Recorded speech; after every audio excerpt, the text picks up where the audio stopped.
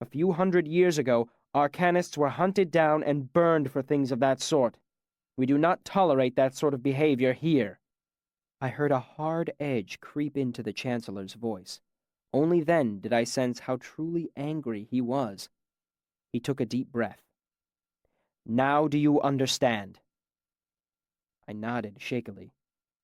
He made another motion to Jameson, who set his pen back to the paper. "Do you, Kvothe, understand these grievances set against you?" "Yes, sir," I said as steadily as I could. Everything seemed too bright, and my legs were trembling slightly. I tried to force them to be still, but it only seemed to make them shake all the more. "Do you have anything to say in your defense?" the Chancellor asked curtly. I just wanted to leave. I felt the stares of the masters bearing down on me. My hands were wet and cold. I probably would have shaken my head and slunk from the room had the Chancellor not spoken again. "Well?" the Chancellor repeated testily. "No defense?" The words struck a chord in me. They were the same words that Ben had used 100 times as he drilled me endlessly in argument. His words came back admonishing me. "What? No defense? Any student of mine must be able to defend his ideas against an attack. No matter how you spend your life, your wit will defend you more often than a sword. Keep it sharp." I took another deep breath, closed my eyes, and concentrated. After a long moment, I felt the cool impassivity of the heart of stone surround me. My trembling stopped. I opened my eyes and heard my own voice say, "I had permission for my use of sympathy, sir." The Chancellor gave me a long, hard look before saying, "What?" I held the heart of stone around me like a calming mantle. "I had permission from Master Hem, both express and implied." The masters stirred in their seats, puzzled. The Chancellor looked far from pleased. "Explain yourself." I approached Master Hem after his first lecture and told him I was already familiar with the concepts he had discussed. He told me we would discuss it the next day. When he arrived for class the next day, he announced that I would be giving the lecture in order to demonstrate the principles of sympathy. After observing what materials were available, I gave the class the first demonstration my master gave me. Not true, of course. As I've already mentioned, my first lesson involved a handful of iron drabs. It was a lie, but a plausible lie. Judging by the master's expressions, this was news to them. Somewhere deep in the heart of stone, I relaxed, glad that the master's irritation was based on Hem's angrily abridged version of the truth. "You gave a demonstration before the class?" the Chancellor asked before I could continue. He glanced at Hem, then back at me. I played innocent. "Just a simple one. Is that unusual?" "It is a little odd," he said, looking at Hem. I could sense his anger again, but this time it didn't seem to be directed at me. "I thought it might be the way you proved your knowledge of material and moved to a more advanced class." I said innocently. Another lie, but again plausible. Elxadal spoke up. "What did the demonstration involve?" "A wax doll, a hair from Hem's head, and a candle. I would have picked a different example, but my materials were limited. I thought that might be another part of the test, making do with what you were given." I shrugged again. I couldn't think of any other way to demonstrate all 3 laws with the materials on hand. The Chancellor looked at Hem. "Is what the boy says true?"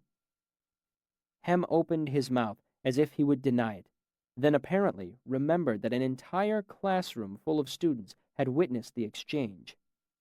He said nothing. "Damn it, Hem!" Elxadal burst out. "You let the boy make a simulacra of you, then bring him here on malfeasance?" He sputtered. "You deserve worse than you got." "Elir Kvothe could not have hurt him with just a candle," Kilvin muttered. He gave his fingers a puzzled look, as if he were working something out in his head. Not with hair and wax. Maybe blood and clay. Order! The Chancellor's voice was too quiet to be called a shout, but it carried the same authority. He shot looks at Elxadal and Kilvin. Kvothe, answer Master Kilvin's question. I made a second binding between the candle and the brazier to illustrate the law of conservation. Kilvin did not look up from his hands. Wax and hair? He grumbled, as if not entirely satisfied with my explanation. I gave a half-puzzled, half-embarrassed look and said, I don't understand it myself, sir. I should have gotten 10% transference at best. It shouldn't have been enough to blister Master Hem, let alone burn him.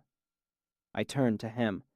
I really didn't mean any harm, sir, I said in my best distraught voice.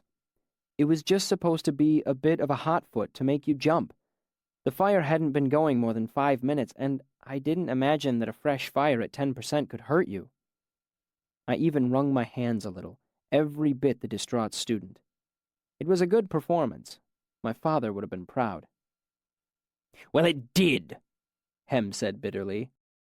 And where is the damn mommet, anyway? I demand you return it at once. I'm afraid I can't, sir. I destroyed it. It was too dangerous to leave laying around. Hem gave me a shrewd look. It's of no real concern, he muttered. The Chancellor took up the reins again. This changes things considerably. Hem, do you still set grievance against Kvothe? Hem glared and said nothing. I move to strike both grievances, Arwyll said, the Physiker's old voice coming as a bit of a surprise. If Hem set him in front of the class, he gave permission. And it isn't malfeasance if you give him your hair and watch him stick it on the mommet's head. I expected him to have more control over what he was doing, Hem said, shooting a venomous look at me. It's not malfeasance, Arwyll said doggedly, glaring at Hem from behind his spectacles, the grandfatherly lines on his face forming a fierce scowl. It would fall under reckless use of sympathy, Lauren interjected coolly. Is that a motion to strike the previous 2 grievances and replace them with reckless use of sympathy? Asked the Chancellor, trying to regain a semblance of formality. Aye, said Arwyll, still glaring fearsomely at Hem through his spectacles. All for the motion? The Chancellor said. There was a chorus of ayes from everyone but Hem. Against? Hem remained silent. Master Archivist, what is the discipline for reckless use of sympathy? If one is injured by reckless use of sympathy, the offending student will be whipped, singly, no more than 7 times across the back. I wondered what book Master Lorne was reciting from. Number of lashes sought? Hem looked at the other masters' faces, realizing the tide had turned against him. My foot is blistered halfway to my knee, he gritted. 3 lashes. The Chancellor cleared his throat. Does any master oppose this action? Aye, Elxadal and Kilvin said together. Who wishes to suspend the discipline? Vote by show of hands. Elxadal, Kilvin, and Arwyll raised their hands at once, followed by the Chancellor. Mandrag kept his hand down, as did Lauren, Brander, and Hem. Elodin grinned at me cheerily, but did not raise his hand. I kicked myself for my recent trip to the archives and the bad impression it made on Lauren. If not for that, he might have tipped things in my favor. 4.5 in favor of suspending punishment, the Chancellor said after a pause. The discipline stands. 3 lashes to be served tomorrow, the 3rd of Ekis at noon. As I was deep into the heart of stone, all I felt was a slight analytical curiosity about what it would be like to be publicly whipped. All the masters showed signs of preparing to stand and leave, but before things could be called to a close, I spoke up. Chancellor. He took a deep breath and let it out in a gush. Yes. During my admission, You said that my admittance to the Arcanum was granted, contingent upon proof that I had mastered the basic principles of sympathy. I quoted him nearly word for word. Does this constitute proof?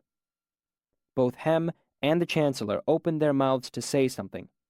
Hem was louder. "Look here, you little cocker!" "Hem!" the Chancellor snapped. Then he turned to me. "I am afraid proof of mastery requires more than a simple sympathetic binding." "A double binding," Kilvin corrected gruffly. Elodin spoke, seeming to startle everyone at the table. "I can think of students currently enrolled in the Arcanum who would be hard-pressed to complete a double binding, let alone draw enough heat to blister a man's foot to the knee." I had forgotten how Elodin's light voice moved through the deep places in your chest when he spoke. He smiled happily at me again. There was a moment of quiet reflection. "True enough," admitted Elxadal, giving me a close look. The Chancellor looked down at the empty table for a minute. Then he shrugged, looked up, and gave a surprisingly jaunty smile. "All in favor of admitting first-term student Kvothe's reckless use of sympathy as proof of mastery of the basic principles of sympathy, vote by show of hands."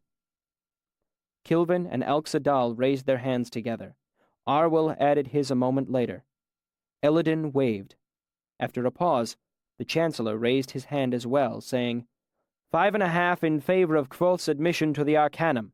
Motion passed. Meeting dismissed. Telu shelter us, fools and children all. He said the last very softly as he rested his forehead against the heel of his hand. Hem stormed out of the room with Brander in tow. Once they were through the door, I heard Brander ask, "Weren't you wearing a gram?" "No, I wasn't," Hem snapped. "And don't take that tone with me as if this were my fault. You might as well blame someone stabbed in an alley for not wearing armor."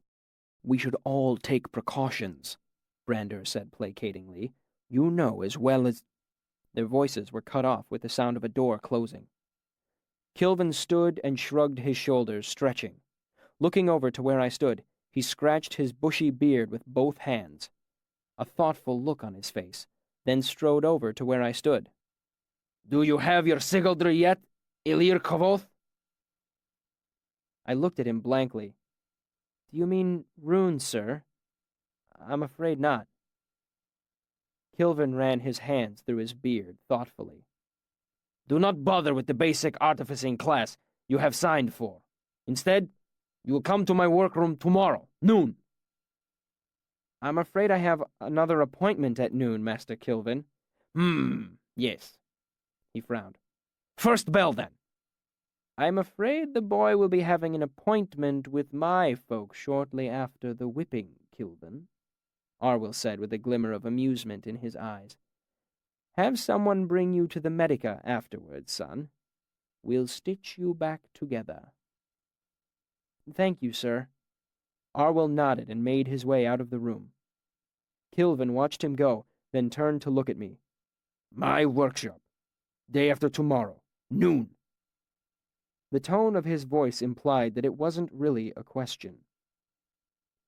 "I would be honored, Master Kilvin." He grunted in response and left with Elxadal. That left me alone with the still-seated Chancellor. We stared at each other while the sound of footsteps faded in the hallway. I brought myself back up out of the heart of stone and felt a tangle of anticipation and fear at everything that had just happened. "I'm sorry to be so much trouble so soon, sir," I offered hesitantly. "Oh?" he said, his expression considerably less stern now that we were alone. "How long had you intended to wait?" "At least a span, sir." My brush with disaster had left me feeling giddy with relief. I felt an irrepressible grin bubble onto my face. "At least a span," he muttered. The Chancellor put his face into his hands and rubbed, then looked up and surprised me with a wry smile. I realized he wasn't particularly old when his face wasn't locked in a stern expression. Probably only on the far side of 40. "You don't look like someone who knows he's going to be whipped tomorrow," he observed. I pushed the thought aside. I imagine I'll heal, sir. He gave me an odd look. It took me a while to recognize it as the one I'd grown accustomed to in the troop. He opened his mouth to speak, but I jumped on the words before he could say them. I'm not as young as I look, sir. I know it. I just wish other people knew it too. I imagine they will before too long. He gave me a long look before pushing himself up from the table. He held out a hand. Welcome to the Arcanum. I shook his hand solemnly, and we parted ways. I worked my way outside and was surprised to see that it was full night. I breathed in a lungful of sweet spring air and felt my grin resurface. Then someone touched me on the shoulder. I jumped fully 2 feet into the air and narrowly avoided falling on Simon in the howling, scratching, biting blur that had been my only method of defense in Tarbean. He took a step back, startled by the expression on my face. I tried to slow my pounding heart. Simon, I'm sorry. Try to make a little noise around me. I startle easily. Me too, he murmured shakily, wiping a hand across his forehead. I can't really blame you, though. Riding the horns will do that to the best of us. How did things go? I'm to be whipped and admitted to the Arcanum. He looked at me curiously, trying to see if I was making a joke. I'm sorry? Congratulations? He made a shy smile at me. Do I buy you a bandage or a beer? I smiled back. Both. By the time I got back to the 4th floor of the Mews, rumor of my non-expulsion and admission into the Arcanum had spread ahead of me. I was greeted by a smattering of applause from my bunkmates. Hem was not well loved. Some of my bunkmates offered odd congratulations, while Basil made a special point of coming forward to shake my hand. I had just climbed up to a sitting position on my bunk and was explaining to Basil the difference between a single whip and a six-tail when the 3rd floor steward came looking for me. He instructed me to pack up my things, explaining that Arcanum students were located in the West Wing. Everything I owned still fit neatly into my travel sack, so it was no great chore. As the steward led me away, there was a chorus of goodbyes from my fellow first-term students. The West Wing bunks were similar to those I had left behind. It was still rows of narrow beds, but here they weren't stacked too high. Each bed had a small wardrobe and desk in addition to a trunk. Nothing fancy, but definitely a step up. The biggest difference was in the attitudes of my bunkmates. There were scowls and glares, though for the most part I was pointedly ignored. It was a chilly reception, especially in the light of the welcome I had just received from my non-Arcanum bunkmates. It was easy to understand why. Most students attend the university for several terms before being admitted into the Arcanum. Everyone here had worked their way up through the ranks the hard way. I hadn't. Only about 3/4 of the bunks were full. I picked one in the back corner, away from the others. I hung my one extra shirt and my cloak in the wardrobe and put my travel sack in the trunk at the foot of my bed. I lay down and stared at the ceiling. My bunk lay outside the light of the other students' candles and sympathy lamps. I was finally a member of the Arcanum, in some ways, exactly where I had always wanted to be. Chapter 41. Friend's Blood. The next morning, I woke early, washed up, and grabbed a bite to eat at the mess.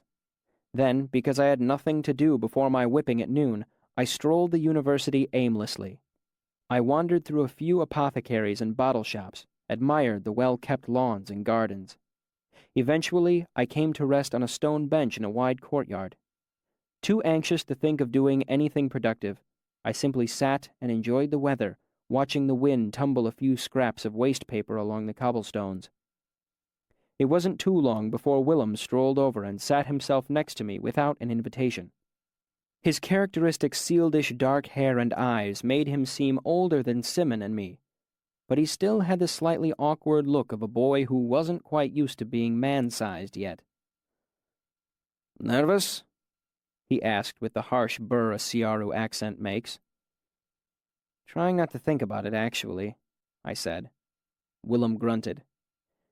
We were both quiet for a minute while we watched the students walk past. A few of them paused in their conversations to point at me. I quickly grew tired of their attention. Are you doing anything right now? Sitting, he said simply. Breathing. Clever. I can see why you're in the Arcanum. Are you busy for the next hour or so? He shrugged and looked at me expectantly. Would you show me where Master Arwell is? He told me to stop by. After. Certainly, he said, pointing to one of the courtyard's outlets. Medica is on the other side of Archives. We made our way around the massive windowless block that was the Archives. Willem pointed. That is Medica. It was a large, oddly shaped building. It looked like a taller, less rambling version of Maine's. Bigger than I thought it would be, I mused. All for teaching medicine? He shook his head. They do much business in tending the sick. They never turn anyone away because they can't pay. Really? I looked at Medica again, thinking of Master Arwell. That's surprising. You need not pay in advance, he clarified. After you recover. He paused, and I heard the clear implication, if you recover. You settle accounts. If you have no hard coin, you work until your debt is... He paused. What is the word for shayam? He asked, holding out his hands with the palms up and moving them up and down as if they were the pans of a scale. Wade? I suggested. He shook his head. No, shayam. He stressed the word and brought his hands even with each other. Oh, I mimicked the gesture. Balanced. He nodded. You work until your debt is balanced with the Medica. Few leave without settling their debts. I gave a grim chuckle. Not that surprising. What's the point of running away from an arcanist who has a couple drops of your blood? We eventually came to another courtyard. In the center of it was a pennant pole with a stone bench underneath it. I didn't need to guess who was going to be tied to it in an hour or so. There were about 100 students milling around, giving things an oddly festive air. It's not usually this big, Willem said apologetically, but a few masters canceled classes. Hem, I'm guessing, and Brandur. Willem nodded. Hem holds grudges. He paused to give emphasis to his understatement.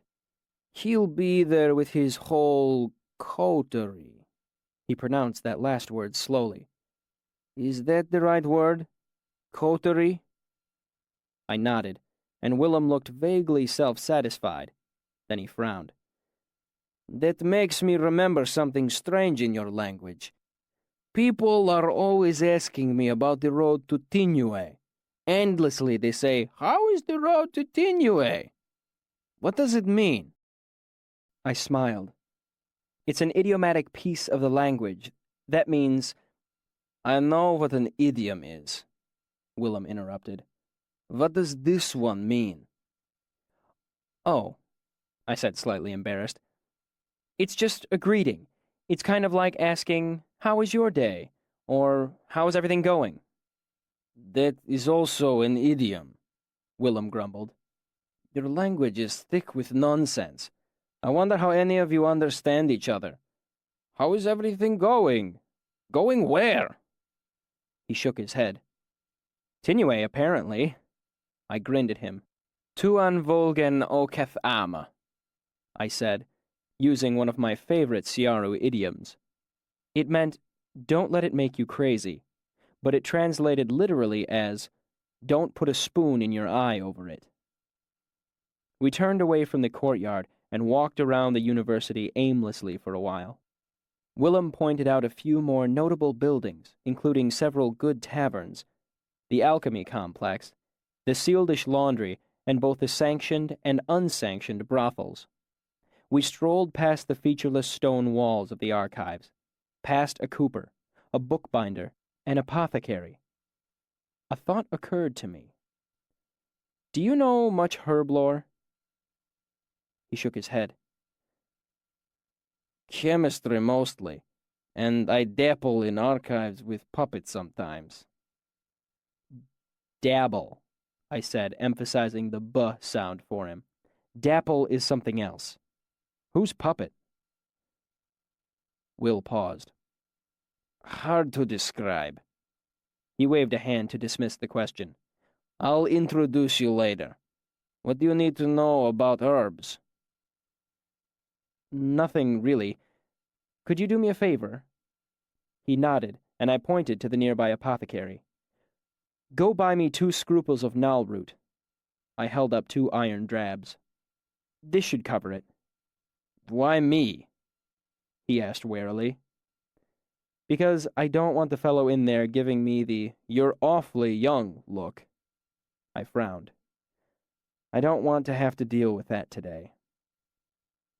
I was nearly dancing with anxiety by the time Willem got back.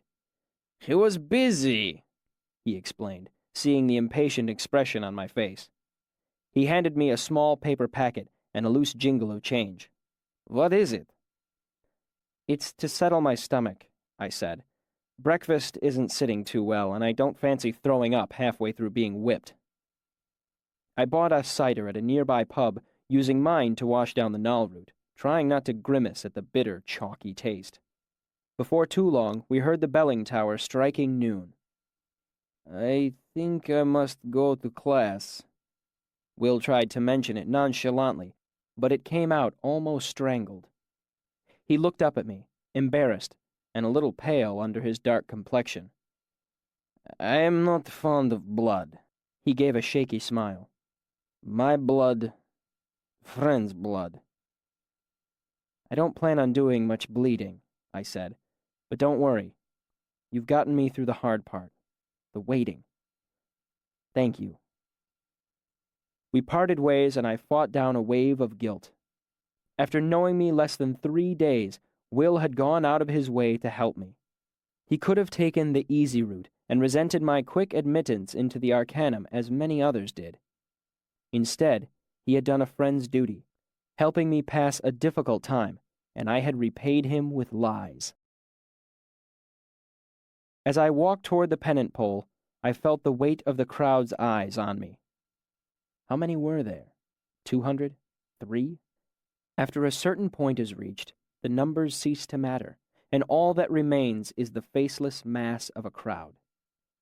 My stage training held me firm under their stares. I walked steadily toward the pennant pole amid a sea of susurrus murmurings. I didn't carry myself proudly, as I knew that might turn them against me. I was not repentant either. I carried myself well, as my father had taught me, with neither fear nor regret on my face. As I walked, I felt the nal root begin to take firm hold of me. I felt perfectly awake while everything around me grew almost painfully bright. Time seemed to slow as I approached the center of the courtyard. As my feet came down on the cobblestones, I watched the small puffs of dust they raised. I felt a breath of wind catch the hem of my cloak and curl underneath to cool the sweat between my shoulder blades. It seemed for a second that should I wish to, I could count the faces in the crowd around me like flowers in a field. I spotted none of the masters in the crowd except for Hem. He stood near the pennant pole, looking pig-like in his smugness. He folded his arms in front of himself, letting the sleeves of his black master's robe hang loosely at his sides. He caught my eye, and his mouth quirked up into a soft smirk that I knew was meant for me. I resolved that I would bite out my own tongue before I gave him the satisfaction of appearing frightened or even concerned. Instead, I gave him a wide, confident smile, then looked away, as if he didn't concern me in the least. Then I was at the pennant pole. I heard someone reading something, but the words were just a vague buzzing to me as I removed my cloak and lay it across the back of a stone bench that sat at the base of the pole. Then I began to unbutton my shirt as casually as if I were preparing to take a bath. A hand on my wrist stopped me. The man that had read the announcement gave me a smile that tried to be comforting. "You don't need to go shirtless," he said. "It'll save you from a bit of the sting." "I'm not going to ruin a perfectly good shirt," I said. He gave me an odd look, then shrugged and ran a length of rope through an iron ring above our heads. "I'll need your hands." I gave him a flat look. "You don't need to worry about my running off. It's to keep you from falling over if you pass out." I gave him a hard look. "If I pass out, you may do whatever you wish," I said firmly. "Until then, I will not be tied." Something in my voice gave him pause. He didn't offer me any argument as I climbed onto the stone bench beneath the pole and stretched to reach the iron ring. I gripped it firmly with both hands. Smooth and cool, I found it oddly comforting. I focused on it as I lowered myself into the heart of stone. I heard people moving away from the base of the pole. Then the crowd quieted, and there was no sound but the soft hiss and crack of the whip being loosened behind me. I was relieved I was to be whipped with a single-headed whip. In Tarbean, I had seen the terrible, bloody hash a six-tail can make of a man's back. There was a sudden hush. Then, before I could brace myself, there came a sharper crack than the ones before. I felt a line of dim red fire trace down my back. I gritted my teeth. But it wasn't as bad as I'd thought it would be. Even with the precautions I had taken, I expected a sharper, fiercer pain. Then the second lash came. Its crack was louder, and I heard it through my body rather than with my ears. I felt an odd looseness across my back. I held my breath, knowing I was torn and bleeding. Everything went red for a moment, and I leaned against the rough, tarred wood of the pennant pole. The third lash came before I was ready for it. It licked up to my left shoulder, then tore nearly all the way down to my left hip. I grit my teeth, refusing to make a sound. I kept my eyes open and watched the world grow black around the edges for a moment before snapping back into sharp, bright focus. Then, ignoring the burning across my back, I set my feet on the bench and loosened my clenched fingers from the iron ring. A young man jumped forward as if he expected to have to catch me. I gave him a scathing look, and he backed away. I gathered my shirt and cloak, laid them carefully over one arm, and left the courtyard, ignoring the silent crowd around me.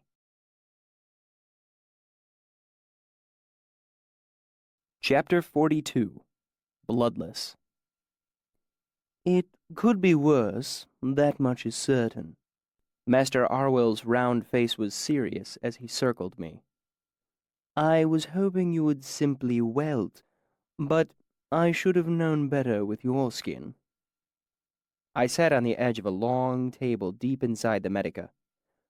Arwell prodded my back gently as he chattered on. "But, as I say, it could be worse. 2 cuts, and as cuts go, you couldn't have done better. Clean, shallow, and straight. If you do as I tell you, you'll have nothing but smooth silver scars to show the ladies how brave you are." He stopped in front of me and raised his white eyebrows enthusiastically behind the round rings of his spectacles. "Eh?" His expression wrung a smile from me. He turned to the young man that stood by the door. "Go and fetch the next relar on the list. Tell them only that they are to bring what is needful to repair a straight, shallow laceration." The boy turned and left, his feet pattering away in the distance. "You will provide excellent practice for one of my relar," Arwell said cheerfully. "Your cut is a good straight one with little chance of complication, but there is not much to you." He prodded my chest with a wrinkled finger and made a tisk noise with his tongue against his teeth. "Just bones and a little wrapping. It is easier for us if we have more meat to work with." "But," he shrugged, bringing his shoulders almost to his ears and back down, "things are not always ideal. That is what a young physiker must learn more than anything." He looked up at me as if expecting a response. I nodded seriously. It seemed to satisfy him, and his squinting smile returned. He turned and opened a cabinet that stood against one of the walls. "Give me just a moment, and I will numb the burning that must be all across your back." He clinked a few bottles together as he rummaged around on its shelves. "It's all right, Master Arwell," I said stoically. "You can stitch me closed the way I am." I had 2 scruples of Nalroot numbing me, and I knew better than to mix anesthetics if I could avoid it. He paused with one arm deep into the cabinet and had to withdraw it to turn and look at me. "Have you ever had stitches before, my boy?" "Yes," I said honestly. "Without anything to soften the pain?" I nodded again. As I sat on the table, my eyes were slightly higher than his. He looked up at me skeptically. "Let me see, then," he said, as if he didn't quite believe me. I pulled my pant leg up over my knee, gritting my teeth as the motion tugged on my back. Eventually, I revealed a handspan worth of scar on my outer thigh above my knee from when Pike had stabbed me with his bottle-glass knife back in Tarbean. Arwell looked at it closely, holding his glasses with one hand. He gave it one gentle prod with his index finger before straightening. "Sloppy," he pronounced with a mild distaste. I had thought it was a rather good job. "My cord broke halfway through," I said stiffly. "I wasn't working under ideal circumstances." Arwell was silent for a moment, stroking his upper lip with a finger as he watched me through half-lidded eyes. "And do you enjoy this sort of thing?" he asked dubiously. I laughed at his expression, but it was cut short when dull pain blossomed across my back. "No, Master. I was just taking care of myself as best I could." He continued looking at me, still stroking his lower lip. "Show me where the gut broke." I pointed. "It isn't the sort of thing that you forget." He gave the old scar a closer examination and prodded it again before looking up. "You may be telling me the truth." He shrugged. "I do not know, but I would think that if—" He trailed off and peered speculatively into my eyes. Reaching up, he pulled one of the lids back. "Look up," he said perfunctorily.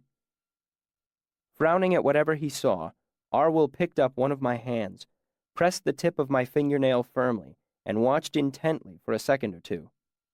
His frown deepened as he moved closer to me, took hold of my chin with one hand, opened my mouth, and smelled it. "Tennyson?" he asked, then answered his own question. "No. Nalroot, of course. I must be getting old not to notice it sooner. It also explains why you're not bleeding all over my nice clean table." He gave me a serious look. "How much?" I didn't see any way of denying it. 2 scruples. Arwell was silent for a while as he looked at me. After a moment, he removed his spectacles and rubbed them fiercely against his cuff. Replacing them, he looked straight at me. "It is no surprise that a boy might fear a whipping enough to drug himself for it." He looked sharply at me. "But why, if he was so afraid, would he remove his shirt beforehand?" He frowned again. "You will explain all of this to me. If you've lied to me before, admit it, and all will be well. I know boys tell foolish stories sometimes." His eyes glittered behind the glass of his spectacles. "But if you lie to me now, neither I nor any of mine will stitch you. I will not be lied to." He crossed his arms in front of himself. "So, explain. I do not understand what is going on here. That, more than anything else, I do not like." My last resort, then. The truth.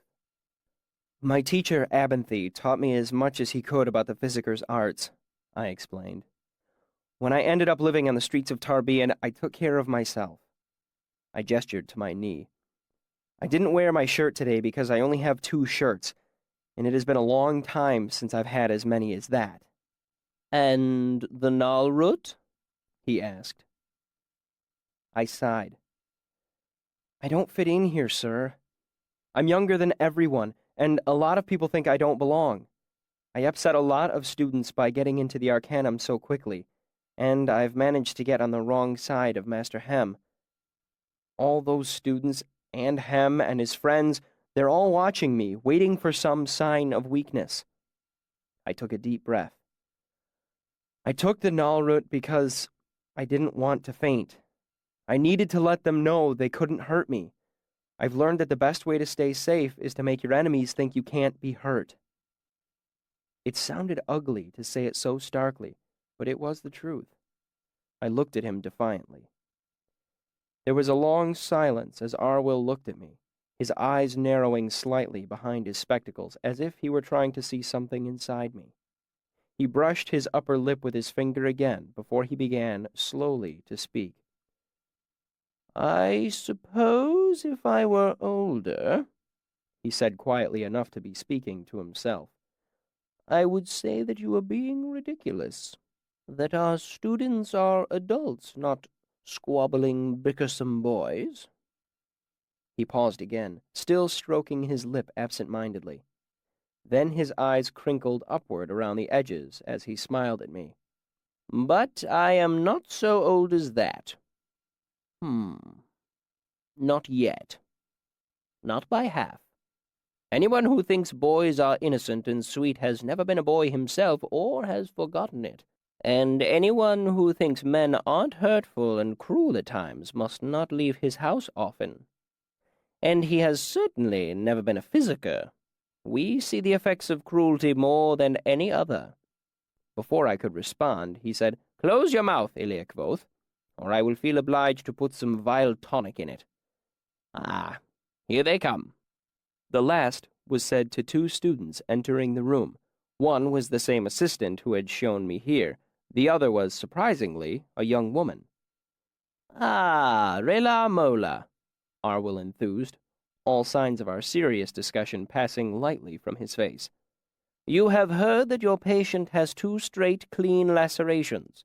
What have you brought to remedy the situation?" "Boiled linen, hook needle, gut, alcohol, and iodine," she said crisply. She had green eyes that stood out in her pale face. "What?" Arwyll demanded. "No sympathy wax?" "No, Master Arwyll," she responded, paling a little at his tone. "And why not?" She hesitated. "Because I don't need it." Arwyll seemed mollified. "Yes, of course you don't. Very good. Did you wash before you came here?" Mola nodded, her short blonde hair bobbing with the motion of her head. "Then you have wasted your time and effort," he said sternly. "Think of all the germs of disease that you might have gathered in the long walk through the passageway. Wash again, and we will begin." She washed with a thorough briskness at a nearby basin.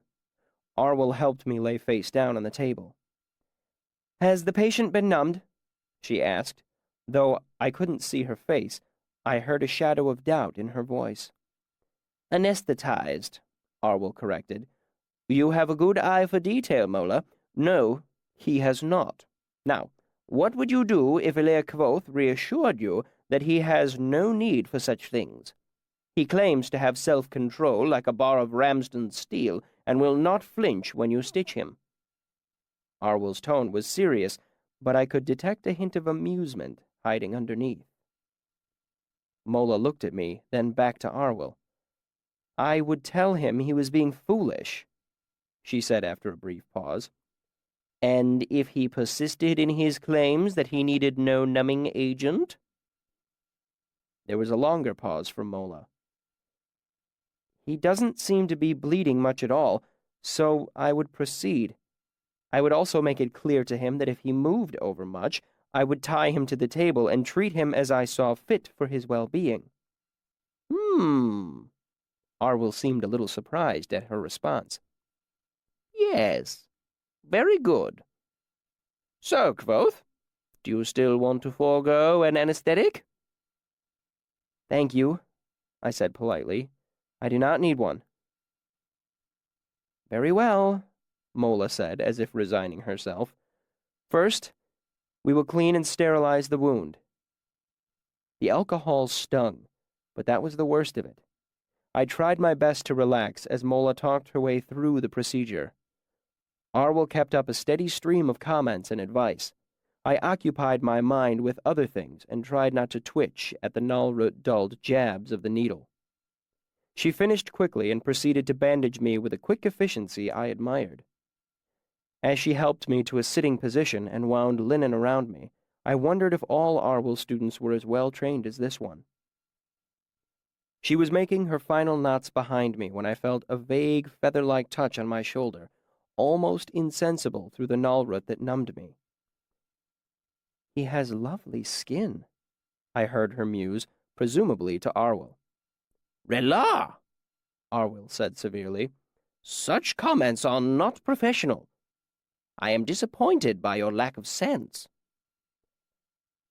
I was referring to the nature of the scar he can expect to have, she responded scathingly. I imagine it will be little more than a pale line, provided he can avoid tearing open his wound. Arwell said. Yes, of course. And how should he avoid that? Mola walked around to stand in front of me. Avoid motions like this. She extended her hands in front of her. Or this. She held them high over her head. Avoid over-quick motions of any kind, running, jumping, climbing. The bandage may come off in 2 days. Do not get it wet. She looked away from me to Arwell. He nodded. Very good, Rela. You are dismissed. He looked at the younger boy who had watched mutely throughout the procedure. You may go as well, Gary. If anyone asks, I will be in my study. Thank you. In a moment, Arwell and I were alone again. He stood motionless, one hand covering his mouth as I eased my way carefully into my shirt. Finally, he seemed to reach a decision. Elia Kvothe, would you like to study here at the Medica? Very much so, Master Arwell, I said honestly. He nodded to himself, hand still held against his lips. Come back in 4 days. If you are clever enough to keep from tearing out your stitches, I will have you here. His eyes twinkled. Chapter 43. The Flickering Way. Buoyed by the stimulant effects of the null-root and feeling very little pain, I made my way to the archives. Since I was now a member of the Arcanum, I was free to explore the stacks, something I'd been waiting my whole life to do. Better still, so long as I didn't ask for any help from the scribs, nothing would be recorded in the archive's ledger books. That meant I could research the Chandrian and the Amir to my heart's content, and no one, not even Lauren, need ever know about my childish pursuits. Entering the reddish light of the archives, I found both Ambrose and Fella sitting behind the entry desk. A mixed blessing, if ever there was one. Ambrose was leaning toward her, speaking in a low voice. She had the distinctly uncomfortable look of a woman who knows the futility of a polite refusal. One of his hands rested on her knee, while the other arm was draped across the back of her chair, his hand resting on her neck. He meant for it to look tender and affectionate, but there was a tension in her body like that of a startled deer. The truth was, he was holding her there, the same way you hold a dog by the scruff of its neck to keep it from running off. As the door thumped closed behind me, Fella looked up, met my eyes, then looked down and away, ashamed by her predicament, as if she'd done anything. I had seen that look too many times on the streets of Tarbean. It sparked an old anger in me. I approached the desk, making more noise than necessary. Pen and ink lay on the other end of the desk, and a piece of paper 3/4 full of rewriting and crossing out. From the looks of things, Ambrose had been trying to compose a poem. I reached the edge of the desk and stood for a moment. Fella looked everywhere except at me or Ambrose. She shifted in her seat, uncomfortable, but obviously not wanting to make a scene. I cleared my throat pointedly. Ambrose looked over his shoulder, scowling. "You have damnable timing, Elir. Come back later." He turned away again, dismissing me. I snorted and leaned over the desk, craning my neck to look at the sheet of paper he'd left lying there. "I have damnable timing? Please. You have 13 syllables in a line here." I tapped a finger onto the page. "It's not iambic either. I don't know if it's anything metrical at all." He turned to look at me again, his expression irritated. "Mind your tongue, Elir. The day I come to you for help with poetry is the day you have 2 hours to spare," I said. 2 long hours, and that's just for getting started. So same can the humble thrush well know its north? I mean, I don't even know how to begin to criticize that. It practically mocks itself. "What do you know of poetry?" Ambrose said without bothering to turn around. "I know a limping verse when I hear it," I said, "but this isn't even limping. A limp has rhythm. This is more like someone falling down a set of stairs. Uneven stairs, with a midden at the bottom." "It is a sprung rhythm," he said, his voice stiff and offended. "I wouldn't expect you to understand." "Sprung?" I burst out with an incredulous laugh. "I understand that if I saw a horse with a leg this badly sprung, I'd kill it out of mercy, then burn its poor corpse for the fear the local dogs might gnaw on it and die." Ambrose finally turned around to face me, and in doing so, he had to take his right hand off Fella's knee. A half-victory. But his other hand remained on her neck, holding her in her chair with the appearance of a casual caress. "I thought you might stop by today," he said with a brittle cheerfulness. "So I already checked the ledger. You're not in the lists yet. You'll have to stick with tomes or come back later, after they've updated the books." "No offense, but would you mind checking again? I'm not sure I can trust the literacy of someone who tries to rhyme north with worth.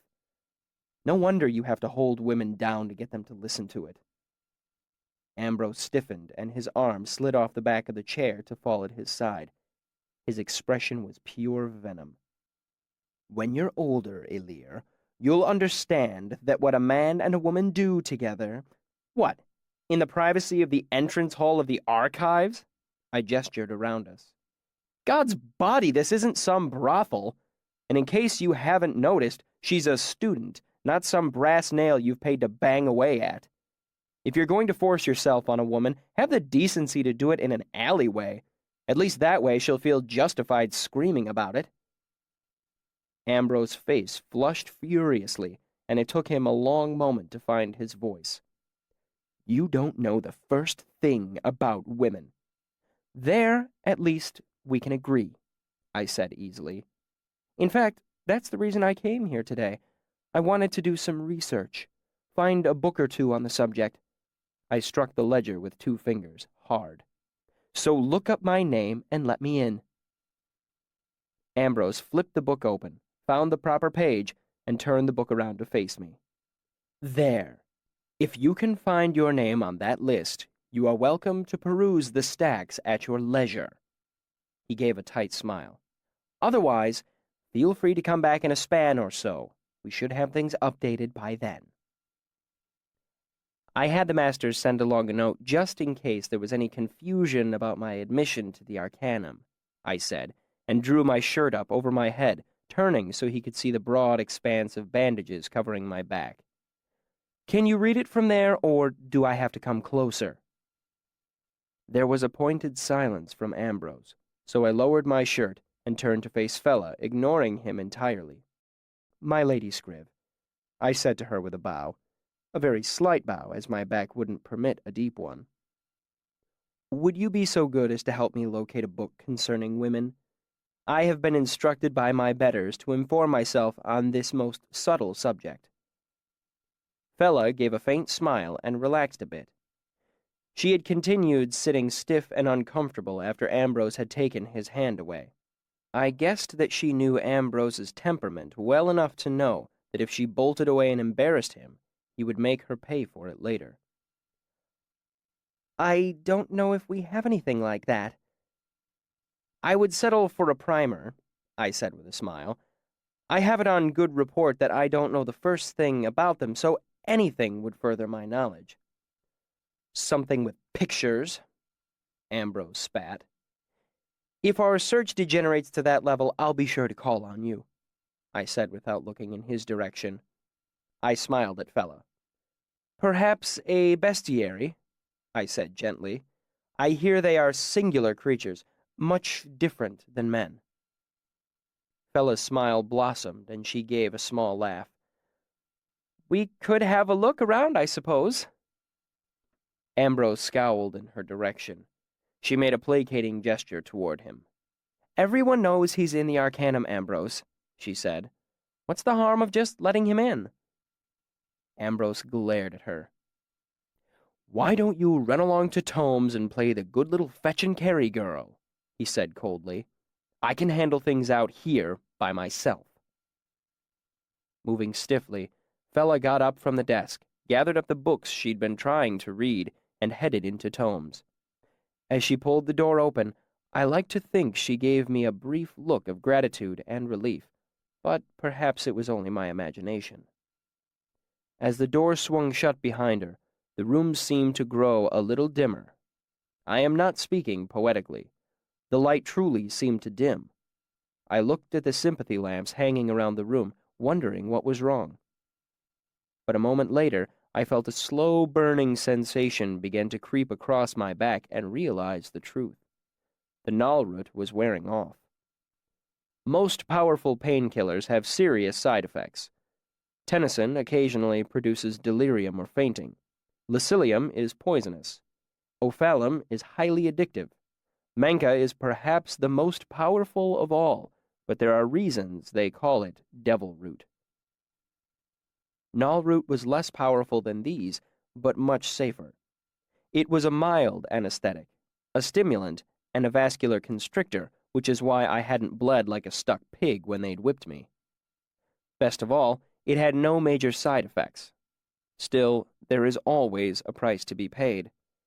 Once Nalroot wears off, it leaves you physically and mentally exhausted. Regardless, I had come here to see the stacks.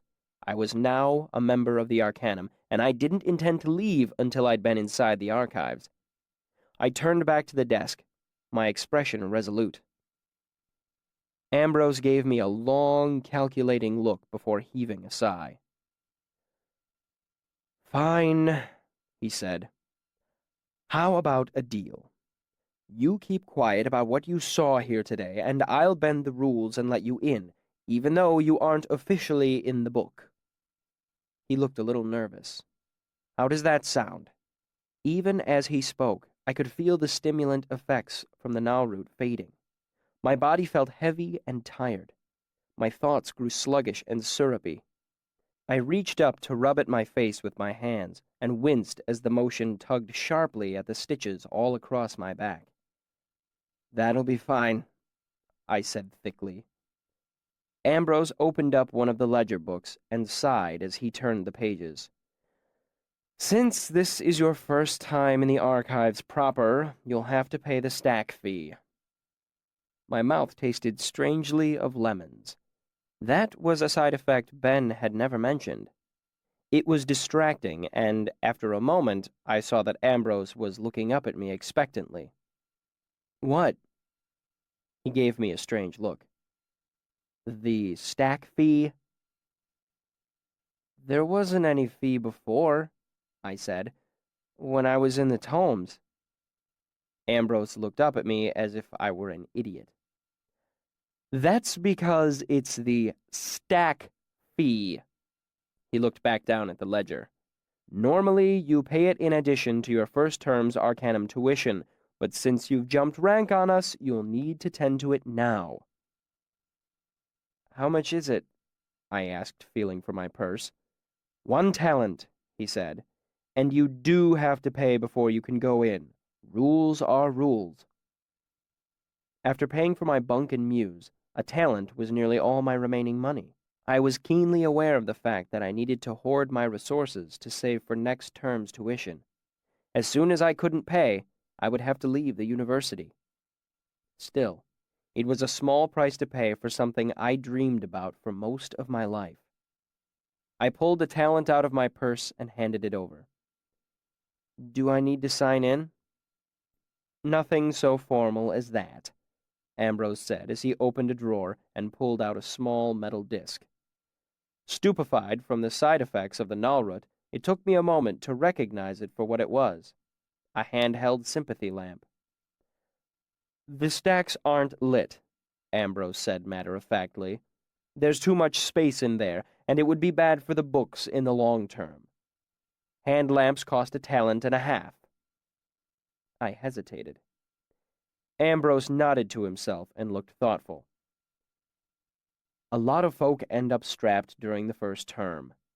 He reached down into a lower drawer and rooted around for a long moment. Hand lamps are a talent and a half, and there's nothing I can do about that. He brought out a 4-inch taper.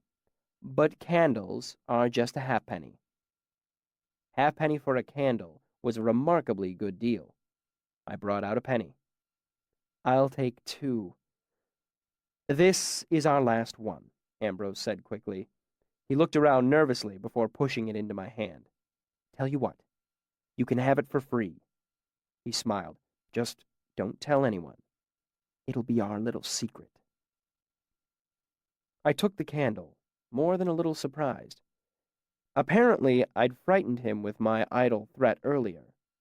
Either that or this rude, pompous, noble son wasn't half the bastard I'd taken him for.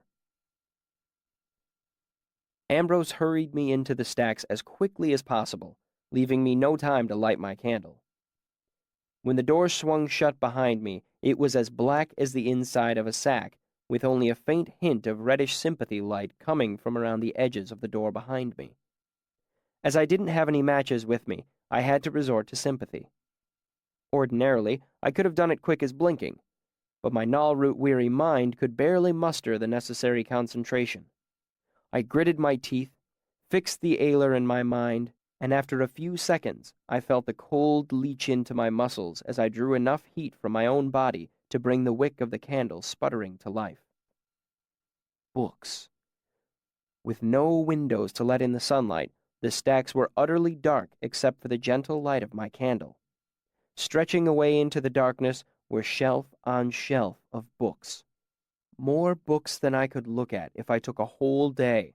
More books than I could read in a lifetime. The air was cool and dry. It smelled of old leather, parchment, and forgotten secrets. I wondered idly how they kept the air so fresh in a building with no windows. Cupping a hand in front of my candle, I made my flickering way through the shelves, savoring the moment, soaking everything in. Shadows danced wildly back and forth across the ceiling as my candle's flame moved from side to side. The Nalrut had worn off completely by this point. My back was throbbing and my thoughts were leaden, as if I had a high fever or had taken a hard blow to the back of the head. I knew I wasn't going to be up for a long bout of reading, but I still couldn't bring myself to leave so soon, not after everything I'd gone through to get here. I wandered aimlessly for perhaps a quarter hour, exploring. I discovered several small stone rooms with heavy wooden doors and tables inside. They were obviously meant as a place where small groups could meet and talk without disturbing the perfect quiet of the archives. I found stairwells leading down as well as up. The archives was 6 stories tall, but I hadn't known it extended underground as well. How deep did it go? How many tens of thousands of books were waiting under my feet? I can hardly describe how comforting it was in the cool, quiet dark. I was perfectly content, lost among the endless books. It made me feel safe, knowing that the answers to all my questions were here, somewhere waiting. It was quite by accident that I found the 4-plate door. It was made of a solid piece of gray stone, the same color as the surrounding walls. Its frame was 8 inches wide, also gray, and also one single seamless piece of stone. The door and frame fit together so tightly that a pin couldn't slide into the crack. It had no hinges, no handle, no window or sliding panel. Its only features were 4 hard copper plates. They were set flush with the face of the door, which was flush with the front of the frame, which was flush with the wall surrounding it. You could run your hand from one side of the door to the next and hardly feel the lines of it at all. In spite of these notable lacks, the expanse of gray stone was undoubtedly a door. It simply was. Each copper plate had a hole in its center, and though they were not shaped in the conventional way, they were undoubtedly keyholes. The door sat still as a mountain, quiet and indifferent as the sea on a windless day. This was not a door for opening. It was a door for staying closed.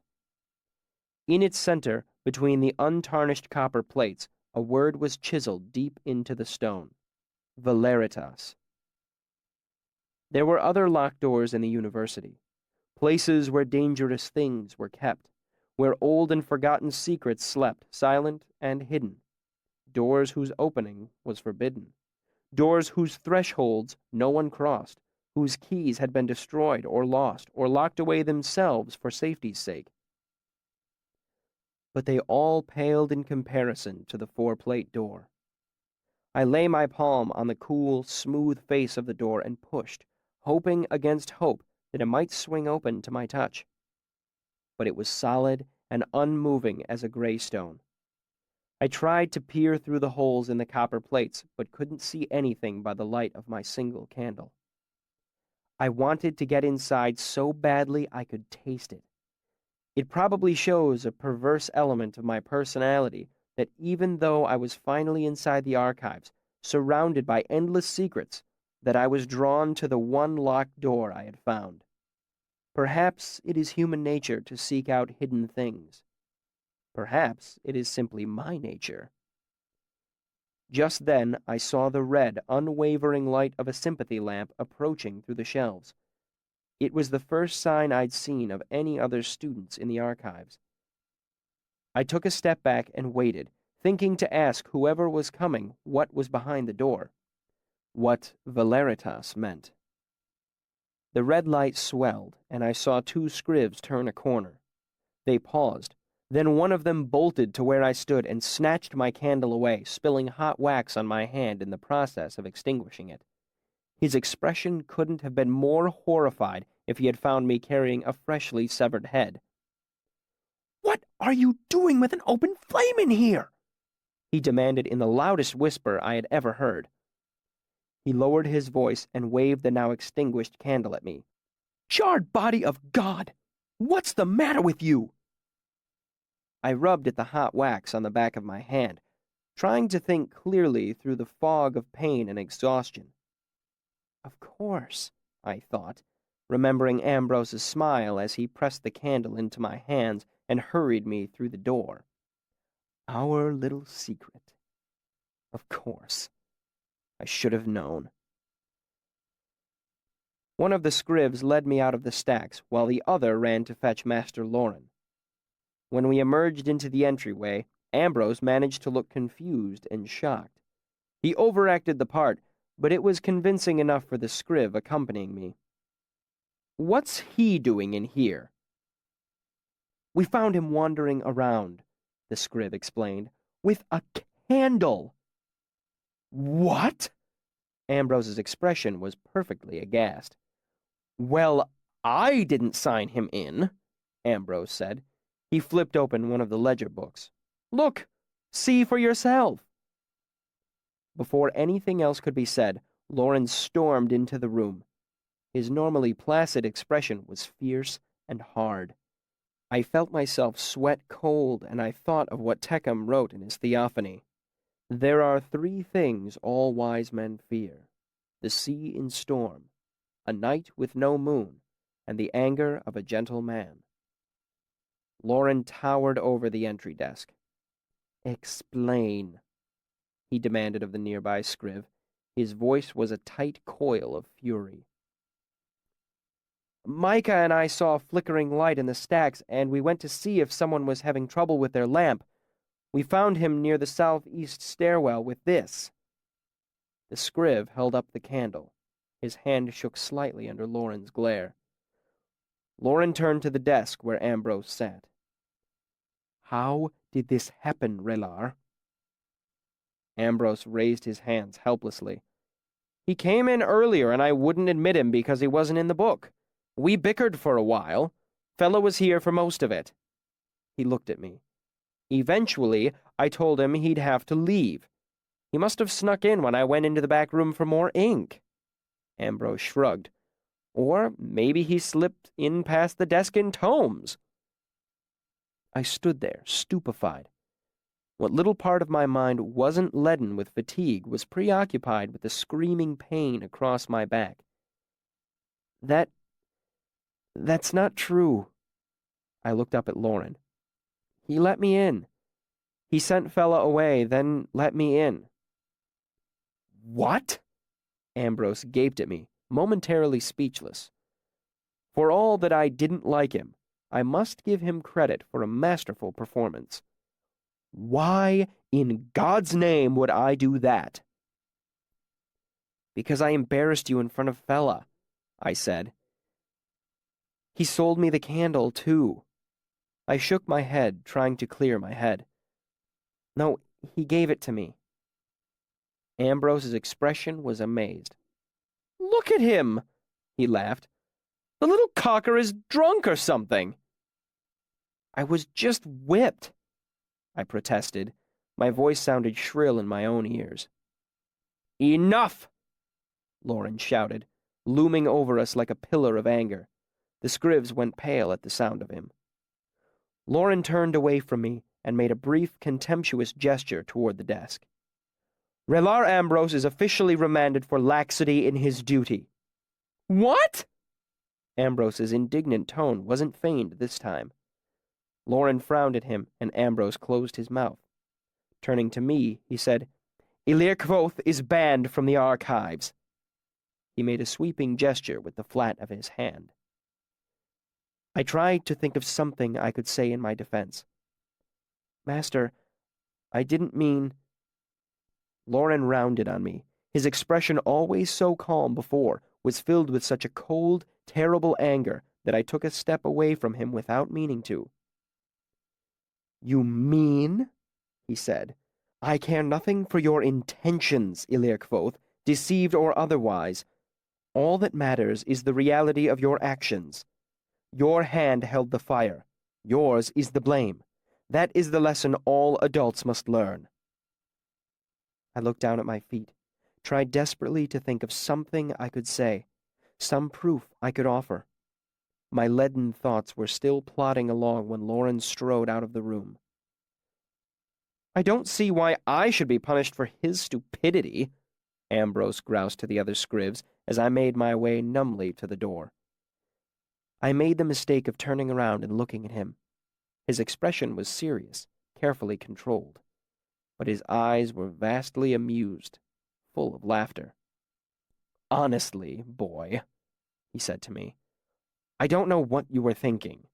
You'd think a member of the Arcanum would have more sense."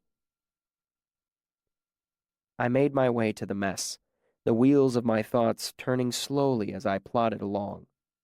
I fumbled my meal chit into one of the dull tin trays and collected a portion of steamed pudding, a sausage, and some of the ever-present beans. I looked dully around the room until I spotted Simon and Manette sitting in their usual place at the northeast corner of the hall. I drew a fair amount of attention as I walked to the table. Understandable, as it was scarcely 2 hours since I'd been tied to the pennant pole and publicly lashed. I heard someone whisper, "Didn't bleed when they whipped him. I was there. Not one drop." It was the Nalrut, of course. It had kept me from bleeding. It had seemed like such a good idea at the time. Now it seemed petty and foolish. Ambrose would never have managed to gull me so easily if my naturally suspicious nature hadn't been fuddled. I'm sure I could have found some way to explain things to Lauren if I'd had my wits about me. As I made my way to the far corner of the room, I realized the truth. I had traded away my access to the archives in exchange for a little notoriety. Still, there was nothing to do but make the best of it. If a bit of reputation was all I had to show for this debacle, I'd have to do my best to build on it. I kept my shoulders straight as I made my way across the room to Simon and Manette and set down my food. "There's no such thing as a stack fee, is there?" I asked quietly as I slid into my seat, trying not to grimace at the pain across my back. Sim looked up at me blankly. "Stack fee?" Manette chortled into his bowl of beans. "It's been a few years since I've heard that. Back when I worked as a scriv, we'd trick the first-termers into giving us a penny to use the archives. Called it a stack fee." Sim gave him a disapproving look. "That's horrible." Manette held up his hands defensively in front of his face. "Just a little harmless fun." Manette looked me over. "Is that what your long face is for? Somebody call you for a copper?" I shook my head. I wasn't going to announce that Ambrose had tricked me out of a whole talent. "Guess who just got banned from the archives?" I said gravely as I tore the crust off my bread and dropped it into my beans. They looked at me blankly. After a moment, Simon took the obvious guess. You?" I nodded and began to spoon up my beans. I wasn't really hungry, but I hoped a little food in my stomach might help shake off the sluggishness of the Nalrut. Besides, it went against my nature to pass up an opportunity for a meal. "You got suspended on your first day," Simon said. "That's going to make studying your Chandrian folklore a whole lot harder." I sighed. "You could say that." "How long did he suspend you for?" "He said banned," I answered. "He didn't mention a time limit." "Banned?" Manette looked up at me. "He hasn't banned anyone in a dozen years. What'd you do? Piss on a book?" "Some of the scrivs found me inside with a candle." "Merciful Telu!" Manette laid down his fork, his expression serious for the first time. "Old Lore must have been furious." "Furious is exactly the right word," I said. "What possessed you to go in there with an open flame?" Simon asked. "I couldn't afford a hand lamp," I said, "so the scriv at the desk gave me a candle instead." "He didn't," Sim said. "No scriv would—" "Hold on," Manette said. "Was this a dark-haired fellow? Well-dressed? Severe eyebrows?" He made an exaggerated scowl. I nodded tiredly. "Ambrose. We met yesterday. Got off on the wrong foot." "He's hard to avoid," Manette said carefully, with a significant look to the people sitting around us. I noticed that more than a few were casually listening to our conversation. "Someone should have warned you to keep clear of him," he added in a softer tone. "God's mother," Simon said, "of all the people you don't want to start a pissing contest with." "Well, it's been started," I said. I was starting to feel a little more like myself again, less cotton-headed and weary. Either the side effects of the Nalroot were fading, or my anger was slowly burning away the haze of exhaustion. He'll find out I can piss along with the best of them. He'll wish he'd never met me, let alone meddled with my affairs. Simon looked a little nervous. "You really shouldn't threaten other students," he said with a little laugh, as if trying to pass my comment off as a joke. More softly, he said, "You don't understand. Ambrose is heir to a barony off in Vintus." He hesitated, looking at Manette. "Lord, how do I even start?" Manette leaned forward and spoke in more confidential tones as well. "He's not one of those nobility who dabble here for a term or two, then leave. He's been for years, climbed his way up to Raylar. He's not some seventh son either. He's the firstborn heir, and his father is one of the 12 most powerful men in all of Vintus. Actually, He's 16th in the peerage, Sim said matter-of-factly. You've got the royal family, the prince regents, Mayor Alvaron, Duchess Samista, Aculeus, and Meluan Lackless. He trailed off under Manette's glare. He has money, Manette said simply, and the friends that money buys. And people who want to curry favor with his father, Simon added. The point is, Manette said seriously, you don't want to cross him. Back in his first year here, one of the alchemists got on Ambrose's bad side. Ambrose bought his debt from the moneylender in Imre. When the fellow couldn't pay, they clapped him into debtor's prison. Manette tore a piece of bread in half and daubed butter on it. By the time his family got him out, he had lung consumption. Fellow was a wreck. Never came back to his studies. And the masters just let this happen? I demanded. All perfectly legal, Manette said, still keeping his voice low. Even so, Ambrose wasn't so silly that he bought the fellow's debt himself. Manette made a dismissive gesture. He had someone else do that, but he made sure everyone knew he was responsible. And there was Tabitha, Sim said darkly. She made all that noise about how Ambrose had promised to marry her. She just disappeared. This certainly explained why Fella had been so hesitant to offend him. I made a placating gesture to Sim. I'm not threatening anyone, I said innocently, pitching my voice so anyone who was listening could easily hear. I'm just quoting one of my favorite pieces of literature. It's from the 4th act of Daionica, where Tarsus says, Upon him I will visit famine and a fire, till all around him desolation rings, and all the demons in the outer dark look on amazed and recognize that vengeance is the business of a man. There was a moment of stunned silence nearby. It spread a bit farther through the mess than I'd expected. Apparently, I'd underestimated the number of people who were listening. I turned my attention back to my meal and decided to let it go for now. I was tired, and I hurt, and I didn't particularly want any more trouble today. You won't need this piece of information for a while, Manette said quietly after a long period of silence. What with being banned from the archives and all. Still, I'm supposing you'd rather know. He cleared his throat uncomfortably. You don't have to buy a hand lamp. You just sign them out at the desk and return them when you're done. He looked at me as if anxious about what sort of reaction the information might provoke. I nodded wearily. I'd been right before. Ambrose wasn't half the bastard I thought he was. He was 10 times the bastard.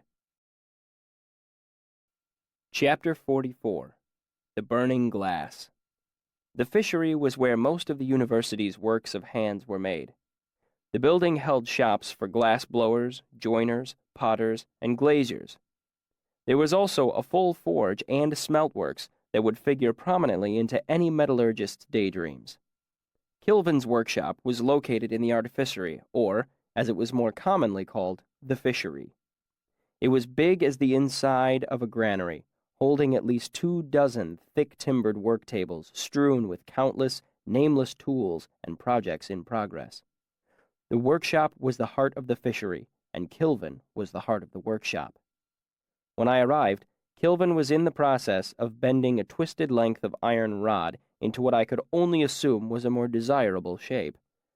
Seeing me peering in, he left it firmly clamped to the table and walked to meet me, wiping his hands on his shirt. He looked me over critically. Are you well, Ilir Kvothe? I'd gone wandering earlier and found some willow bark to chew. My back still burned and itched, but it was bearable. Well enough, Master Kilvin. He nodded. Good. Boys your age shouldn't worry over such small things. Soon again you will be as sound as stone. I was trying to think up a polite response when my eye was drawn to something over our heads. Kilvin followed my gaze up over his shoulder. When he saw what I was looking at, a grin split his great bearded face.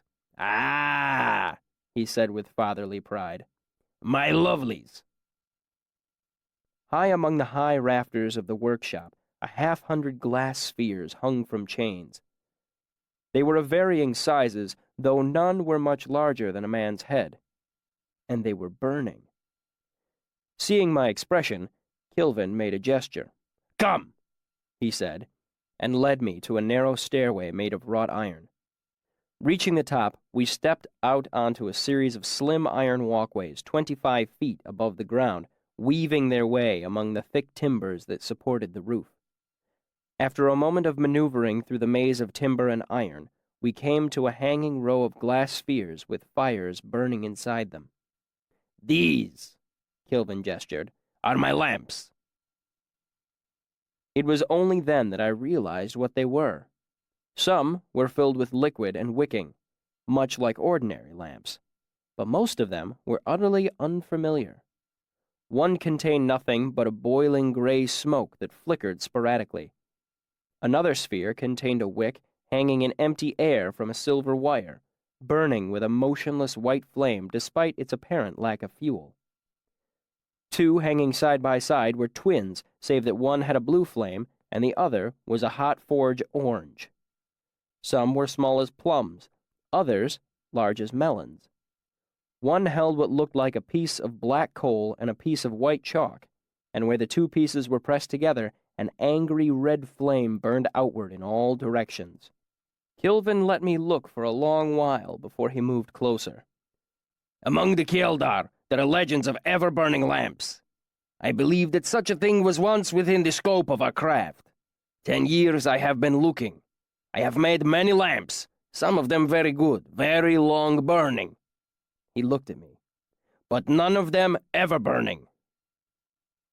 He walked down the line to point at one of the hanging spheres. Do you know this one, Ilir Kvothe? It held nothing but a knob of greenish-grayish wax that was burning with a greenish-grayish tongue of flame. I shook my head. You should. White lithium salt. I thought of it 3 span before you came to us. It is good so far. 24 days, and I expect many more. He looked at me. Your guessing this thing surprised me, as it took me 10 years to think of it. Your second guess, sodium oil, was not as good. I tried it years ago. 11 days. He moved all the way to the end of the row, pointing at the empty sphere with the motionless white flame. 70 days, he said proudly. I do not hope that this will be the one, for hoping is a foolish game. But if it burns 6 more days, it will be my best lamp in these 10 years. He watched it for a while, his expression oddly soft. But I do not hope, he said resolutely. I make new lamps and take my measurements. That is the only way to make progress. Wordlessly, he led me back down to the floor of the workshop. Once there, he turned to me. Hands, he said in a peremptory way. He held out his own huge hands expectantly. Not knowing what he wanted, I raised my hands in front of me. He took them in his own, his touch surprisingly gentle. He turned them over, looking at them carefully. Do you have Kjeldar hands? He said in a grudging compliment. He held his own up for me to see. They were thick-fingered with wide palms. He made 2 fists that looked more like mauls than balled hands. I had many years before these hands could learn to be Kjeldar hands. You are lucky. You will work here. Only by the quizzical tilting of his head did he make the gruff grumble of a statement into an invitation. Oh, yes. Thank you, sir. I'm honored that you... He cut me off with an impatient gesture.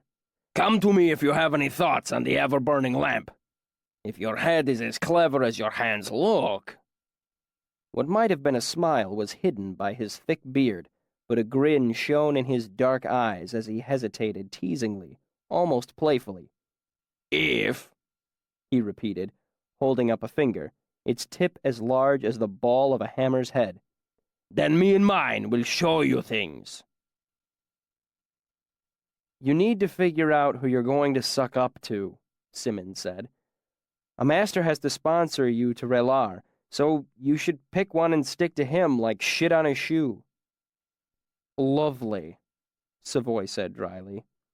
Savoy, Willem, Simon, and I were sitting at an out-of-the-way table in the back of Anchor's, isolated from the felling night crowd that filled the room with a low roar of conversation. My stitches had come out 2 days earlier, and we were celebrating my first full span in the Arcanum. We were none of us particularly drunk, but then again, none of us were particularly sober either. Our exact positioning between those 2 points is a matter of pointless conjecture, and I will waste no time on it. "I simply concentrate on being brilliant," Savoy said, "then wait for the masters to realize it." "How did that work out with Mandrag?" Willem said with a rare smile. Savoy gave Willem a dark look. "Mandrag is a horse's ass." "That explains why you threatened him with your riding crop," Willem said. I covered my mouth to stifle a laugh. "Did you really?" "They're not telling the whole story," Savoy said, affronted. "He passed me over for promotion in favor of another student. He was keeping me back so he could use me as indentured labor rather than raise me to Relar." "And you threatened him with your crop?" "We had an argument," Savoy said calmly, "and I happened to have my crop in my hand." "You waved it at him," Willem said. "I'd been riding," Savoy said hotly. "If I'd been whoring before class and waved a corset at him, no one would have thought twice about it." There was a moment of silence at our table. "I'm thinking twice about it right now," Simon said before bursting into laughter with Willem. Savoy fought down a smile as he turned to face me. "Sim is right about one thing. You should concentrate your efforts on one subject. Otherwise, you'll end up like Manat the Eternal Ilir." He stood and straightened his clothes. "Now, how do I look?" Savoy wasn't fashionably dressed in the strictest sense, as he clung to the Modegan styles rather than the local ones, but there was no denying that he cut quite a figure in the muted colors of his fine silks and suedes. "What does it matter?" Willem asked. "Are you trying to set up a tryst with Sim?" Savoy smiled. "Unfortunately, I must leave you. I have an engagement with a lady, and I doubt our rounds will bring us to this side of town tonight." "You didn't tell us you had a date," Sim protested. "We can't play corners with just 3. It was something of a concession that Savoy was here with us at all. He'd sniffed a bit at Will and Sim's choice of taverns. Anchor's was low-class enough so that the drinks were cheap, but high-class enough so that you didn't have to worry about someone picking a fight or throwing up on you. I liked it. "You are good friends and good company," Savoy said, "but none of you are female, nor, with the possible exception of Simon, are you lovely." Savoy winked at him. "Honestly, who among you wouldn't throw the others over if there was a lady waiting?" We murmured a grudging agreement. Savoy smiled. His teeth were very white and straight. "I'll send the girl over with more drinks," he said as he turned to go, "to ease the bitter sting of my departure." "He's not a bad sort," I mused after he left. "For nobility." Willem nodded. "It's like he knows he's better than you, but doesn't look down on you for it because he knows it's not your fault." "So, who are you going to cozy up to?" Sim asked, resting his elbows on the table. "I'm guessing not Hem." "Or Lauren," I said bitterly. "Damn Ambrose 12 ways. I would have loved to work in the archives." "Brandur's out too," Sim said. "If Hem has a grudge, Brandur helps him carry it." "How about the Chancellor?" Willem asked.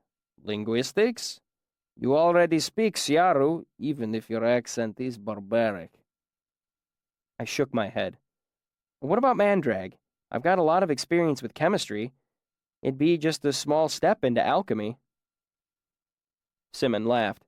"Everyone thinks chemistry and alchemy are so similar, but they're really not. They're not even related. They just happen to live in the same house." Willem gave a slow nod. That's a nice way of putting it.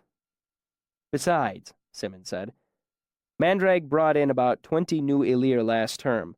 I heard him complaining about how crowded things were. You've got a long haul if you go through Medica, Willem said.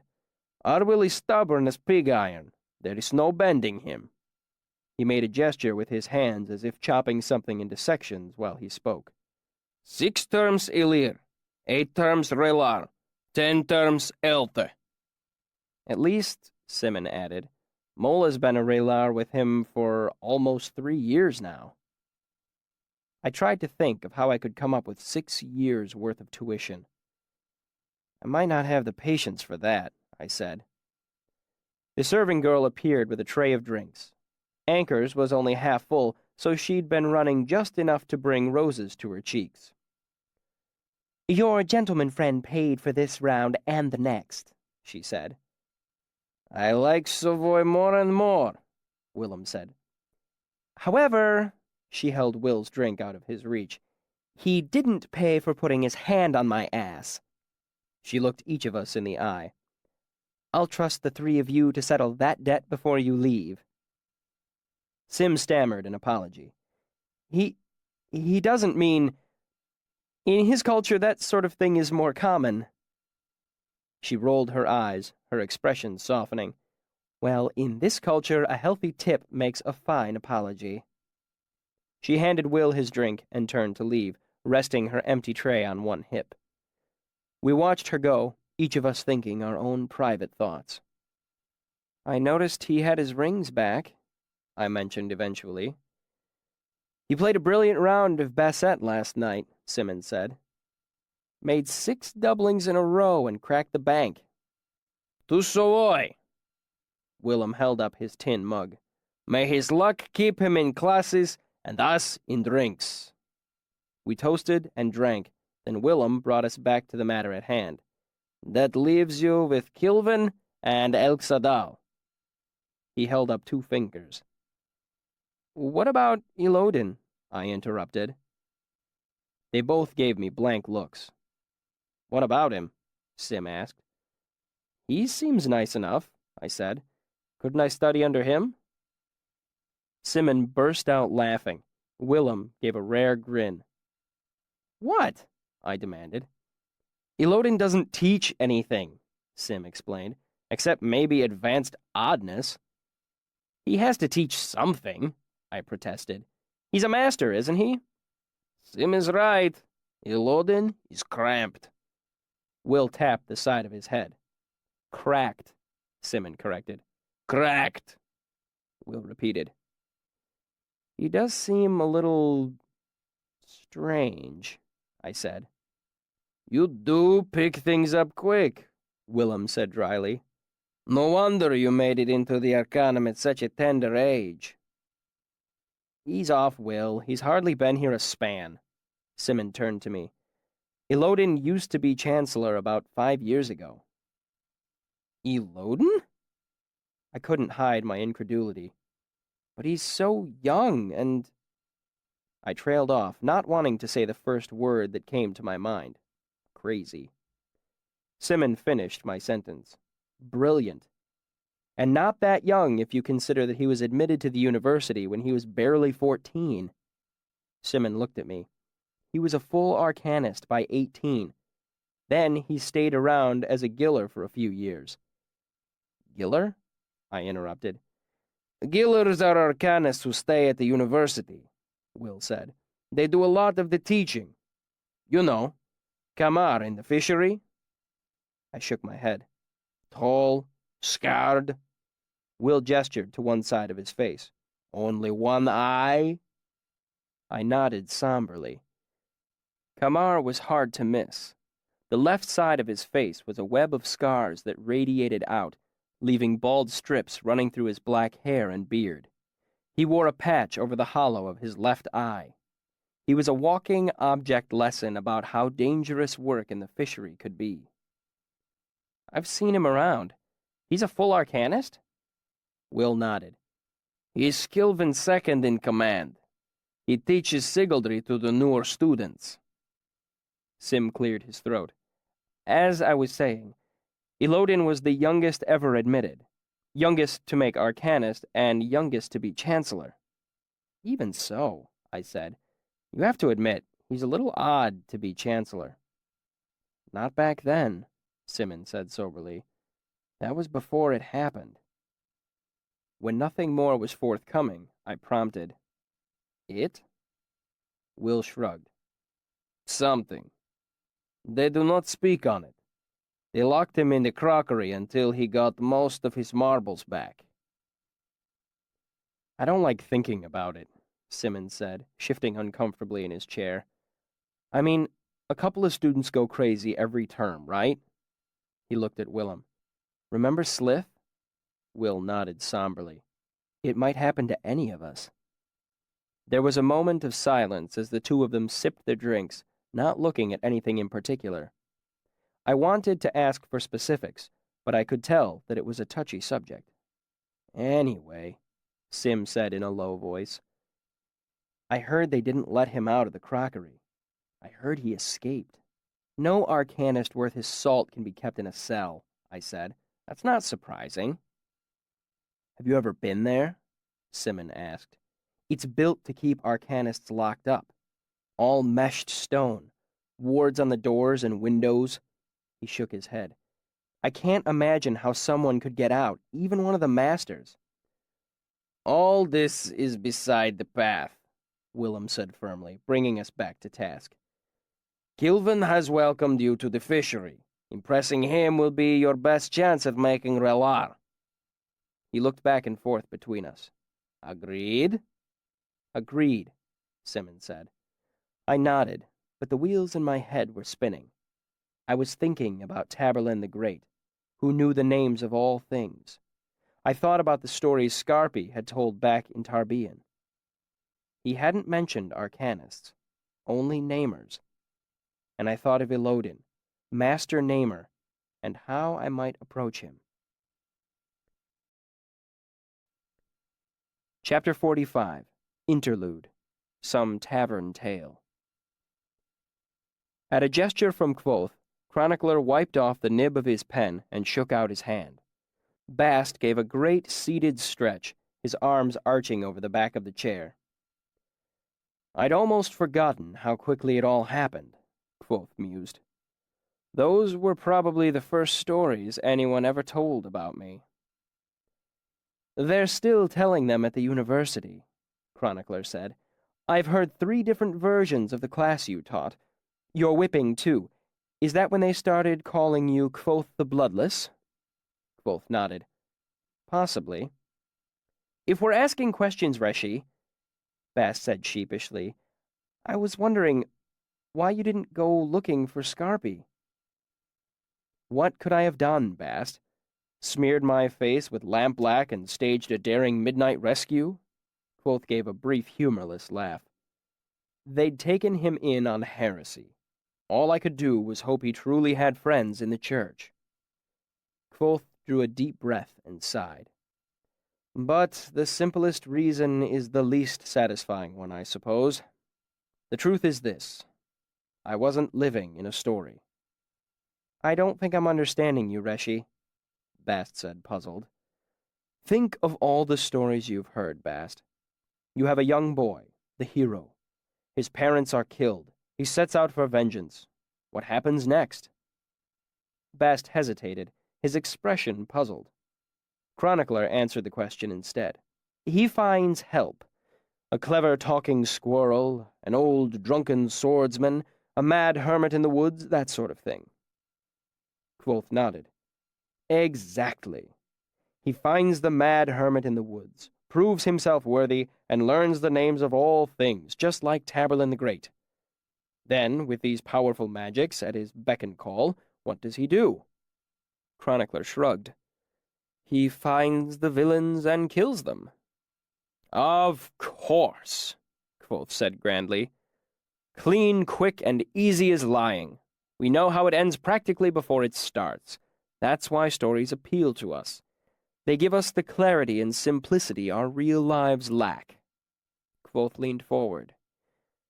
If this were some tavern tale, all half-truth and senseless adventure, I would tell you how my time at the university was spent with a purity of dedication.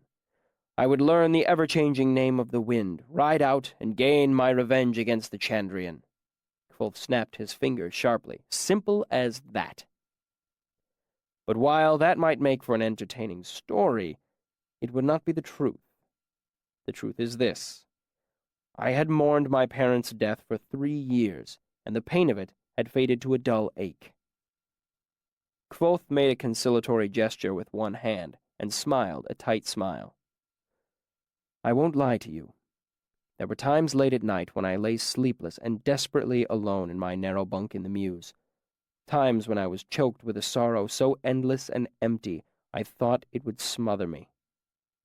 There were times when I would see a mother holding her child, or a father laughing with his son, and anger would flare up in me, hot and furious with the memory of blood and the smell of burning hair.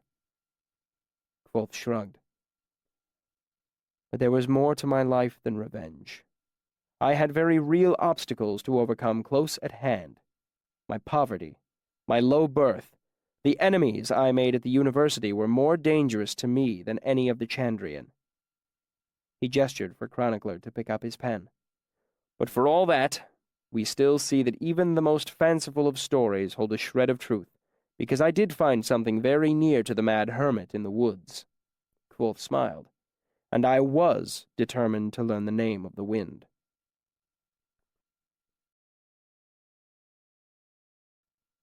Chapter 46. The Ever-Changing Wind. Ilodin proved a difficult man to find. He had an office in Hollows, but never seemed to use it. When I visited ledgers and lists, I discovered he only taught one class, unlikely maths. However, this was less than helpful in tracking him down, as according to the ledger, the time of the class was now, and the location was everywhere. In the end, I spotted him through sheer luck across a crowded courtyard.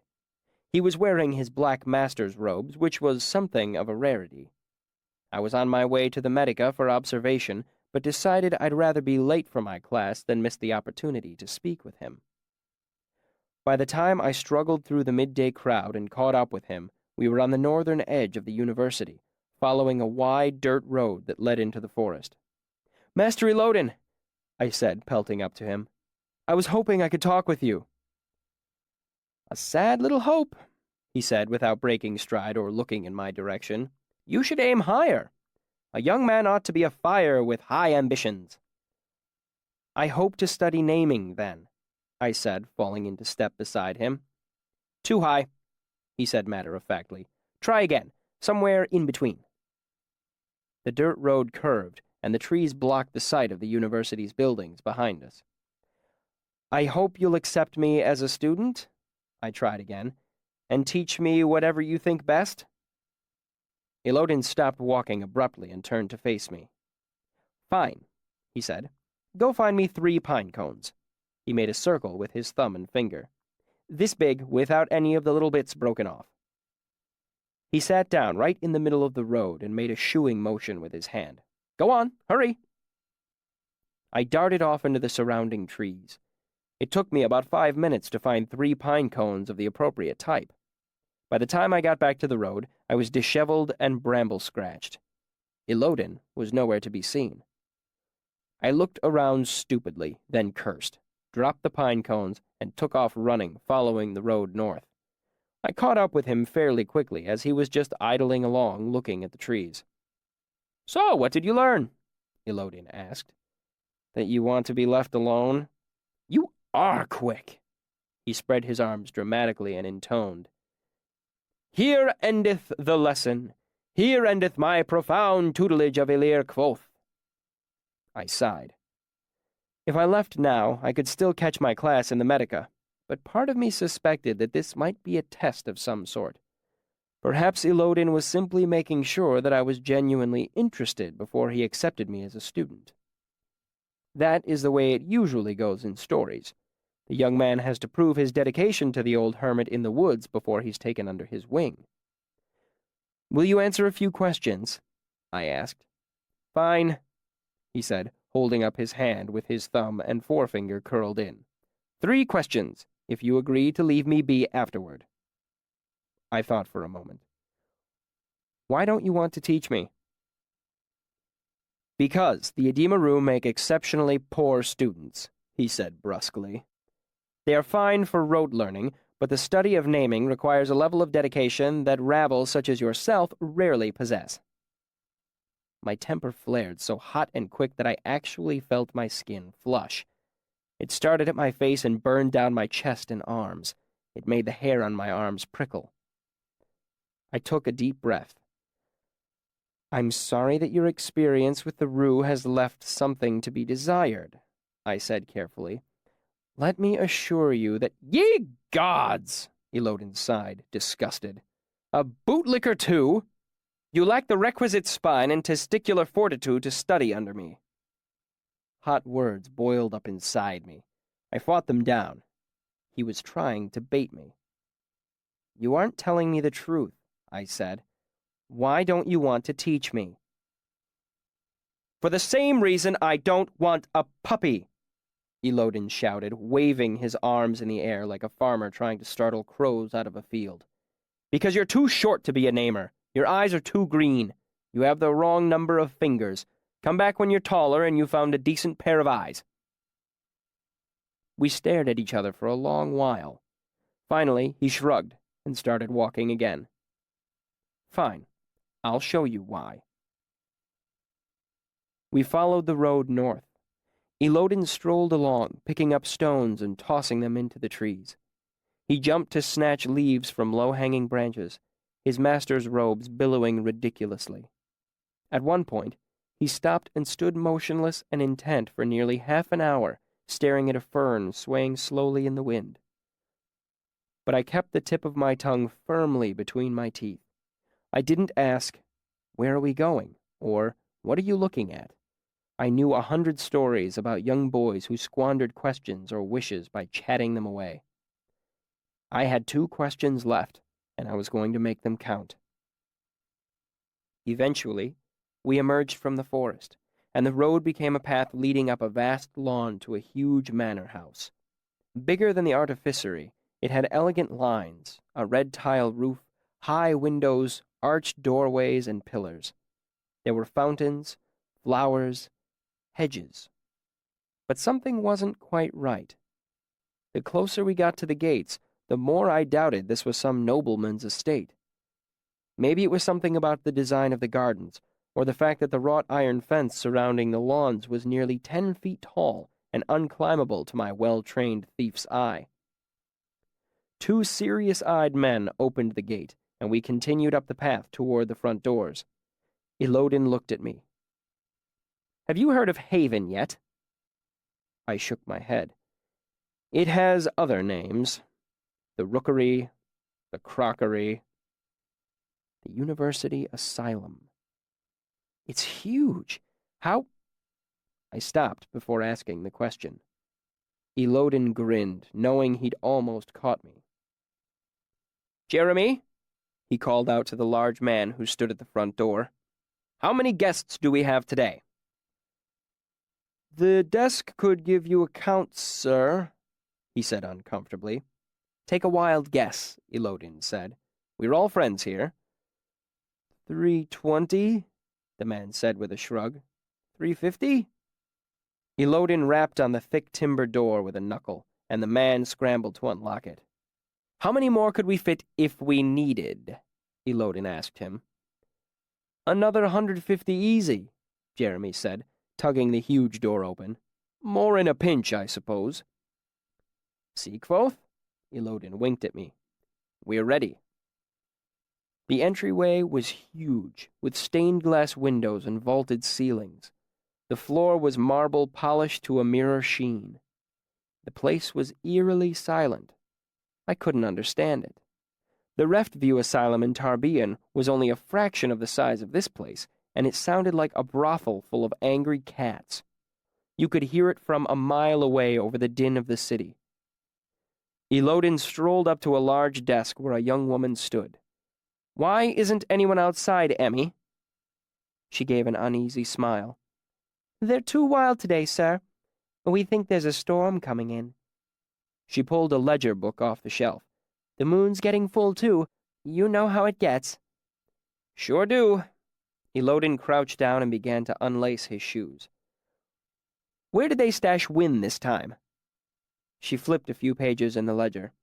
2nd floor east, 247. Elodin stood back up and set his shoes on the desk. Keep an eye on these, would you? She gave him an uncertain smile and nodded. I choked down another mouthful of questions. It seems like the university goes to an awful lot of expense here, I commented. Elodin ignored me and turned to climb a wide marble staircase in his stocking feet. Then we entered a long white hallway lined with wooden doors. For the first time, I could hear the sounds I had expected in a place like this. Moans, weeping, incessant chattering, screaming, all very faint. Elodin ran for a few steps, then stopped, his stocking feet gliding across the smooth marble floor, his master's robe streaming out behind him. He repeated this, a few quick steps, then a long slide with his arms held out to the sides for balance. I continued to pace along beside him. I'd think the masters would find other more academic uses for the university's funds. Elodin didn't look at me. Step, step, step, step. You're trying to get me to answer questions you're not asking. Slide. It's not going to work. You're trying to trick me into asking questions, I pointed out. It seems only fair. Step, step, step, slide. So why the hell are you bothering with me anyway? Elodin asked. Kilvin likes you well enough. Why not hitch your star to his wagon? I think you know things I can't learn anywhere else. Things like what? Things I've wanted to know since I first saw someone call the wind. Name of the wind, was it? Elodin raised his eyebrows. Step, step, step, step, step. That's tricky. Slide. What makes you think I know anything about calling the wind? Process of elimination, I said. None of the other masters do that sort of thing, so it must be your bailiwick. By your logic, I should also be in charge of selenade dances, needlework, and horse thieving.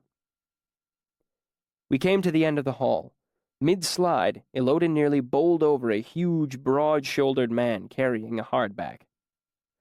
Beg your pardon, sir, he said, though it obviously wasn't his fault. Timothy! Elodin pointed a long finger at him. Come with us. Elodin led the way through several shorter hallways, eventually coming to a heavy wooden door with a sliding panel at eye level. Elodin opened it and peered through. How's he been? Quiet, the hulking man said. I don't think he's slept much. Elodin tried the latch, then turned to the broad-shouldered man, his face going grim.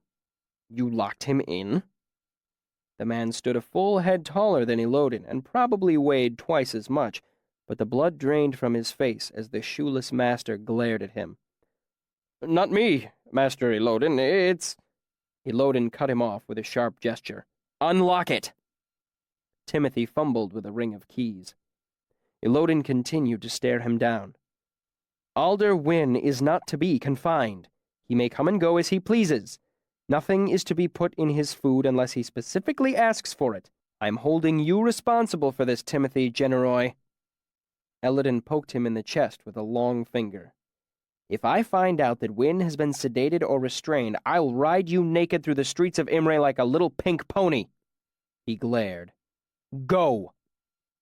The fellow left as quickly as he could manage without actually breaking into a run. Elodin turned to me. You can come in, but don't make any noises or sudden movements. Don't talk unless he talks to you. If you do talk, keep your voice low. Understand? I nodded, and he opened the door. The room wasn't what I'd expected. Tall windows let the daylight in, revealing a sizable bed and a table with chairs. The walls, ceiling, and floor were all padded with thick white cloth, muffling even the faint noises from the hallway. The blankets had been pulled off the bed, and a thin man of about 30 was bundled up in them, huddled against the wall. Elodin closed the door, and the mousy man flinched a little. "Win?" he said softly, moving closer. "What happened?" Alder Wynne looked up owlishly.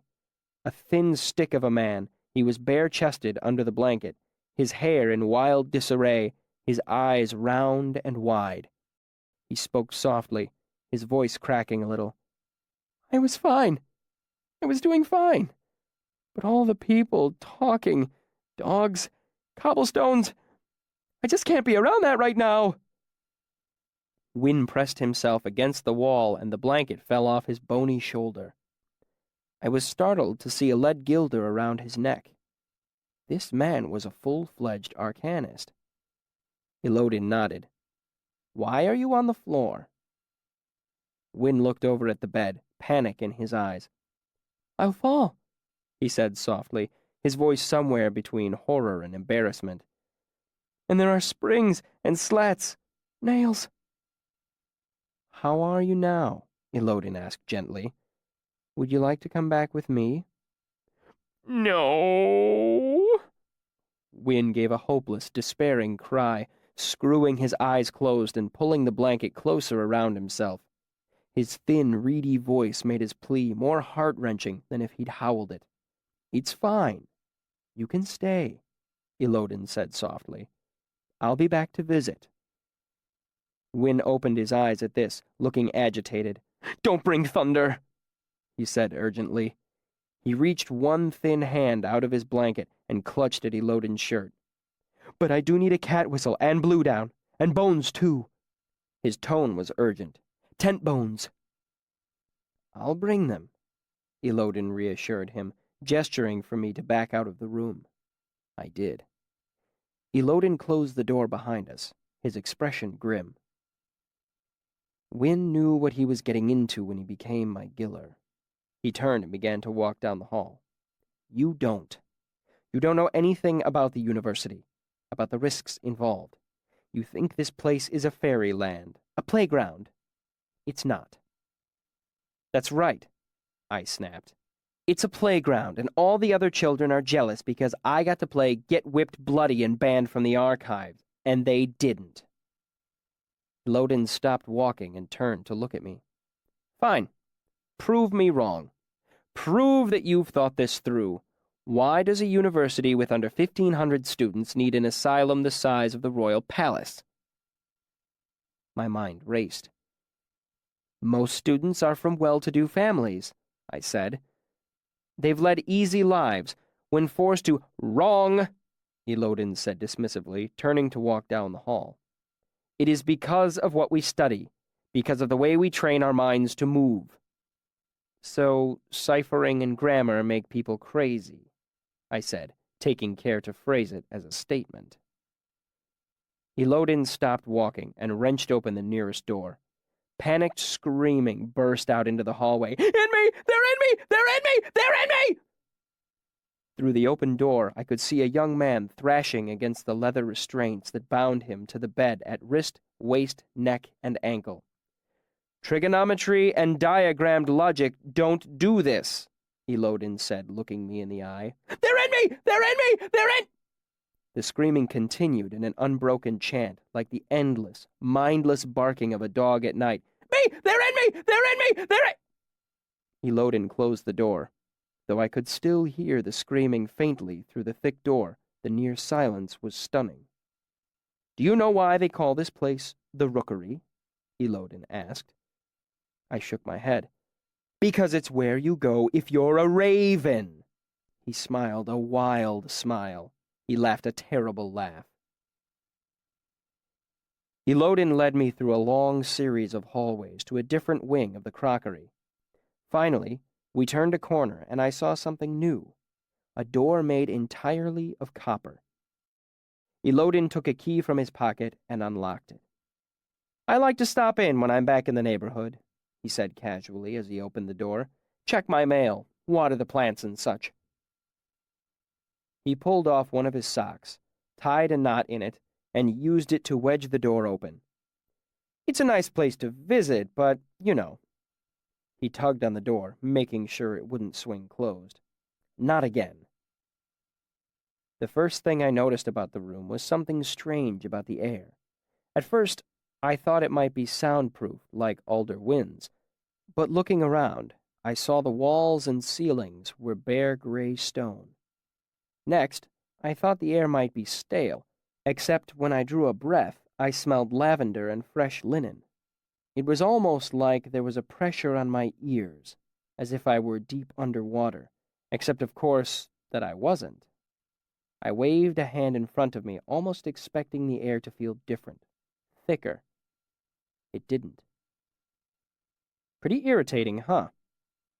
I turned around to see Elodin watching me. I'm surprised you noticed, actually. Not many do. The room was a definite step above alder winds. It had a 4-post bed with curtains, an overstuffed couch, an empty bookcase, and a large table with several chairs. Most notable were the huge windows looking out over the lawns and gardens. I could see a balcony outside, but there didn't seem to be any way to get to it. "Watch this," Elodin said. He picked up one of the high-backed wooden chairs, lifted it with both hands, spun in a circle, and flung it hard at the window. I cringed, but instead of a terrible crash, there was just a dull splintering of wood.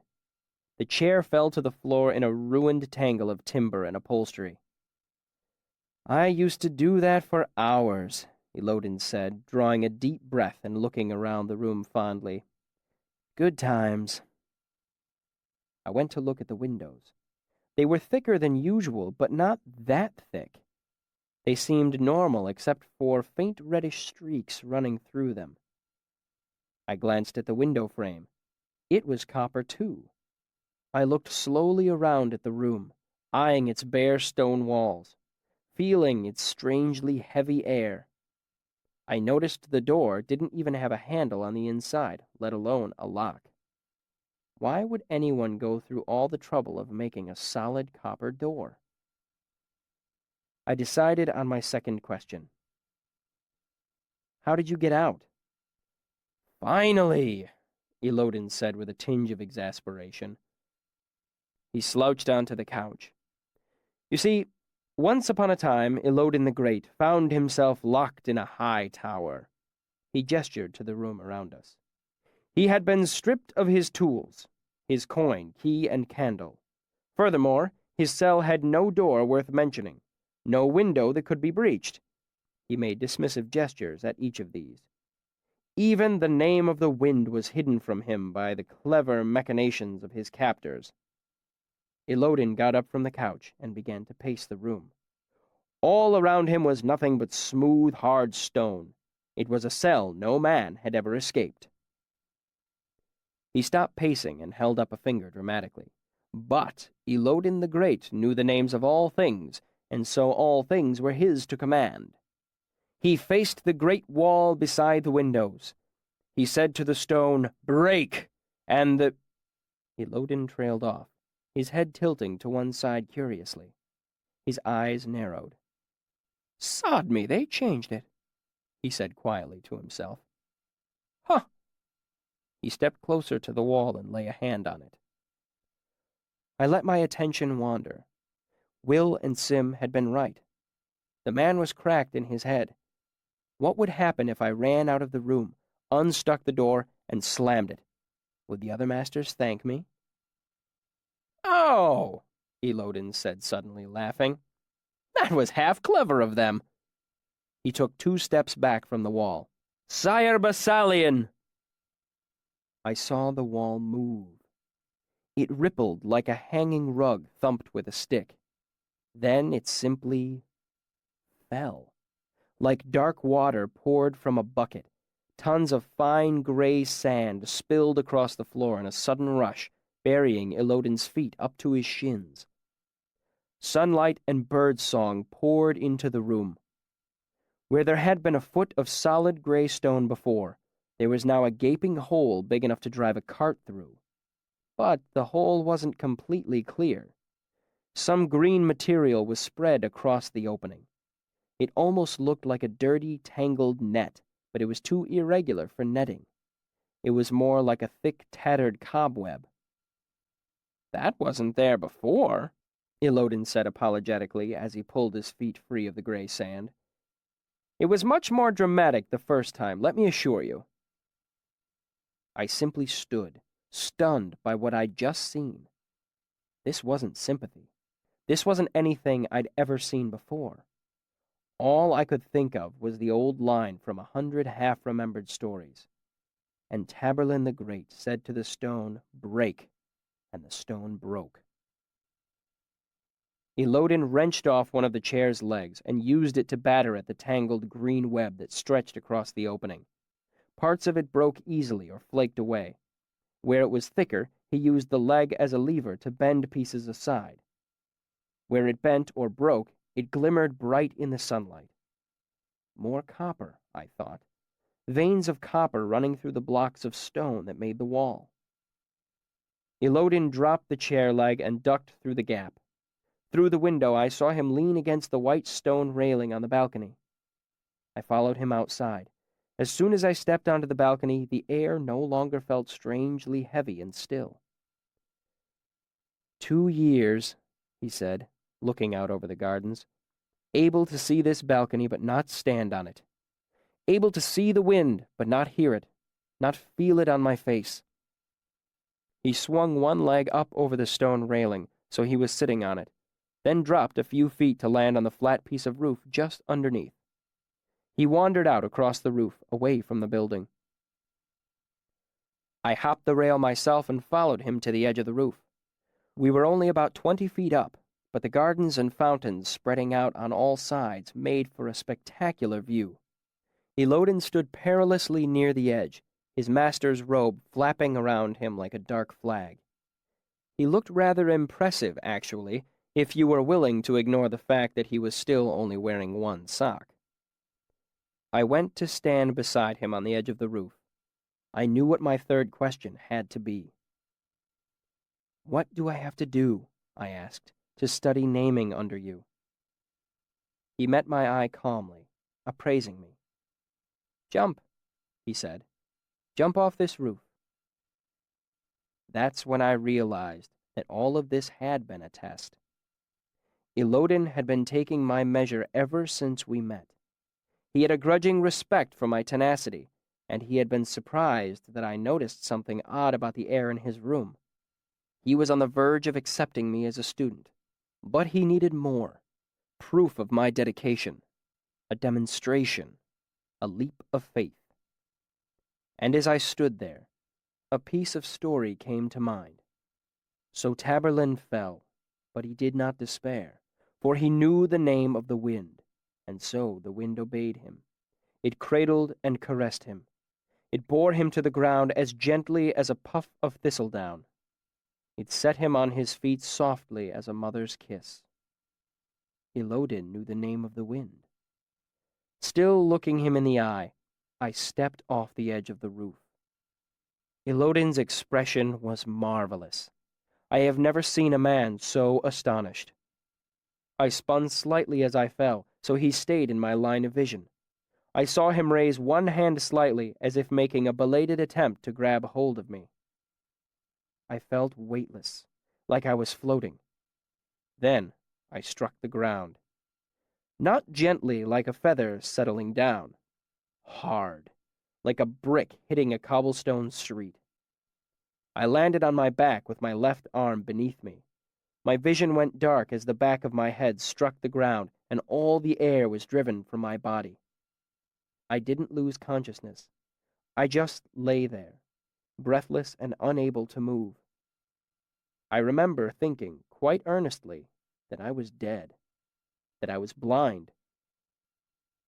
Eventually, my sight returned, leaving me blinking against the sudden brightness of the blue sky.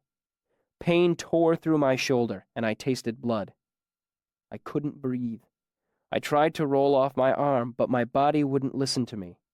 I had broken my neck, my back. After a long, terrifying moment, I managed to gasp a shallow breath, then another. I gave a sigh of relief and realized that I had at least one broken rib in addition to everything else. But I moved my fingers slightly, then my toes. They worked. I hadn't broken my spine. As I lay there, counting my blessings and broken ribs, Elodin stepped into my field of vision.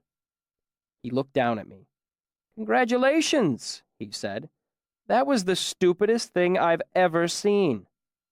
His expression was a mix of awe and disbelief. Ever!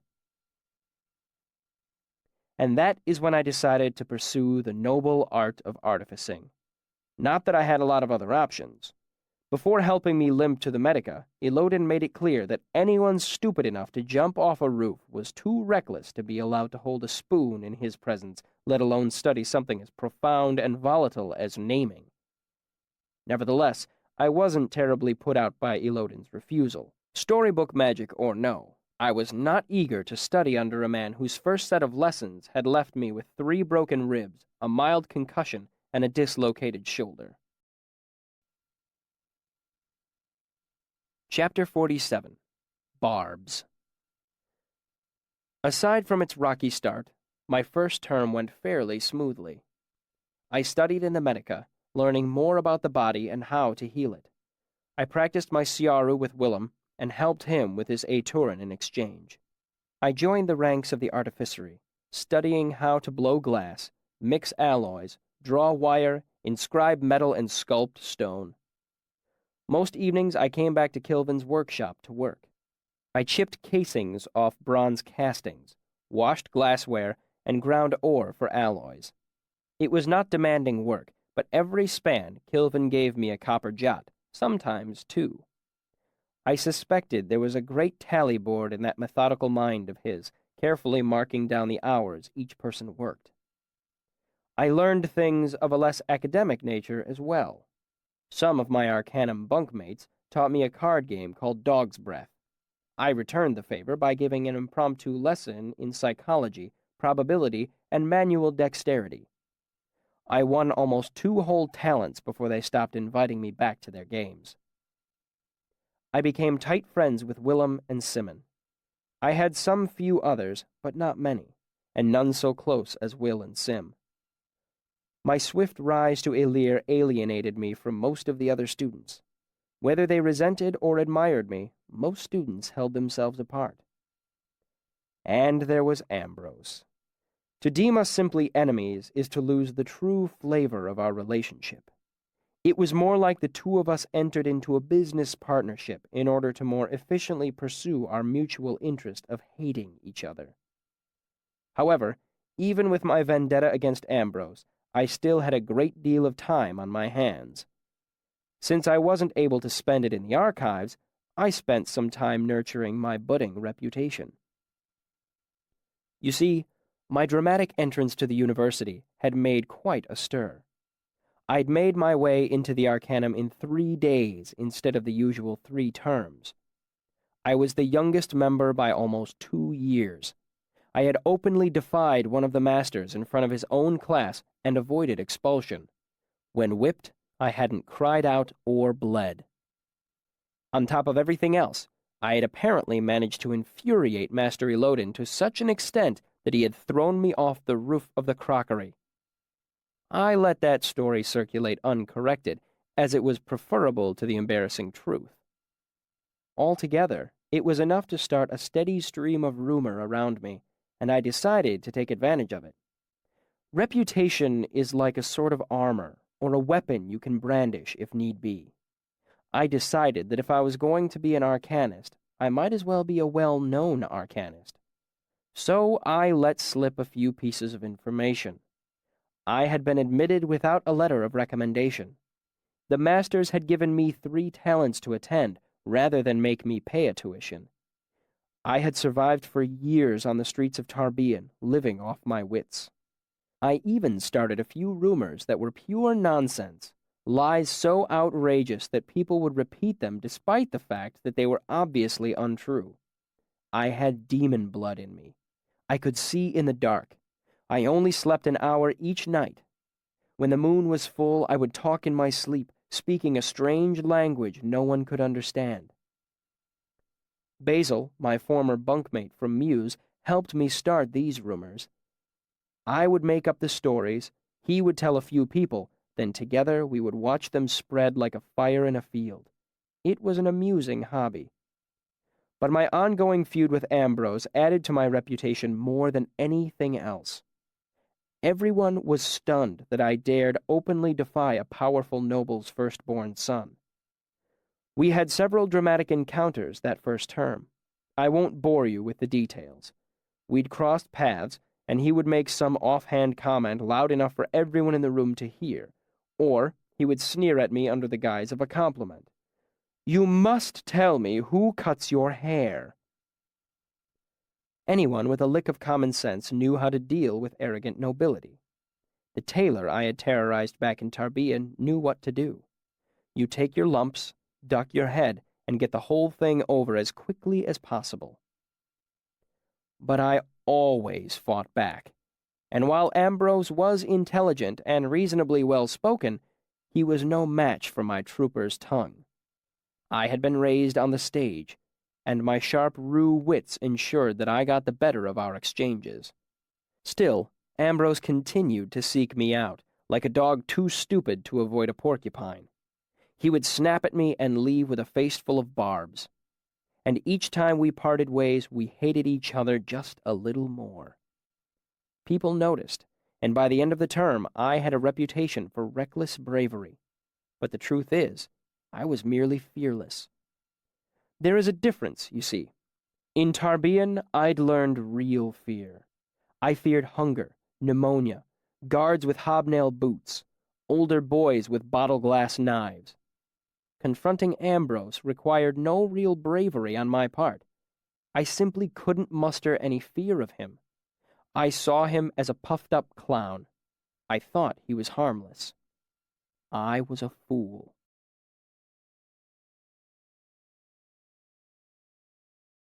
Chapter 48. Interlude. A silence of a different kind. Bast sat in the Waystone Inn and tried to keep his hands motionless in his lap. He had counted 15 breaths since Kvothe had spoken last, and the innocent silence that had gathered like a clear pool around the three men was beginning to darken into a silence of a different kind. Bast took another breath. 16. And braced himself against the moment he feared would come. It would not be to Bast's credit to say that he was afraid of nothing, as only fools and priests are never afraid.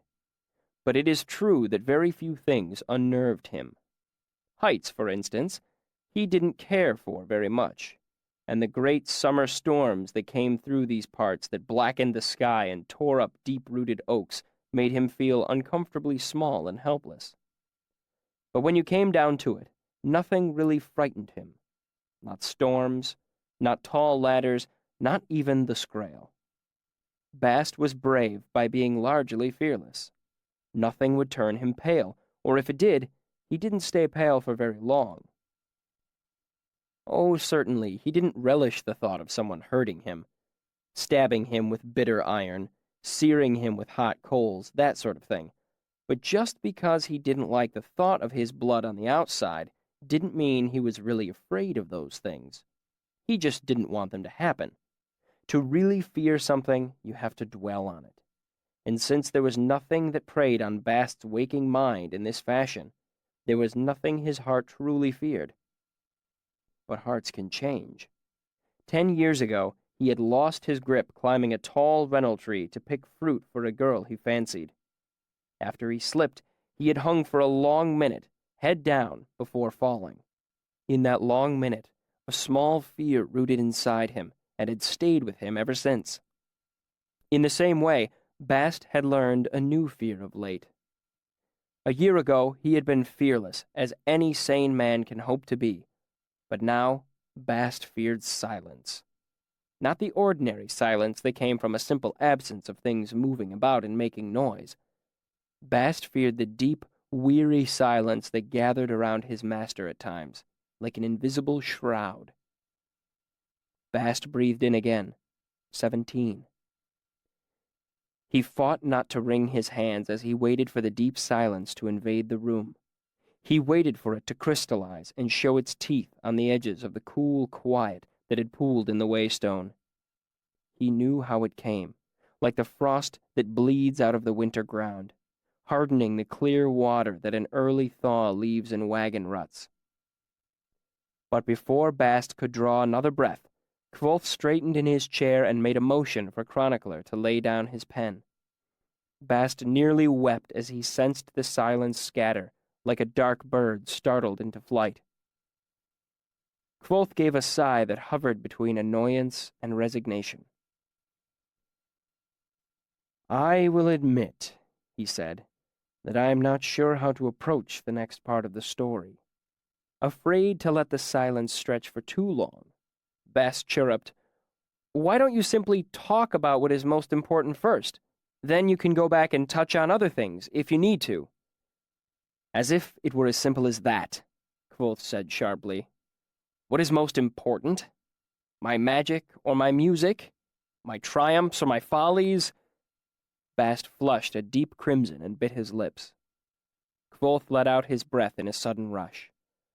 "I'm sorry, Bast.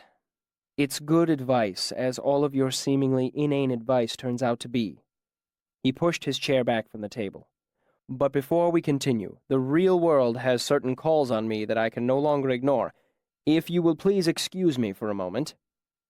Chronicler and Bast stood as well, stretching their legs and attending to calls of their own. Bast lit the lamps. Kvothe produced more cheese and bread and hard spiced sausage.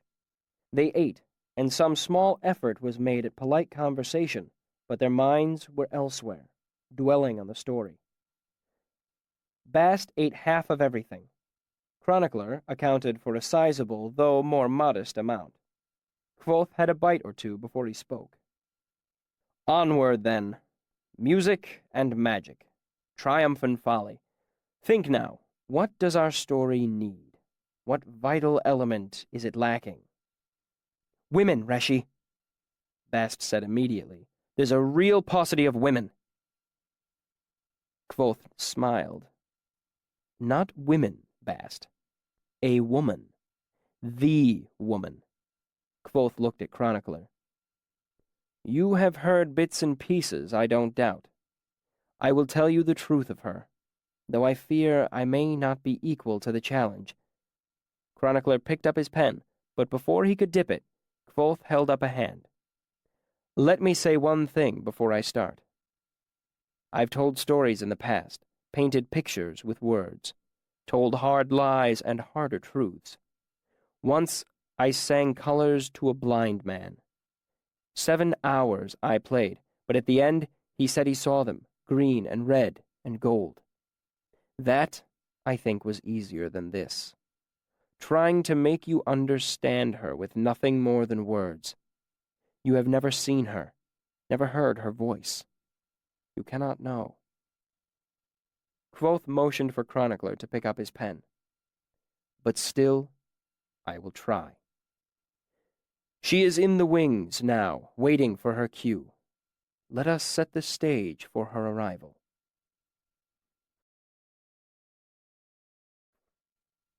Chapter 49. The Nature of Wild Things. As with all truly wild things, care is necessary in approaching them. Stealth is useless.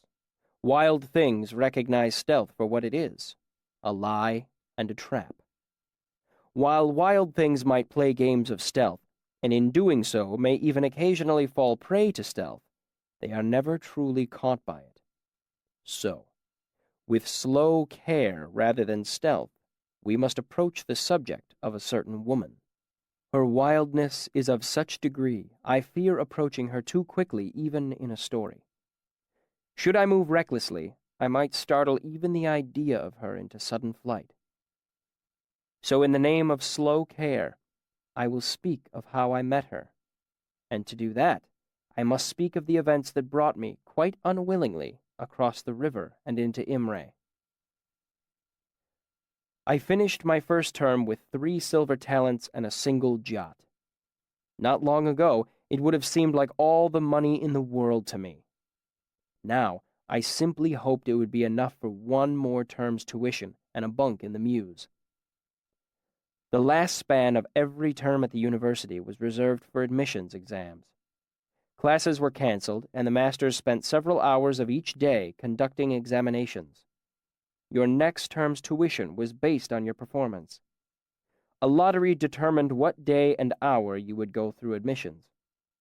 A great deal hung on the brief interview. Missing a few questions could easily double your tuition. Because of this, slots later in the span were highly prized, as they gave students more time to study and prepare.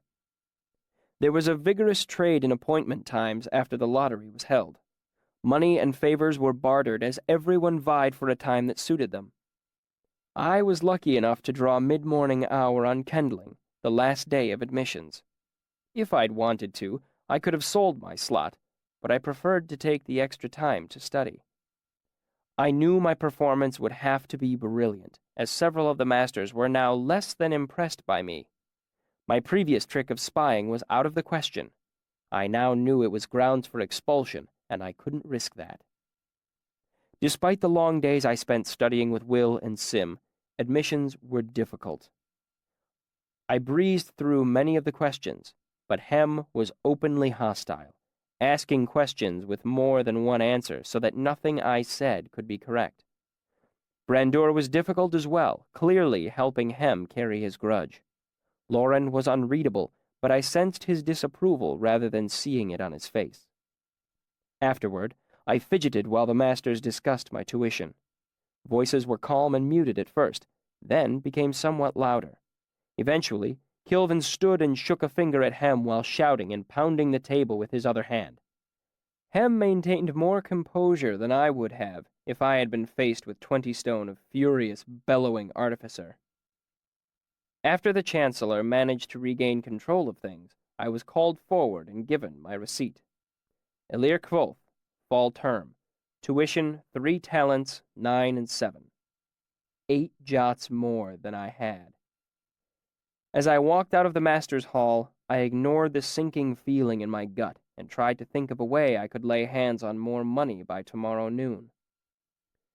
I made a brief stop at the 2 Sealdish money changers on this side of the river. As I suspected, they wouldn't lend me a thin shim. While I wasn't surprised, the experience was sobering, reminding me again of how different I was from the other students. They had families paying their tuition, granting them allowances to cover their living expenses. They had reputable names they could borrow against in a pinch. They had possessions they could pawn or sell. If worse came to worst, they had homes to return to. I had none of these things. If I couldn't come up with 8 more jots for tuition, I had nowhere in the world I could go. Borrowing from a friend seemed like the simplest option, but I valued my handful of friends too much to risk losing them over money. As my father used to say, there are 2 sure ways to lose a friend. One is to borrow, the other to lend. Besides, I did my best to keep my desperate poverty to myself. Pride is a foolish thing, but it is a powerful force. I wouldn't ask them for money except as my very last resort. I briefly considered trying to cut-purse the money, but I knew it was a bad idea. If I were caught with my hand in someone's pocket, I would get more than a cuff around the head. At best, I'd be jailed and forced to stand against the iron law. At worst, I'd end up on the horns and expelled for conduct unbecoming a member of the Arcanum. I couldn't risk it. I needed a Gaelet, one of the dangerous men who lend money to desperate people. You might have heard them referred to romantically as Copperhawks, but more often they're referred to as Shimgalls, or Lets. Regardless of the name, they exist everywhere. The hard part is finding them. They tend to be rather secretive, as their business is semi-legal at best. But living in Tarbean had taught me a thing or two. I spent a couple of hours visiting the seedier taverns around the university, making casual conversations, asking casual questions. Then I visited a pawn shop called the Bent Penny and asked a few more pointed questions. Finally, I learned where I needed to go. Over the river to Imre.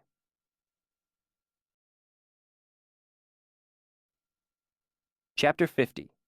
Negotiations. Imre lay a little over 2 miles from the university, on the eastern side of the Omethi River.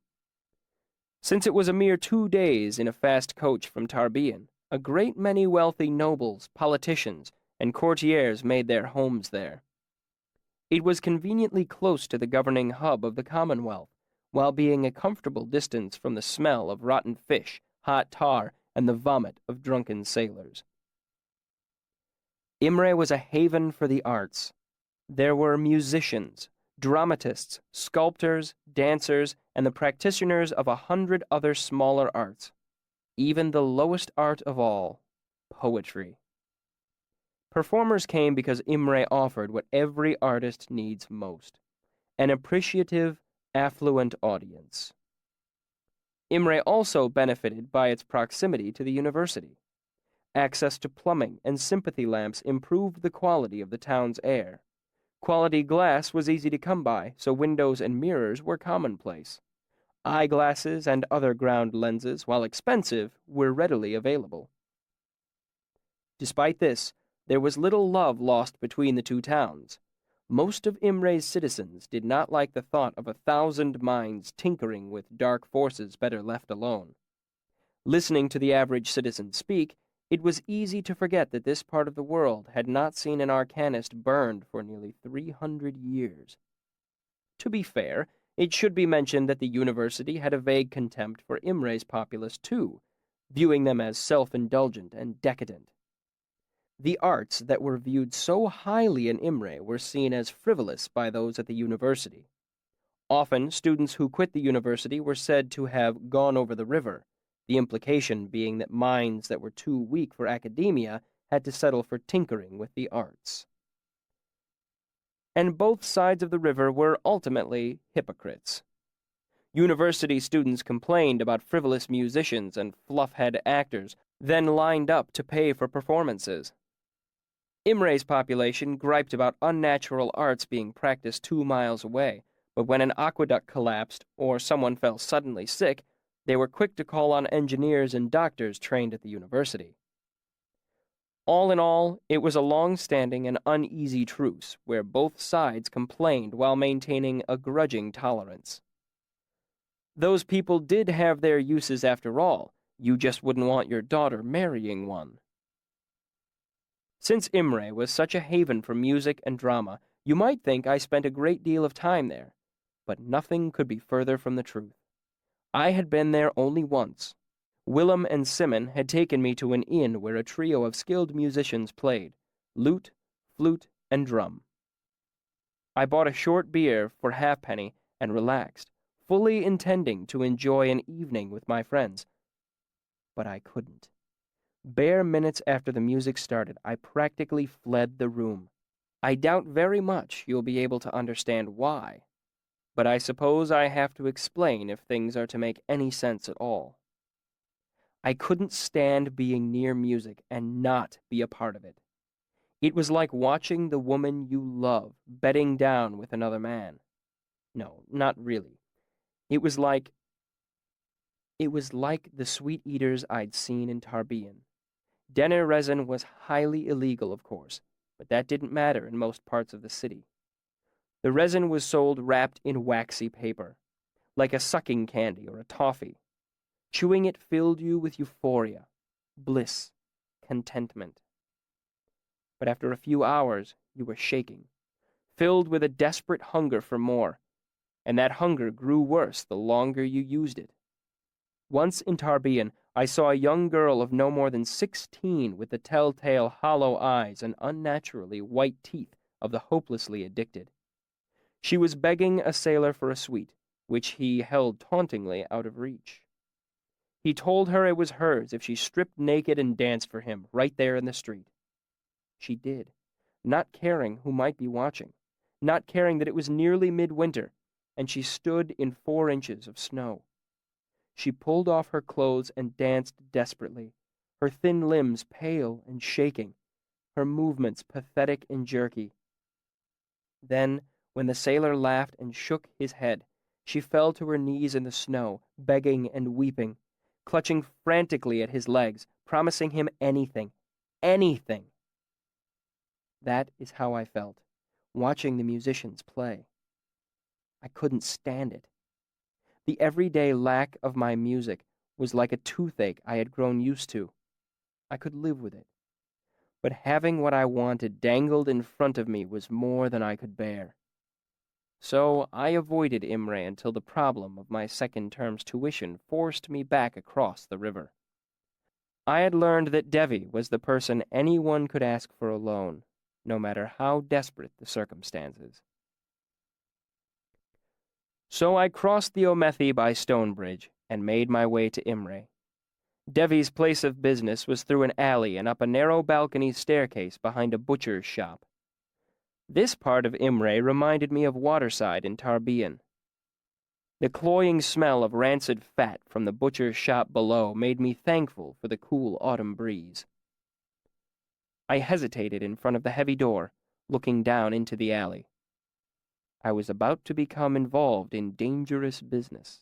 A Sealdish moneylender could take you to court if you didn't repay your loan. A Gaelet would simply have you beaten or robbed, or both. This was not smart. I was playing with fire. But I didn't have any better options. I took a deep breath, squared my shoulders, and knocked on the door. I wiped my sweaty palms against my cloak, hoping to keep them reasonably dry for when I shook Devi's hand. I had learned in Tarbean that the best way to deal with this type of man was to act with confidence and self-assurance. They were in the business of taking advantage of other people's weakness. I heard the sound of a heavy bolt being drawn back.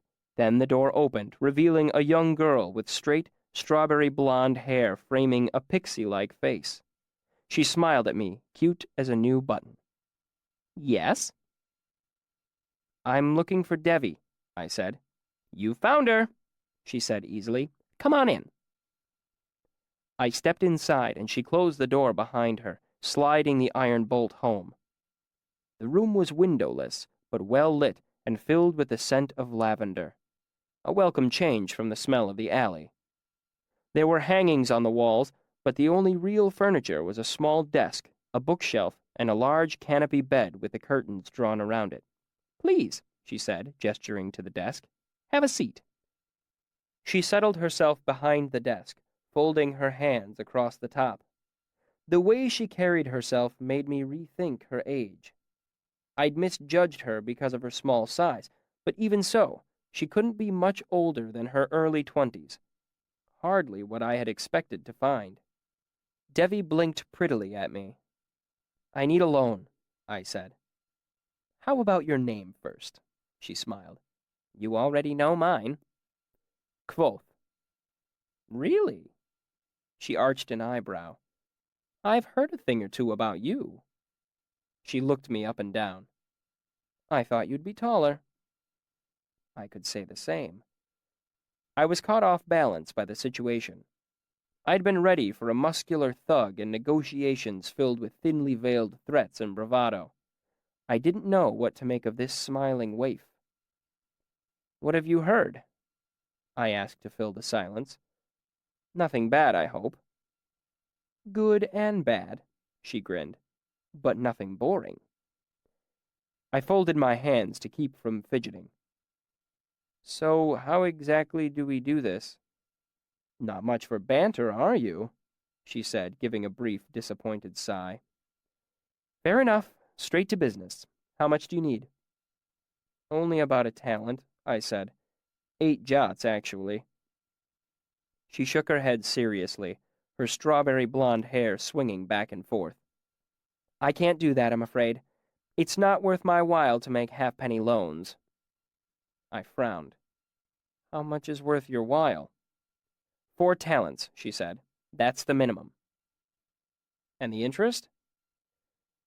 50% every 2 months. So if you're looking to borrow as little as possible, it'll be 2 talents at the end of the term. You can pay off the whole debt for 6 if you like, but until I get all the principal back, it's 2 talents every term. I nodded, not terribly surprised.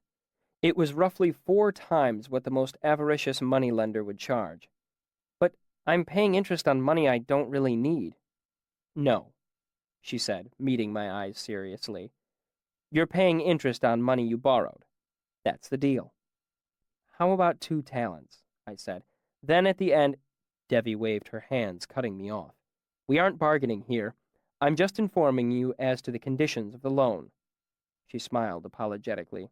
I'm sorry. I didn't make that clear from the beginning. I looked at her, the set of her shoulders, the way she met my eyes. Okay, I said, resigned. Where do I sign? She gave me a slightly puzzled look, her forehead furrowing slightly. No need to sign anything. She opened a drawer and pulled out a small brown bottle with a glass stopper. She laid a long pin next to it on the desk. Just a little blood. I sat frozen in my chair, my arms at my side. Don't worry, she reassured me. The pin's clean. I only need about 3 good drops. I finally found my voice. You've got to be kidding. Devi cocked her head to one side, a tiny smile curling one edge of her mouth. You didn't know? She said, surprised. It's rare that anyone comes here without knowing the whole story. I can't believe anyone actually... I stalled, at a loss for words. Not everyone does, she said.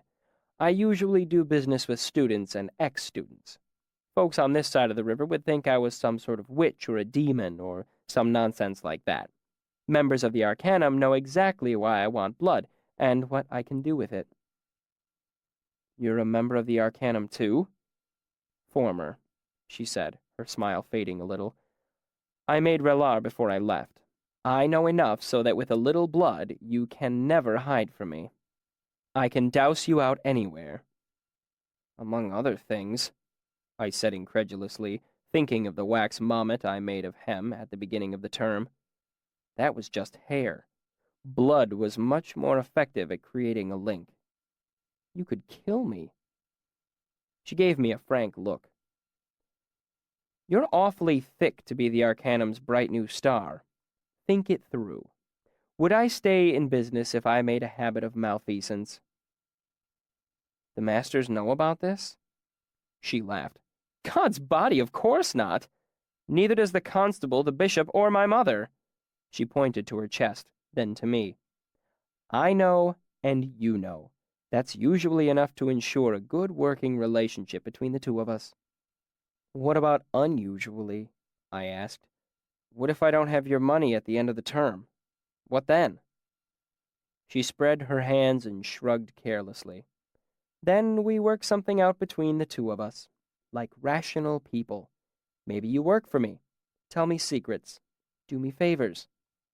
She smiled and gave me a slow, lecherous looking over, laughing at my discomfiture. If worse comes to worst, and you end up being extraordinarily uncooperative, I could probably sell your blood to someone to recover my loss. Everyone has enemies. She shrugged easily. But I've never had things descend to that level. The threat is usually enough to keep people in line. She looked at the expression on my face, and her shoulders slumped a little. Come on now, she said gently. You came here expecting some thick-necked Gaelet with scarred knuckles. You were ready to make a deal with someone ready to beat 12 distinct colors of hell out of you if you were a day late. My way is better. Simpler. This is insane, I said, getting to my feet. Absolutely not. Devi's cheerful expression faded. Get a hold of yourself, she said, plainly growing exasperated. You're acting like some farmer who thinks I'm trying to buy his soul. It's just a little blood so I can keep tabs on you. It's like collateral. She made a calming gesture with both hands, as if smoothing the air. Fine, I'll tell you what. I'll let you borrow half the minimum. She looked at me expectantly. 2 talents. Does that make it easier? No, I said. I'm sorry to have wasted your time, but I can't do it. Are there any other Gaelets around? Of course, she said coolly. But I don't feel particularly inclined to give out that sort of information. She tilted her head quizzically. By the way, today's kindling, isn't it? Don't you need your tuition by noon tomorrow? I'll find them on my own then, I snapped. I'm sure you will, clever boy like you." Devi waved me away with the back of her hand. "Feel free to let yourself out. Think fond thoughts of Devi in 2 months' time when some thug is kicking the teeth out of your pretty little head." After leaving Devi's, I paced the streets of Imre, restless and irritated, trying to get my thoughts in order, trying to think of a way around my problem. I had a decent chance of paying off the 2-talent loan. I hoped to move up the ranks in the fishery soon. Once I was allowed to pursue my own projects, I could start earning real money. All I needed was to stay in classes long enough. It was just a matter of time. That's really what I was borrowing. Time. One more term. Who knew what opportunities might present themselves in the next 2 months? But even as I tried to talk myself into it, I knew the truth. It was a bad idea. It was begging for trouble. I would swallow my pride and see if Will or Sim or Sovoy could lend me the 8 jots I needed. I sighed, resigning myself to a term of sleeping outside and scavenging meals where I could find them. At least it couldn't be worse than my time in Tarbian. I was just about to head back to the university when my restless pacing took me by a pawn shop's window. I felt the old ache in my fingers. "How much for the 7-string lute?" I asked. To this day, I do not remember actually entering the store. 4 talents even," the owner said brightly. I guessed he was new to the job, or drunk. Pawnbrokers are never cheerful, not even in rich cities like Imre. "Ah," I said, not bothering to hide my disappointment. "Could I take a look at it?" He handed it over. It wasn't much to look at. The grain of the wood was uneven, the varnish rough and scratched. Its frets were made of gut and badly in need of replacing, but that was of little concern to me, as I typically played fretless anyway.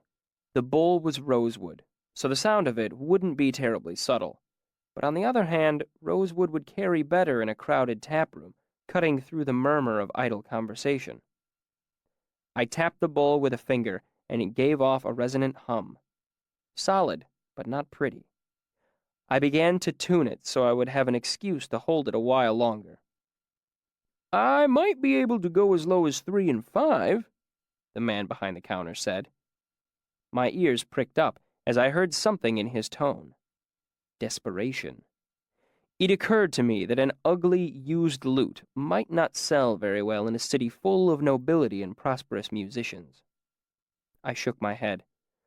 "The strings are old. Actually, they were fine, but I hoped he didn't know that." "True," he said, reassuring me of his ignorance, "but strings are cheap." "I suppose," I said doubtfully.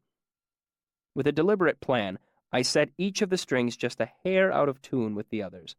I struck a chord and listened to the grating sound. I gave the lute's neck a sour, speculative look. "I think the neck might be cracked." I strummed a minor chord that sounded even less appealing. "Does that sound cracked to you?" I strummed it again, harder. 3 and 2? he asked hopefully. "It's not for me," I said, as if correcting him. "It's for my little brother. The little bastard won't leave mine alone." I strummed again and grimaced. I may not like the little sprit very much, but I'm not cruel enough to buy him a lute with a sour neck. I paused significantly. When nothing was forthcoming, I prompted him. "Not for 3 and 2. 3 even? He said hopefully. To all appearances, I held the lute casually, carelessly, but in my heart, I was clutching it with a white-knuckled fierceness. I cannot hope for you to understand this. When the Chandrian killed my troop, they destroyed every piece of my family and home I had ever known. But in some ways, it had been worse when my father's lute was broken in Tarbian. It had been like losing a limb, an eye, a vital organ. Without my music, I had wandered Tarbian for years, half alive, like a crippled veteran or one of the walking dead. Listen, I said to him frankly, I've got 2 and 2 for you. I pulled out my purse. You can take it, or this ugly thing can gather dust on a high shelf for the next 10 years. I met his eye, careful to keep my face from showing how badly I needed it. I would do anything to keep this loot. I would dance naked in the snow. I would clutch at his legs, shaking and frantic, promising him anything. Anything. I counted out 2 talents and 2 jots onto the counter between us, nearly all of the money I had saved for this term's tuition. Each coin made a hard click as I pressed it to the table. He gave me a long look, measuring me. I clicked down 1 more jot and waited. And waited. When he finally reached out his hand for the money, his haggard expression was the same one I was used to seeing on pawnbrokers' faces. Devi opened the door and smiled. "Well now, I honestly didn't think I'd see you again. Come in." She bolted the door behind me and walked over to her desk. "I can't say I'm disappointed, though." She looked over her shoulder and flashed me her impish smile. "I was looking forward to doing a little business with you." She sat down. "So, 2 talents then?" "4 would be better, actually," I said. "Just enough for me to afford tuition and a bunk in the mews. I could sleep outside in the wind and the rain. My loot deserved better." "Wonderful," she said as she pulled out the bottle and pin. I needed the tips of my fingers intact, so I pricked the back of my hand and let 3 drops of blood slowly gather and fall into the small brown bottle. I held it out to Devi. "Go ahead and drop the pin in there, too." I did. Devi swabbed the bottle's stopper with a clear substance and slid it into the mouth of the bottle. "A clever little adhesive from your friends over the river," she explained. "This way, I can't open the bottle without breaking it. When you pay off your debt, you get it back intact and can sleep safe knowing I haven't kept any for myself." "Unless you have the solvent," I pointed out. Devi gave me a pointed look. "You're not big on trust, are you?" She rummaged around in a drawer, brought out some sealing wax, and began to warm it over the lamp on her desk. "I don't suppose you have a seal, or ring, or anything like that?" she asked as she smeared the wax across the top of the bottle stopper. "If I had jewelry to sell, I wouldn't be here," I said frankly and pressed my thumb into the wax. It left a recognizable print. But that should do. Devi etched a number on the side of the bottle with a diamond stylus, then brought out a slip of paper. She wrote for a moment, then fanned it with a hand, waiting for it to dry. "You can take this to any moneylender on either side of the river," she said cheerfully as she handed it to me. "Pleasure doing business with you. Don't be a stranger." I headed back to the university with money in my purse and the comforting weight of the loot strap hanging from my shoulder. It was second-hand, ugly, and had cost me dearly in money, blood, and peace of mind.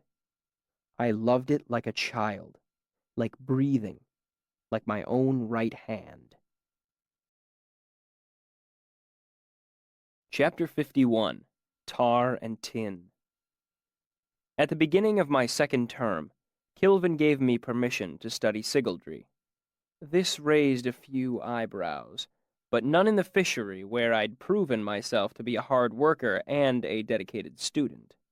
Sigildry, simply put, is a set of tools for channeling forces, like sympathy made solid. For example, if you engraved one brick with the rune Ul and another with the rune Dak, the 2 runes would cause the bricks to cling to each other, as if mortared in place. But it's not as simple as that. What really happens is the 2 runes tear the bricks apart with the strength of their attraction. To prevent this, you have to add the rune Aru to each of the bricks. Aru is the rune for clay, and it makes the 2 pieces of clay cling to each other, solving your problem. Except that Aru and Dak don't fit together. They're the wrong shape. To get them to fit, you have to add a few linking runes, Gia and Te. Then, for balance, you have to add Gia and Te to the other brick, too. Then the bricks cling to each other without breaking. But only if the bricks are made out of clay. Most bricks aren't, so generally it is a better idea to mix iron into the ceramic of the brick before it is fired. Of course, that means you have to use fer instead of aru. Then you have to switch te and gia so the ends come together properly. As you can see, mortar is a simpler and more reliable route for holding bricks together. I studied my sigildry under Kamar. The scarred, one-eyed man was Kilvin's gatekeeper.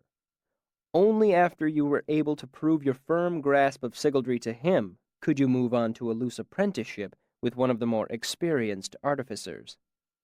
You assisted them with their projects, and in return, they showed you the finer points of the craft. There were 197 runes.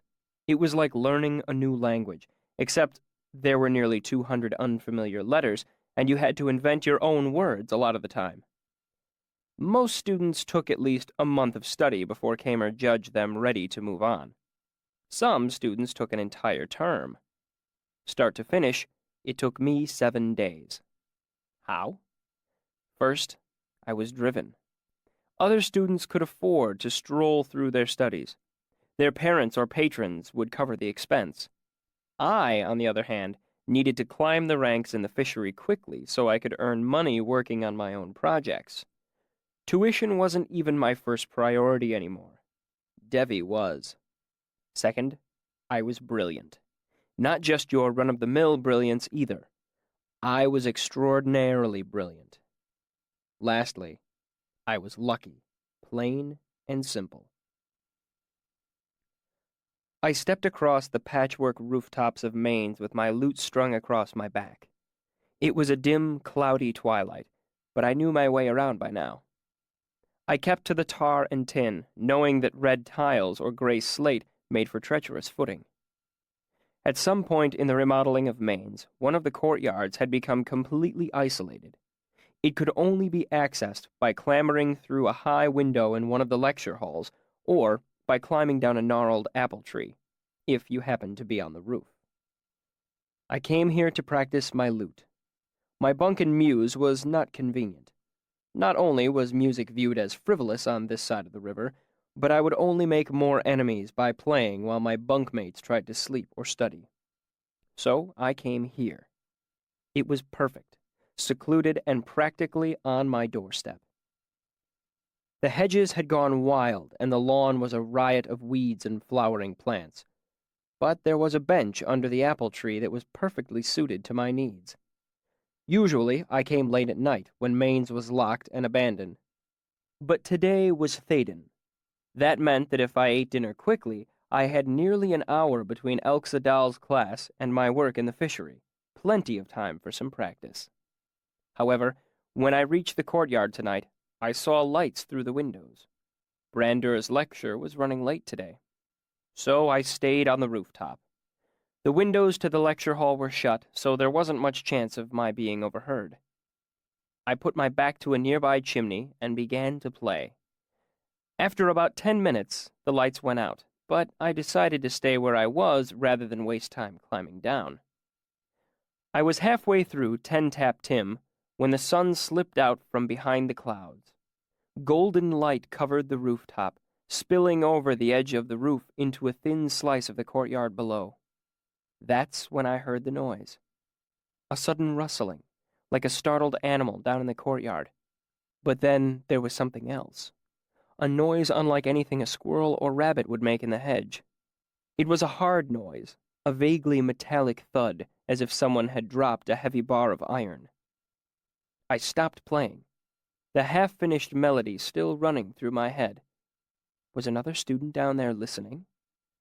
I put my lute back in its case before I made my way over to the lip of the roof and looked down.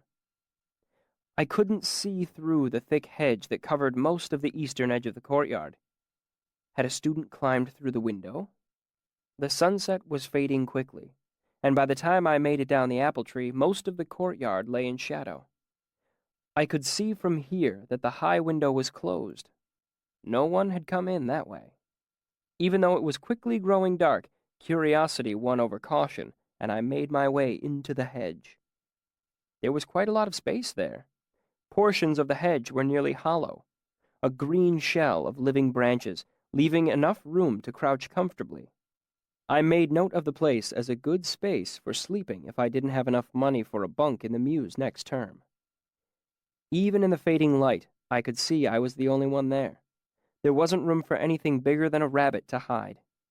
In the dim light, I couldn't spot anything that could have made the metallic noise either. Humming the catchy chorus of Ten Tap Tim, I crawled through to the other end of the hedge. Only when I came through the other side did I notice the drainage grate. I'd seen similar ones scattered throughout the university, but this one was older and larger. In fact, the opening might be large enough for a person to fit through if the grate were removed. Hesitantly, I curled a hand around one of the cool metal bars and pulled. The heavy grate pivoted on a hinge and came up about 3 inches before stopping. In the dim light, I couldn't tell why it wouldn't go any further. I pulled harder, but couldn't budge it. Finally, I gave up and dropped it back into place. It made a hard noise, vaguely metallic, like someone had dropped a heavy bar of iron. Then my fingers felt something that my eyes missed, a maze of grooves etching the surface of the bars. I looked closer and recognized some of the runes I was learning under Kamar, Ool and Dak. Then something clicked in my head. The chorus of Ten Tap Tim suddenly fit together with the runes I'd been studying under Kamar for the last handful of days. Ool and Dak are both for binding. Re for seeking, Kel for finding. Gia ki, te lak.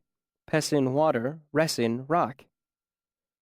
Before I could go any further, 6th bell struck.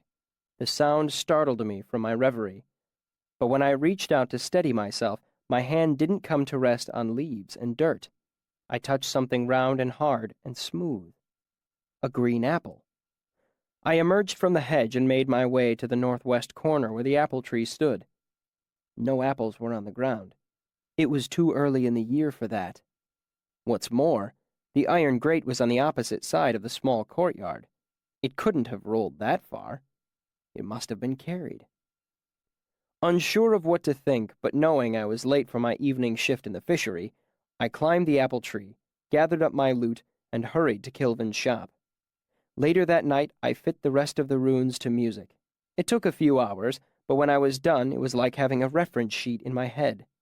The next day, Kamar put me through an extensive 2-hour examination, which I passed.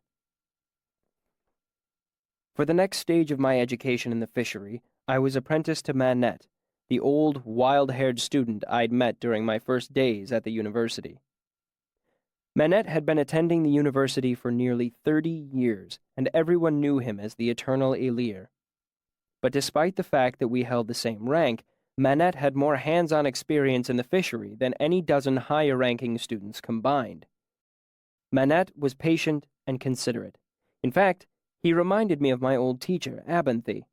Except Abinthy had wandered the world like a restless tinker, and it was common knowledge that Manette desired nothing more than to stay at the university for the rest of his life if he could manage it.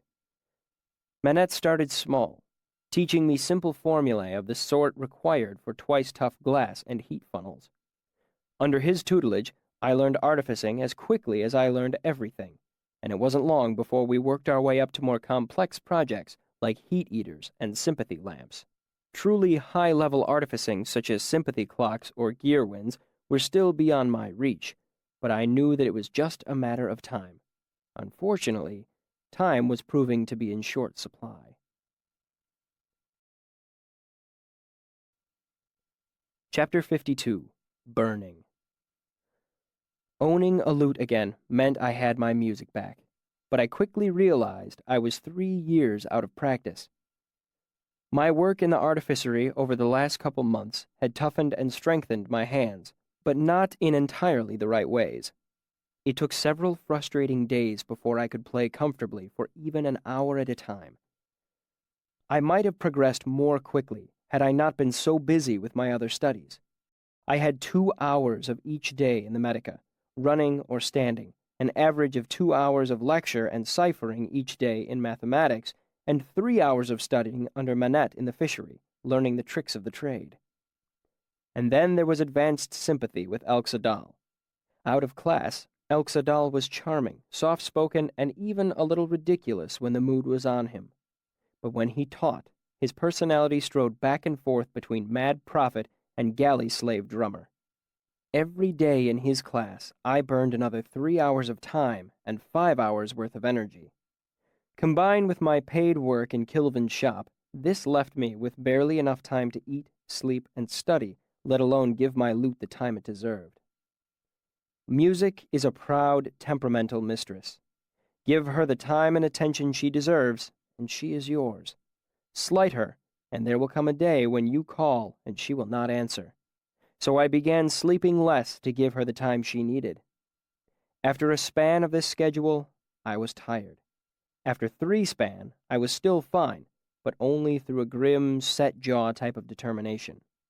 Somewhere around the 5th span, I began to show definite signs of wear. It was during that 5th span that I was enjoying a rare, shared lunch with Willem and Simon. They had their lunches from a nearby tavern. I couldn't afford a drab for an apple and meat pie, so I had snuck some barley bread and a gristly sausage out of the mess. We sat on the stone bench beneath the pennant pole where I'd been whipped. The place had filled me with dread after my whipping, but I forced myself to spend time there to prove to myself that I could. After it no longer unnerved me, I sat there because the stares of the students amused me. Now I sat there because I was comfortable. It was my place. And, because we spent a fair amount of time together, it had become Willem and Simon's place, too. If they thought my choice an odd one, they didn't speak of it. "You haven't been around very much," Willem said around a mouthful of meat pie. "Been sick?" "Right," Simon said sarcastically. "He's been sick a whole month." Willem glared at him and grumbled, reminding me of Kilvin for a moment. His expression made Simon laugh. "Will's more polite than I am. I'm betting you've been spending all your free hours walking to Imre and back, courting some fabulously attractive young bard." He gestured at the lute case that lay at my side. "You looks like he's been sick." Willem looked at me with a critical eye. "Your woman hasn't been taking care of you." "He's lovesick," Simon said knowingly. "Can't eat, can't sleep. You think of her when you should be trying to memorize your cipher." I couldn't think of anything to say. "See," Simon said to Will, "she's stolen his tongue as well as his heart. All his words are for her. He can spare none for us." "Can't spare any time, either," Willem said into his rapidly dwindling meat pie. It was true, of course. I had been neglecting my friends even more than I'd been neglecting myself. I felt a flush of guilt wash over me. I couldn't tell them the full truth, that I needed to make the most of this term because it would very likely be my last. I was flat broke. If you cannot understand why I couldn't bring myself to tell them this, then I doubt you have ever been truly poor. I doubt you can really understand how embarrassing it is to only own 2 shirts, to cut your own hair as best you can because you can't afford a barber. I lost a button and couldn't spare a shim to buy a matching one. I tore out the knee of my pants and had to make do with the wrong color thread for mending. I couldn't afford salt for my meals or drinks on my rare evenings out with friends. The money I earned in Kilvin's shop was spent on essentials, ink, soap, lute strings. The only other thing I could afford was pride. I couldn't bear the thought of my 2 best friends knowing how desperate my situation was. If I suffered a piece of extraordinary good luck, I might be able to muster 2 talents to pay the interest on my debt to Devi, but it would require a direct act of God for me to somehow gather enough money to pay that and next term's tuition as well. After I was forced out of the university and squared my debt with Devi, I didn't know what I'd do. Pull up stakes and head for Annalyn to look for Denna, perhaps. I looked at them, not knowing what to say. "Will, Simon, I'm sorry. It's just that I've been so busy lately. Simon grew a little more serious, and I saw that he was earnestly hurt at my unexplained absence. We're busy too, you know. I've got rhetoric and chemistry, and I'm learning Siaru. He turned to Will and scowled. You should know I'm beginning to hate your language, you shim bastard. Tu Krailim, the young sealed replied amiably. Simon turned back to me and spoke with remarkable candor. It's just that we'd like to see you more often than once every handful of days as you run from mains to the fishery.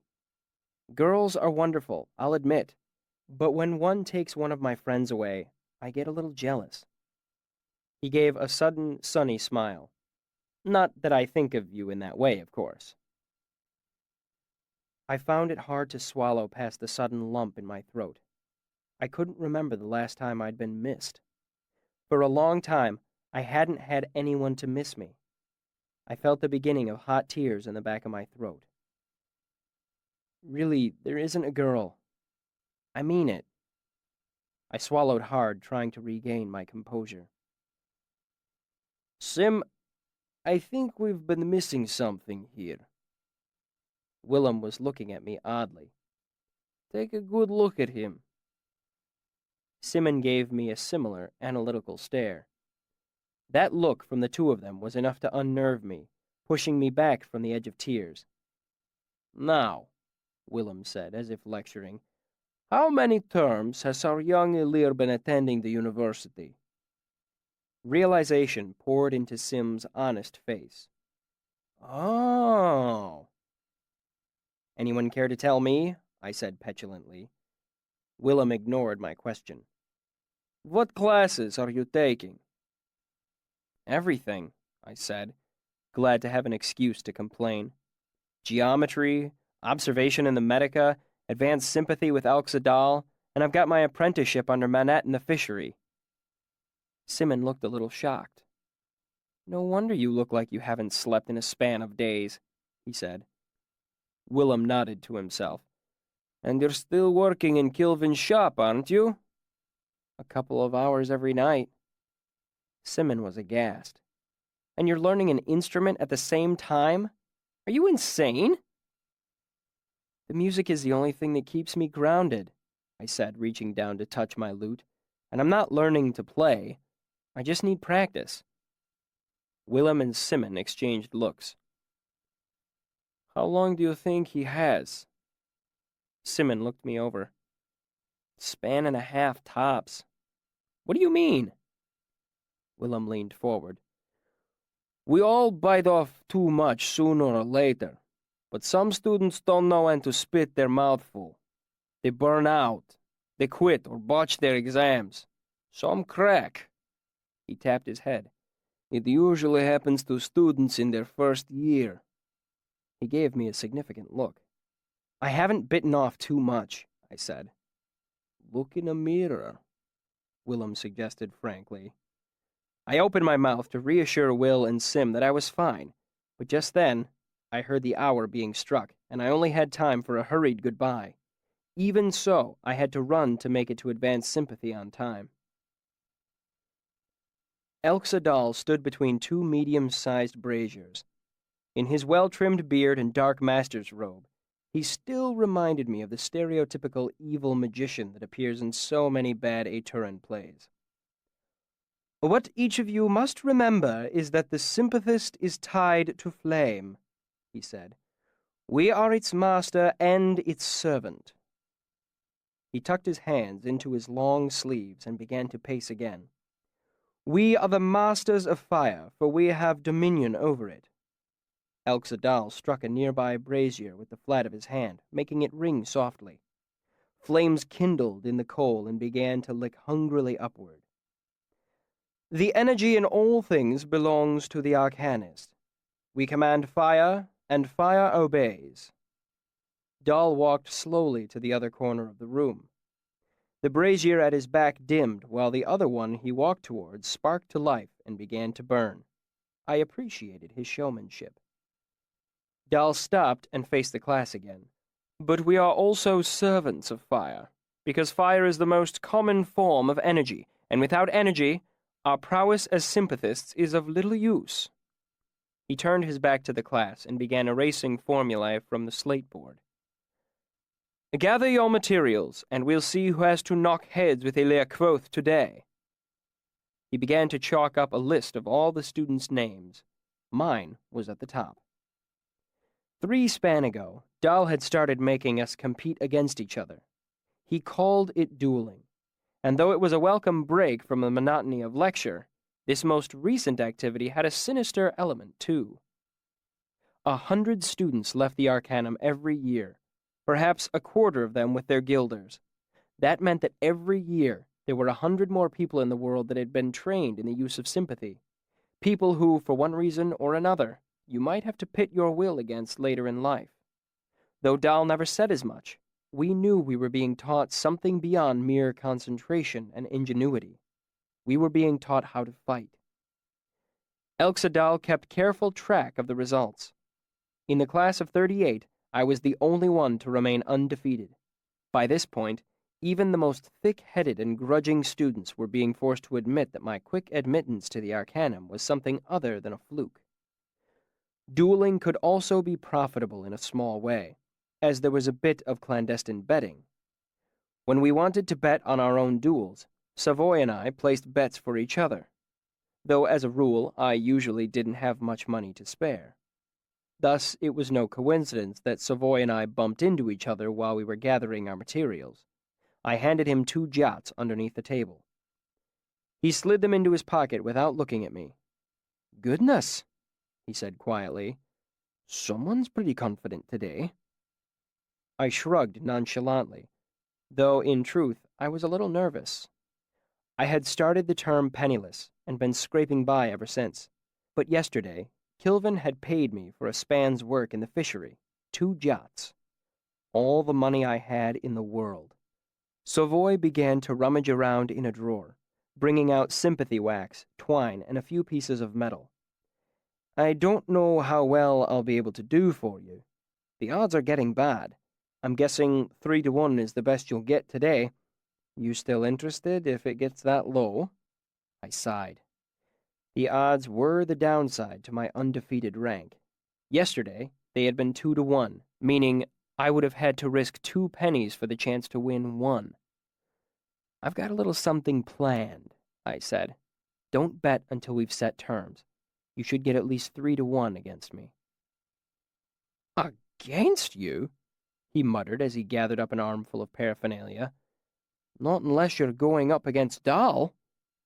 I turned my face to conceal a slightly embarrassed blush at the compliment. Dahl clapped his hands and everyone rushed to take their proper place. I was paired with a vintage boy, Fenton. He was 1 step below me in the class ranking. I respected him as one of the few in the class that could pose a real challenge to me in the right situation. "Right then," Elxa said, rubbing his hands together eagerly. "Fenton, you're lower on the ranks. Pick your poison." "Candles." "And your link?" Dahl asked ritualistically. With candles, it was always either wicking or wax. "Wick." He held up a piece for everyone to see. Dahl turned to me. "Link?" I dug into a pocket and held up my link with a flourish. "Straw." There was a murmur from the class at this. It was a ridiculous link. The best I could hope for is a 3% transfer, maybe 5. Fenton's wicking would be 10 times better. "Straw?" "Straw," I said with slightly more confidence than I felt. If this didn't tip the odds against me, I didn't know what would. "Straw it is, then," Dahl said easily. "Elia Fenton, since Kvothe is undefeated, you will have the choice of sauce." A quiet laugh spread through the class. My stomach dropped. I hadn't expected that. Normally, whoever doesn't pick the game gets to choose the source. I had been planning on choosing brazier, knowing that the quantity of heat would help offset my self-imposed handicap. Fenton grinned, knowing his advantage. "No source." I grimaced. All we would have to draw from was our own body heat. difficult in the best of circumstances, not to mention a little dangerous. I couldn't win. Not only was I going to lose my perfect rank, I had no way to signal Savoy not to bet my last 2 jots. I tried to meet his eyes, but he was already caught up in quiet, intense negotiations with a handful of other students. Fenton and I moved wordlessly to sit on opposite sides of a large work table. Elxadal set 2 thick stumps of candle down, one in front of each of us. The object was to light your opponent's candle without letting him do the same to yours. This involved splitting your mind into 2 different pieces. One piece tried to hold the ailer that your piece of wicking, or straw if you were stupid, was the same as the wick of the candle you were trying to light. Then you drew energy from your source to make it happen. Meanwhile, the second piece of your mind was kept busy trying to maintain the belief that your opponent's piece of wicking was not the same as the wick of your candle. If all of this sounds difficult, believe me, you don't know the half of it. Making it worse was the fact that neither of us had an easy source to draw from. You had to be careful using yourself as a source. Your body is warm for a reason. It responds badly when heat is pulled away. At a gesture from Elxadal, we began. I immediately devoted my whole mind to the defense of my own candle and began to think furiously. There was no way I could win. It doesn't matter how skilled a fencer you are. You can't help but lose when your opponent has a blade of Ramsden steel and you've chosen to fight with a willow switch. I lowered myself into the heart of stone. Then, still devoting most of my mind to the protection of my candle, I muttered a binding between my candle and his. I reached out and tipped my candle on its side, forcing him to make a grab for his before it did the same and rolled away. I tried to take quick advantage of his distraction and set his candle aflame. I threw myself into it and felt a chill bleed up my arm from my right hand that held the piece of straw. Nothing happened. His candle remained cold and dark. I cupped my hand around the wick of my candle, blocking his line of sight. It was a petty trick and largely useless against a skilled sympathist, but my only hope was to rattle him in some way. "Hey, Fen," I said, "have you heard the one about the tinker, the Talon, the farmer's daughter, and the butter churn yet?" Fen gave no response. His pale face was locked in fierce concentration. I gave up distraction as a lost cause. Fenton was too smart to be thrown off that way. Besides, I was finding it difficult to maintain the necessary concentration to keep my candle safe. I lowered myself more deeply into the heart of stone and forgot the world apart from the 2 candles and a piece of wick and straw. After a minute, I was covered in a clammy, chill sweat. I shivered. Fenton saw this and gave me a smile with bloodless lips. I redoubled my efforts, but his candle ignored my best attempts to force it into flame. 5 minutes passed, with the whole class quiet as stones. Most duels lasted no longer than a minute or 2, one person quickly proving himself more clever or possessed of a stronger will. Both my arms were cold now. I saw a muscle in Fenton's neck twitch spastically, like a horse's flank trying to shake loose a biting fly. His posture went rigid as he suppressed the urge to shiver. A wisp of smoke began to curl from the wick of my candle. I bore down. I realized that my breath was hissing through my clenched teeth, my lips pulled back in a feral grin. Fenton didn't seem to notice, his eyes growing glassy and unfocused. I shivered again, so violently that I almost missed seeing the tremor in his hand. Then slowly, Fenton's head began to nod toward the tabletop. His eyelids drooped. I set my teeth and was rewarded to see a thin curl of smoke rise from the wick of his candle. Woodenly, Fenton turned to look, but instead of rallying to his own defense, he made a slow, leaden gesture of dismissal and lay his head in the crook of his arm. He didn't look up as the candle near his elbow spat fitfully to life. There was a brief scattering of applause mixed in with exclamations of disbelief. Someone pounded me on the back. "How about that? Wore himself out."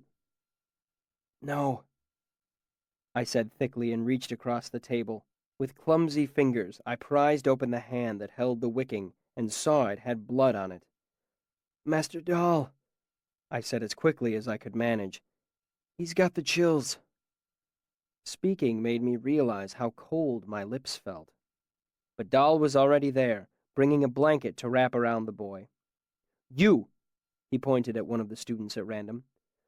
"Bring someone from the Medica. Go." The student left at a run. "Foolish." Master Dahl murmured a binding for heat. He looked over at me. "You should probably walk around a bit. You don't look much better than he does."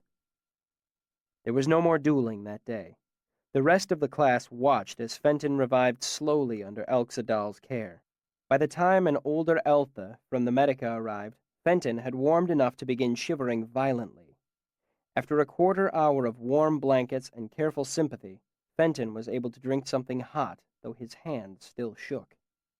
Once all the hubbub was finished, it was nearly third bell.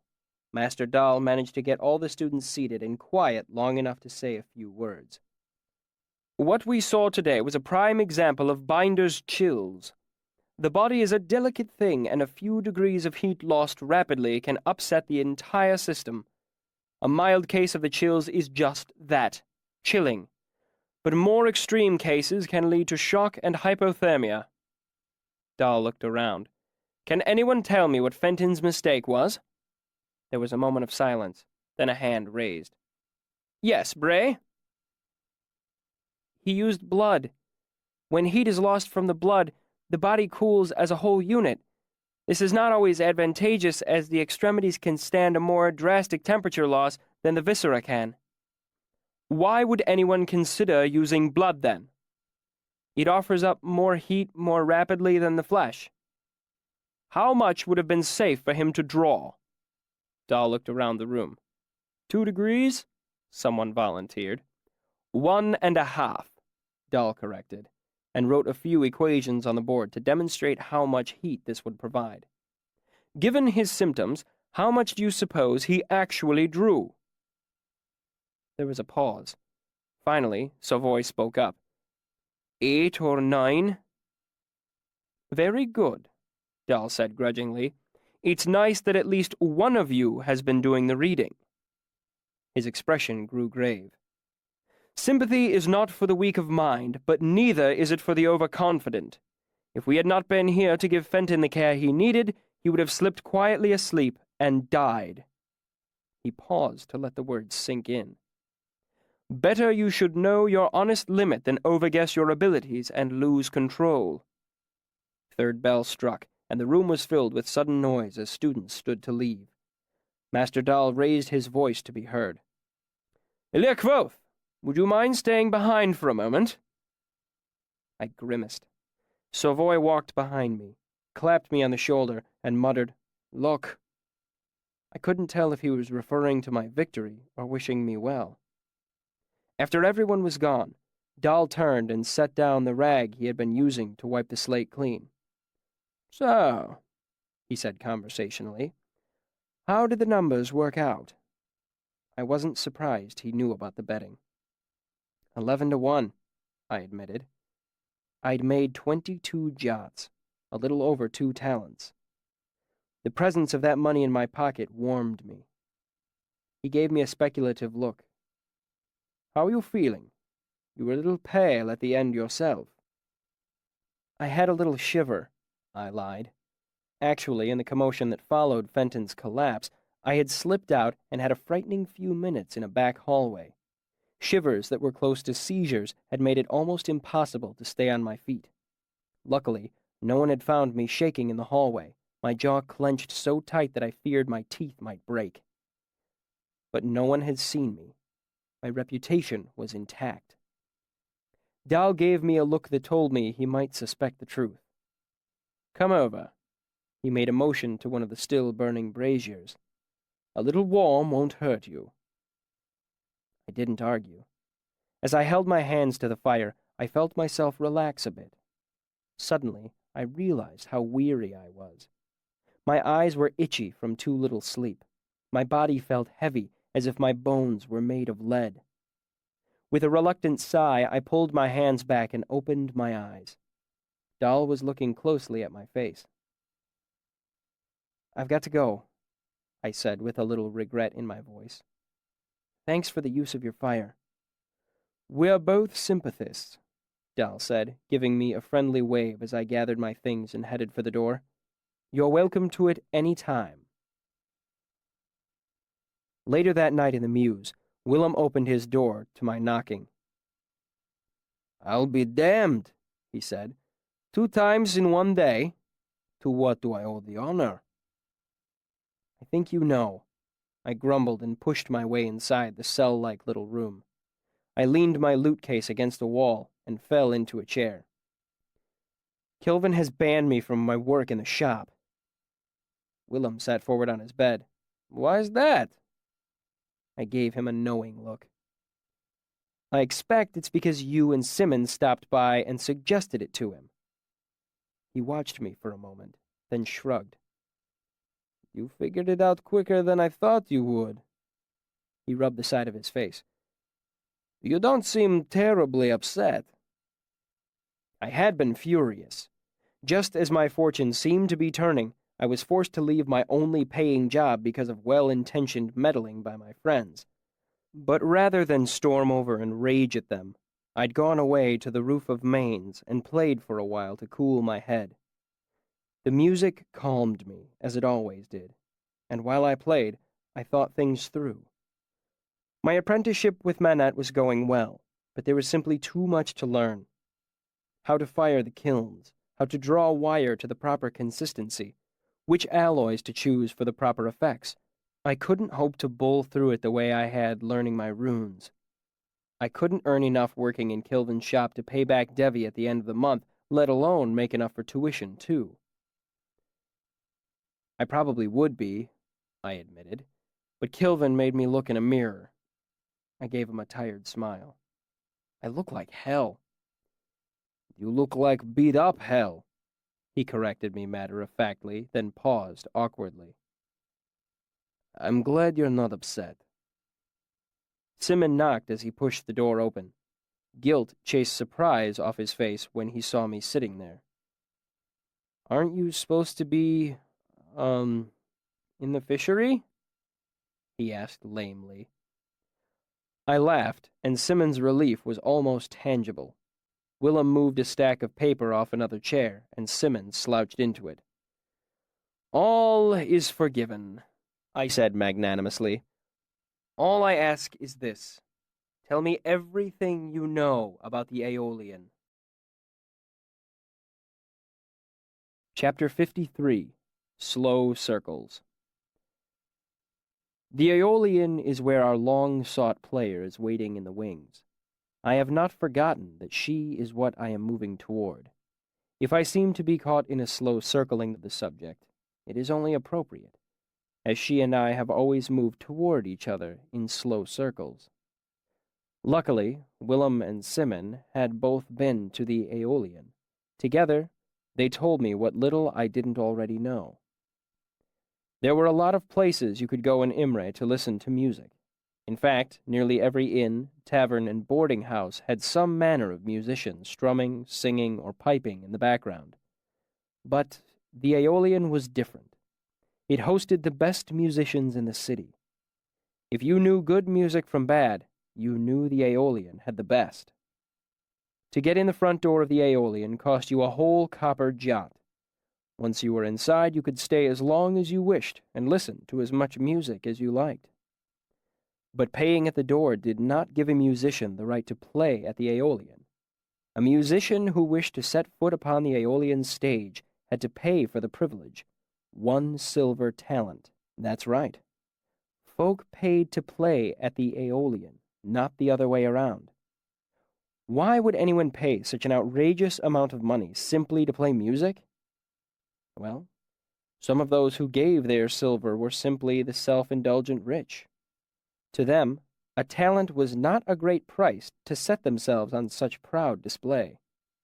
But serious musicians paid too. If your performance impressed the audience and the owners enough, you were given a token, a tiny set of silver pipes that could be mounted on a pin or necklace. The talent pipes were recognized as clear marks of distinction at most sizable inns within 200 miles of Imre. If you had your set of talent pipes, you were admitted to the Aeolian for free and could play whenever the fancy took you. The only responsibility the talent pipes carried was that of performance. If you had earned your pipes, you could be called upon to play. This was usually not a heavy burden, as the nobility who frequented the Aeolian usually gave money or gifts to performers who pleased them. It was the upper-class version of buying drinks for the fiddler. Some musicians played with little hope of actually gaining their pipes. They paid to play because you never knew who might be in the Aeolian that night listening. A good performance of a single song might not get you your pipes, but it might earn you a wealthy patron instead. A patron. "You'll never guess what I heard," Simmons said one evening as we sat on our usual bench in the pennant square. We were alone, as Willem was off making eyes at a serving girl at Anchor's. "Students have been hearing all manner of odd things from Mainz at night." "Really?" I feigned disinterest. Simmons pressed on. "Yes. Some say that it's the ghost of a student who got lost in the building and starved to death." He tapped the side of his nose with a finger like an old gaffer telling a story. "They say he wanders the halls even to this day, never able to find his way outside." "Ah." "Other opinions suggest it's an angry spirit. They say it tortures animals, especially cats. That's the sound the students hear late at night. Tortured cats' guts. Quite a terrifying sound, I understand." I looked at him. He seemed almost ready to burst with laughing. "Oh, let it out," I told him with mock severity. "Go on. You deserve it for being so terribly clever, despite the fact that no one uses gut strings in this day and age." He chortled delightedly to himself. I picked up one of his sweet cakes and began to eat it, hoping to teach him a valuable lesson in humility. "So you're still going at it?" I nodded. Simmons looked relieved. "I thought you might have changed your plans. I hadn't seen you carrying your lute around lately." "Not necessary," I explained. "Now that I have time to practice, I don't have to worry about sneaking in a few minutes whenever I can grab them." A group of students passed by. One of them waved to Simmons. "When are you going to do it?" "This morning," I said. "So soon?" Sim asked. "It was only 2 span ago that you were worried about being rusty. Has it all come back so quickly?" "Not all of it," I admitted. "It'll take years for it all to come back." I shrugged and popped the last of the sweet cake into my mouth. "But it's easy again. The music doesn't stop in my hands anymore. It just—" I struggled to explain, then shrugged. "I'm ready." Honestly, I would have liked another month's practice, another year's practice before gambling away an entire talent. But there was no time. The term was nearly over. I needed money to stave off my debt to Devi and pay my upcoming tuition. I couldn't wait any longer. "You sure?" Sim asked. "I've heard people try for their talent that were really good. Early this term, an old man sang a song about this woman whose husband had gone off to war." "In the village smithy," I said. "Whatever," Simmons said dismissively. "What I'm saying is that he was really good. I laughed and cried and just hurt all over." He gave me an anxious look. "But he didn't get his pipes." I covered my own anxiety with a smile. "You still haven't heard me play, have you?" "You know damn well I haven't," he said crossly. I smiled. I had refused to play for Willem and Simmons while I was out of practice. Their opinions were nearly as important as those at the Aeolian. "Well, you'll get your chance this morning," I teased. "Will you come?" Simmons nodded. "Willem, too, barring earthquakes or rain of blood." I looked up at the sunset. "I should go," I said, getting to my feet. "Practice makes the master." Sim waved, and I headed to the mess, where I sat down long enough to spoon up my beans and chew through a flat piece of tough gray meat. I took my small loaf of bread with me, drawing a few odd looks from the nearby students. I headed to my bunk and retrieved my lute from the trunk at the foot of the bed. Then, given the rumors Sim had mentioned, I took one of the trickier ways onto the roof of Mainz, shimmying up a series of drain pipes in a sheltered box alley. I didn't want to draw any extra attention to my nighttime activities there. It was fully dark by the time I made it to the isolated courtyard with the apple tree. All the windows were dark. I looked down from the edge of the roof, seeing nothing but shadows. "Ari?" I called. "Are you there?" "You're late," came the vaguely petulant reply. "I'm sorry," I said. "Do you want to come up tonight?" A slight pause. "No. Come down." "There's not much moon tonight," I said in my best encouraging tones. "Are you sure you don't want to come up?" I heard a rustle from the hedges below, and then saw Ari scamper up the tree like a squirrel. She ran around the edge of the roof, then pulled up short a few dozen feet away. At my best guess, Ari was only a few years older than me, certainly no more than 20. She dressed in tattered clothes that left her arms and legs bare, was shorter than me by almost a foot. She was thin. Part of this was simply her tiny frame, but there was more to it than that. Her cheeks were hollow, and her bare arms waifishly narrow. Her long hair was so fine that it trailed her, floating in the air like a cloud. It had taken me a long while to draw her out of hiding. I'd suspected someone was listening to me practice from the courtyard, but it had been nearly 2 span before I caught a glimpse of her. Seeing that she was half-starved, I began bringing whatever food I could carry away from the mess and leaving it for her. Even so, it was another span before she had joined me on the roof as I practiced my lute. The last few days, she'd even started talking. I'd expected her to be sullen and suspicious, but nothing could be further from the truth. She was bright-eyed and enthusiastic. Though I couldn't help but be reminded of myself in Tarbean when I saw her, there was little real resemblance. Ari was scrupulously clean and full of joy. She didn't like the open sky, or bright lights, or people. I guessed she was some student who had gone cracked and run underground before she could be confined to Haven. I hadn't learned much about her, as she was still shy and skittish. When I'd asked her name, she bolted back underground and didn't return for days. So I picked a name for her, Ari, though in my heart I always thought of her as my little moon fae. Ari came a few steps closer, stopped, waited, then darted forward again. This she did several times until she stood in front of me. Standing still, her hair spread in the air around her like a halo. She held both her hands in front of her, just under her chin. She reached out and tugged my sleeve, then pulled her hand back. "What did you bring me?" she asked excitedly. I smiled. "What did you bring me?" I teased gently. She smiled and thrust her hand forward. Something gleamed in the moonlight. "A key," she said proudly, pressing it on me. I took it. It had a pleasing weight in my hand. "It's very nice," I said. "What does it unlock?" "The moon," she said, her expression grave. "That should be useful," I said, looking it over. "That's what I thought," she said. "That way, if there's a door in the moon, you can open it."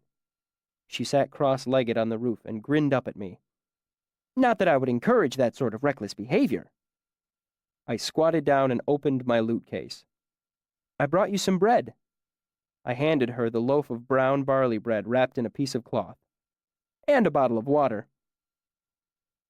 "This is very nice as well," she said graciously.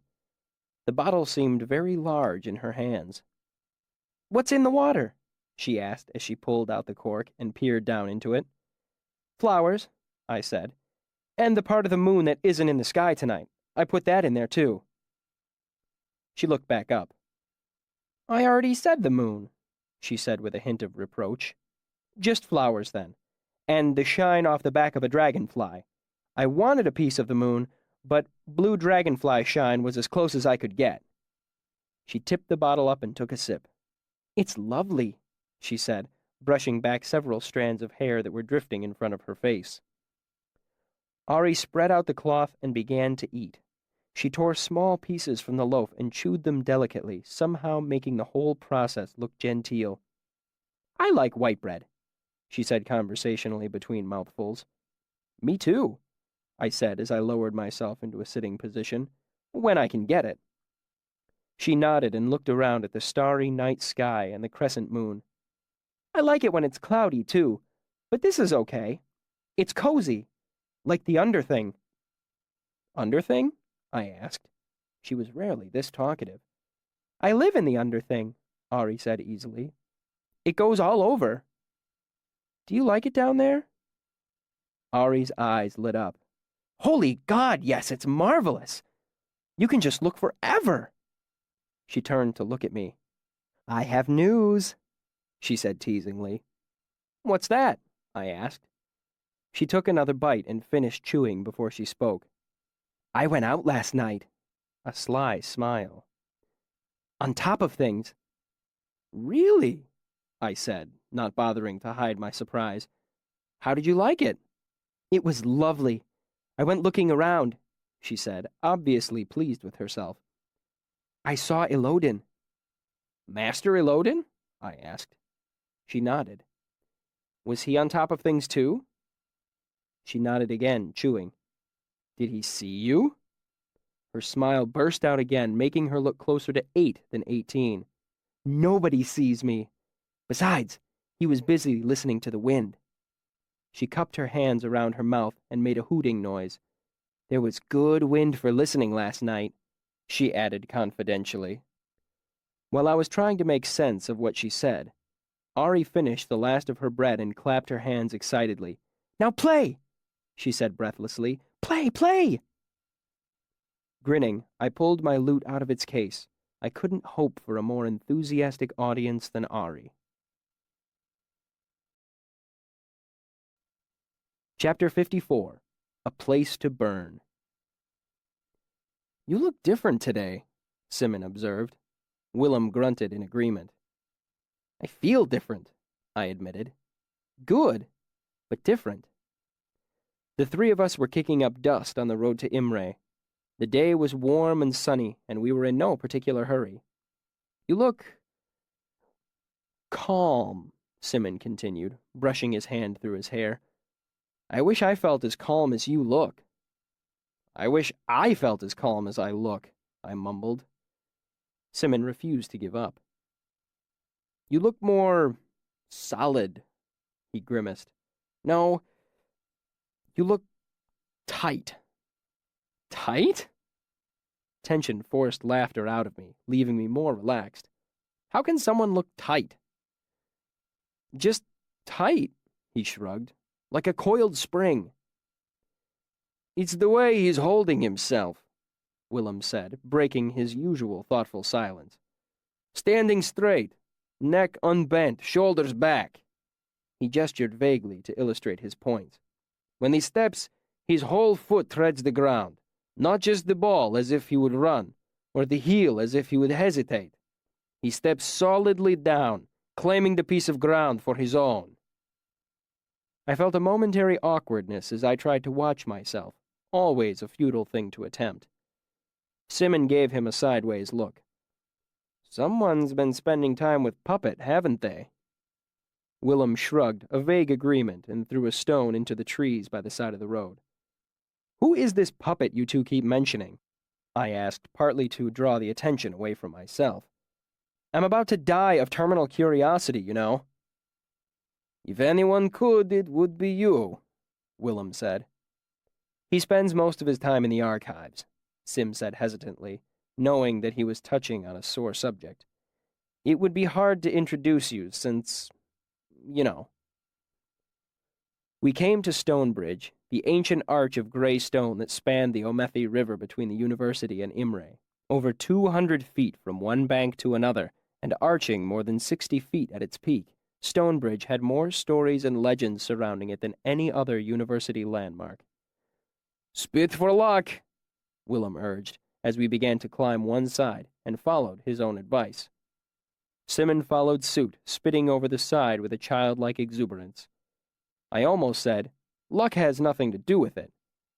Master Arwell's words, repeated sternly 1,000 times in the Medica. I tasted them on the tip of my tongue for a minute, hesitated, then spat instead. The Aeolian lay at the heart of Imre, its front doors facing out onto the city's central cobblestone courtyard. There were benches, a few flowering trees, and a marble fountain misting water over a statue of a satyr chasing a group of half-clothed nymphs whose attempts at flight seemed token at best. Well-dressed people milled around, nearly a third carrying some sort of musical instrument or another. I counted at least 7 lutes. As we approached the Aeolian, the doorman tugged at the front of a wide-brimmed hat and made a nodding bow. He was at least 6.5 feet tall, deeply tanned and muscular. "That will be 1 jot, young master." He smiled as Willem handed over a coin. He turned to me next with the same sunny smile. Looking at the loot case I carried, he cocked an eyebrow at me. "Good to see a new face. You know the rules?" I nodded and handed him a jot. He turned to point inside. "You see the bar?" It was hard to miss 50 feet of winding mahogany that curved through the far end of the room. "See where the far end turns toward the stage?" I nodded. "See him on the stool? If you decide to try for your pipes, he's the one you want to talk to. Name's Stanchion." We both turned away from the room at the same time.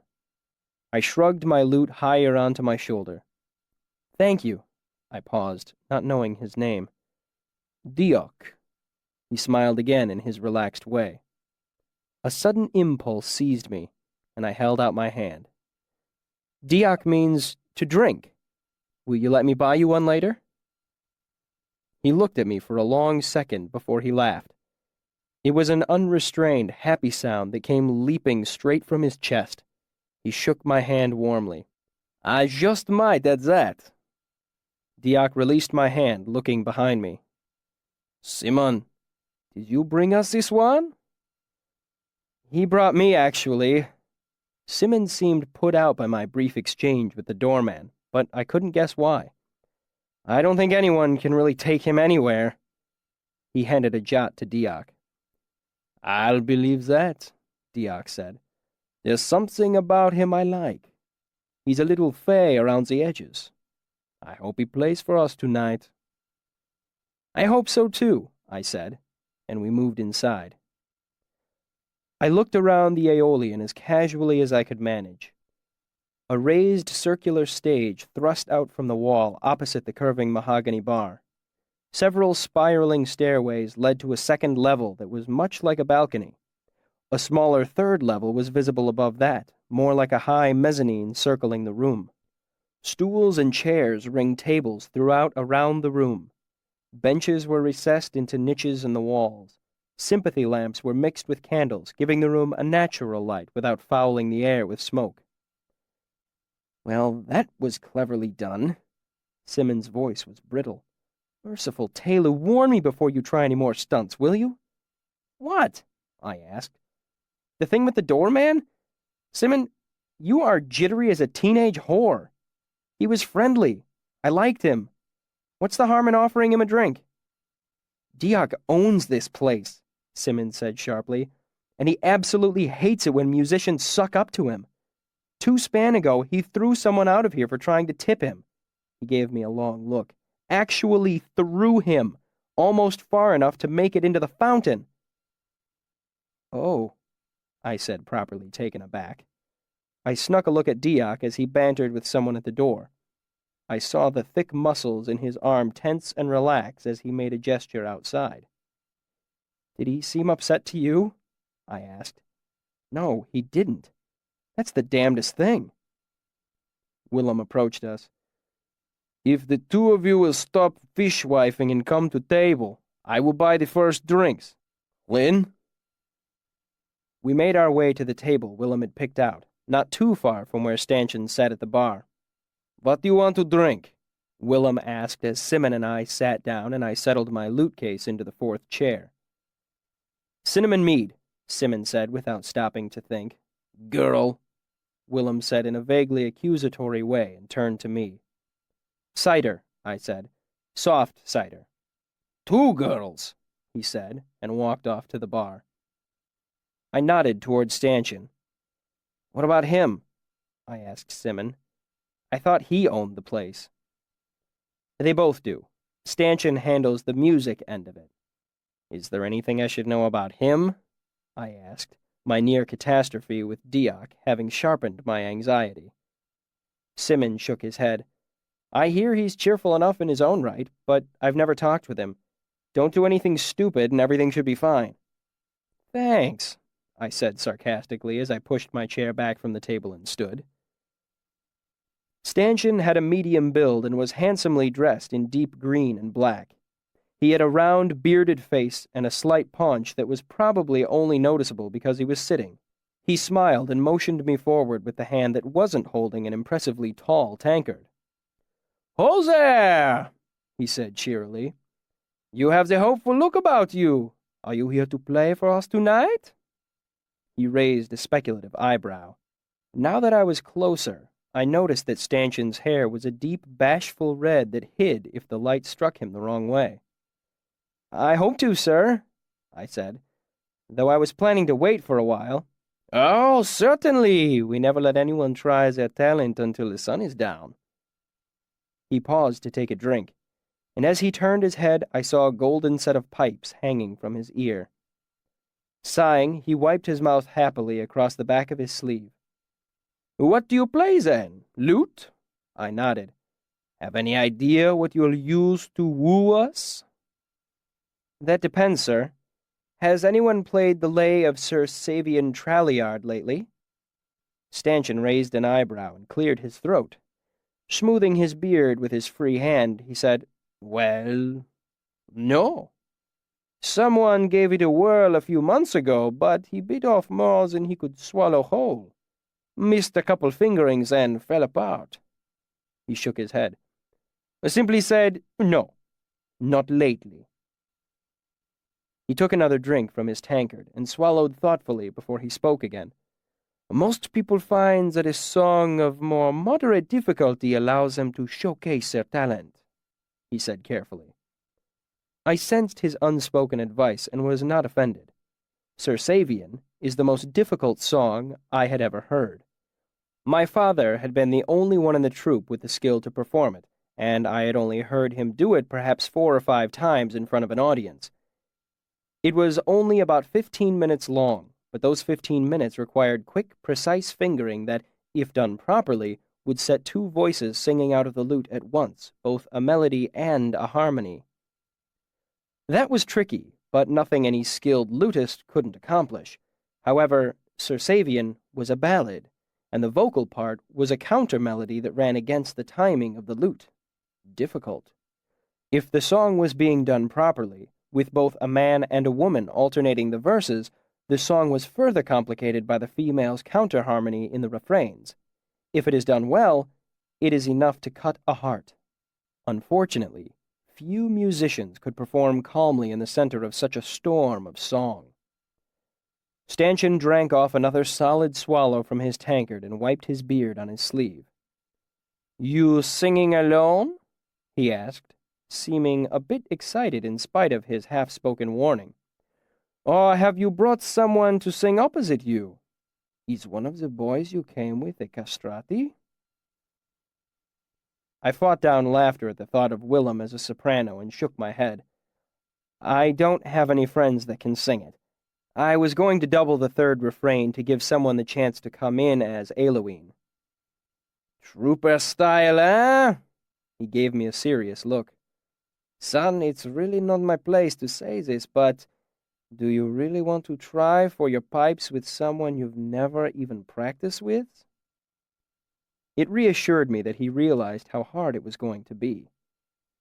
"How many pipes will be here tonight, roughly?" He thought briefly. "Roughly 8? Maybe a dozen? So in all likelihood there will be at least 3 women who have earned their talents." Stanchion nodded, watching me curiously.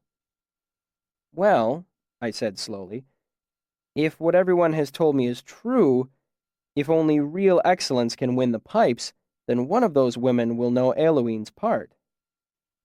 Stanchion took another long, slow drink, watching me over the top of his tankard. When he finally set it down, he forgot to wipe his beard. You're a proud one, aren't you? He said frankly. I looked around the room. Isn't this the Aeolian? I heard that this is where pride pays silver and plays golden. I like that, Stanchion said almost to himself. Plays golden. He slammed his tankard down onto the bar, causing a small geyser of something frothy to erupt from the top. Damn it, boy! I hope you're as good as you seem to think you are. I could use someone else around here with Ilian's fire. He ran a hand through his own red hair to clarify his double meaning. I hope this place is as good as everyone seems to think it is, I said earnestly. I need a place to burn. He didn't throw you out, Simon quipped as I returned to the table, so I'm guessing it didn't go as badly as it could have. I think it went well, I said distractedly, but I'm not sure. How can you not know? Simon objected. I saw him laugh. That must mean something good. Not necessarily, Willem said.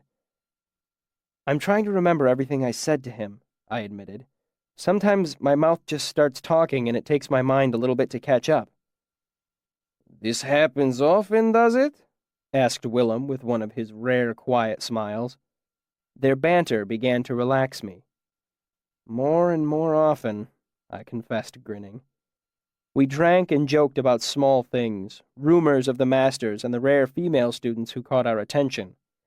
We talked about who we liked in the university, but more time was spent mulling over who we didn't like, and why, and what we would do about it given the chance. Such is human nature. So time passed, and the Aeolian slowly filled. Simon gave in to Willem's taunting and began to drink Scutton, a powerful black wine from the foothills of the Shalda Mountains, more commonly called Cuttail. Simon showed the effects almost immediately, laughing louder, grinning wider, and fidgeting in his seat. Willem remained his same taciturn self. I bought the next round of drinks, making it large mugs of straight cider for each of us. I responded to Willem's scowl by telling him that if I made my talent tonight, I would float him home in Cuttail, but if either of them got drunk on me before then, I would personally thrash them and drop them in the river. They settled down an appreciable amount and began inventing obscene verses to Tinker Tanner. I left them to it, retreating into my own thoughts. At the forefront of my mind was the fact that Stanchion's unspoken advice might be worth listening to. I tried to think of other songs I could perform that were difficult enough to show my skill, but easy enough to allow me room for artistry. Simon's voice drew me back to the here and now. Come on, you're good at rhymes, he urged me. I replayed the last bit of their conversation that I'd been half listening to. Try In the Talon's Cassock, I suggested disinterestedly. I was too nervous to bother explaining that one of my father's vices had been his propensity for dirty limericks. They chortled delightedly to themselves while I tried to come up with a different song to sing. I hadn't had much luck when Willem distracted me again. What? I demanded angrily. Then I saw the flat look in Willem's eyes that he only gets when he sees something he really doesn't like. What? I repeated more reasonably this time. Someone we all know and love, he said darkly, nodding in the direction of the door. I couldn't see anyone I recognized. The Aeolian was nearly full, and over 100 people milled about on the ground floor alone. I saw through the open door that night had settled outside. His back is to us. He's working his oily charm on a lovely young lady who must not know him, to the right of the round gentleman in red. Willem directed my attention. Son of a bitch, I said, too stunned for proper profanity. I've always figured him for porcine parentage myself, Willem said dryly. Simon looked around, blinking owlishly. What? Who's here? Ambrose. God's balls, Simon said and hunched over the tabletop. That's all I need. Haven't you two made nice yet? I'm willing to leave him be, I protested, but every time he sees me, he can't help but make another jab in my direction. It takes two to argue, Simon said. Like hell, I retorted. I don't care whose son he is. I won't go belly up like some timid pup. If he's fool enough to take a poke at me, I'll snap the finger clean off that does the poking. I took a breath to calm myself and tried to sound rational. Eventually, he'll learn to leave me well enough alone. You could just ignore him, Simmons said, sounding surprisingly sober. Just don't rise to his baiting and he'll tire of it soon enough. No, I said seriously, looking Simmon in the eye. No, he won't. I liked Simmon, but he was terribly innocent at times. Once he thinks I'm weak, he'll be on me twice as thick as the day before. I know his type. Here he comes, Willem observed, looking casually away. Ambrose saw me before he made it to our side of the room. Our eyes met, and it was obvious that he hadn't expected to see me there. He said something to one of his ever-present group of bootlickers, and they moved off through the crowd in a different direction to claim a table. His eyes moved from me to Willem to Simmon to my lute and back to me. Then he turned and walked to the table his friends had claimed. He looked in my direction before he took his seat. I found it unnerving that he didn't smile. He had always smiled at me before, an over-sad pantomime smile with mockery in his eyes. Then I saw something that unnerved me even more. He was carrying a sturdy, squared case. Ambrose plays liar? I demanded of the world in general. Willem shrugged. Simmon looked uncomfortable. I thought you knew, he said weakly. You've seen him here before? I asked. Sim nodded. Did he play? Recited, actually. Poetry. He recited and kind of plucked at the lyre. Simmon looked like a rabbit about to run. Does he have his talent? I said darkly. I decided then that if Ambrose was a member of this group, I didn't want anything to do with it. No, Simmon squeaked. He tried for it, but... He trailed off, looking a little wild around the eyes. Willem laid a hand on my arm and made a calming gesture. I took a deep breath, closed my eyes, and tried to relax. Slowly, I realized that none of this mattered. At most, it simply raised the stakes for tonight. Ambrose wouldn't be able to do anything to disrupt my playing. He would be forced to watch and listen. Listen to me playing the Lay of Sir Savian Trelliard. Because now there was no question as to what I would be performing tonight. The evening's entertainment was led by one of the talented musicians from the crowd. He had a lute and showed that he could play it as well as any Adimaru. His second song was even better, one that I'd never heard before. There was a gap of about 10 minutes before another talented musician was called onto the stage to sing. This man had a set of reed pipes and played them better than anyone I had ever heard. He followed by singing a haunting eulogy in a minor key. No instrument, just his high, clear voice that rose and flowed like the pipes he had played before. I was pleased to find the skill of the talented musicians to be everything it was rumored to be, but my anxiety increased a proportionate amount. Excellence is excellence's only companion. Had I not already decided to play the Lay of Sir Savian Trelliard for purely spiteful reasons, these performances would have convinced me. There followed another period of 5 or 10 minutes. I realized that Stanchion was deliberately spacing things out to give the audience a chance to move about and make noise between the songs. The man knew his business. I wondered if he had ever been a trooper. Then we had our first trial of the night. A bearded man of 30 years or so was brought onto the stage by Stanchion and introduced to the audience. He played flute. Played it well. He played 2 shorter songs that I knew and a third I didn't. He played for perhaps 20 minutes in all, only making one small mistake that I could hear. After the applause, the flutist remained on stage while Stanchion circulated in the crowd, gathering opinions. A serving boy brought the flutist a glass of water. Eventually, Stanchion came back onto the stage. The room was quiet as the owner drew close and solemnly shook the man's hand. The musician's expression fell, but he managed a sickly smile and a nod to the audience. Stanchion escorted him off the stage and bought something that came in a tall tankard. The next to try her talent was a young woman, richly dressed with golden hair.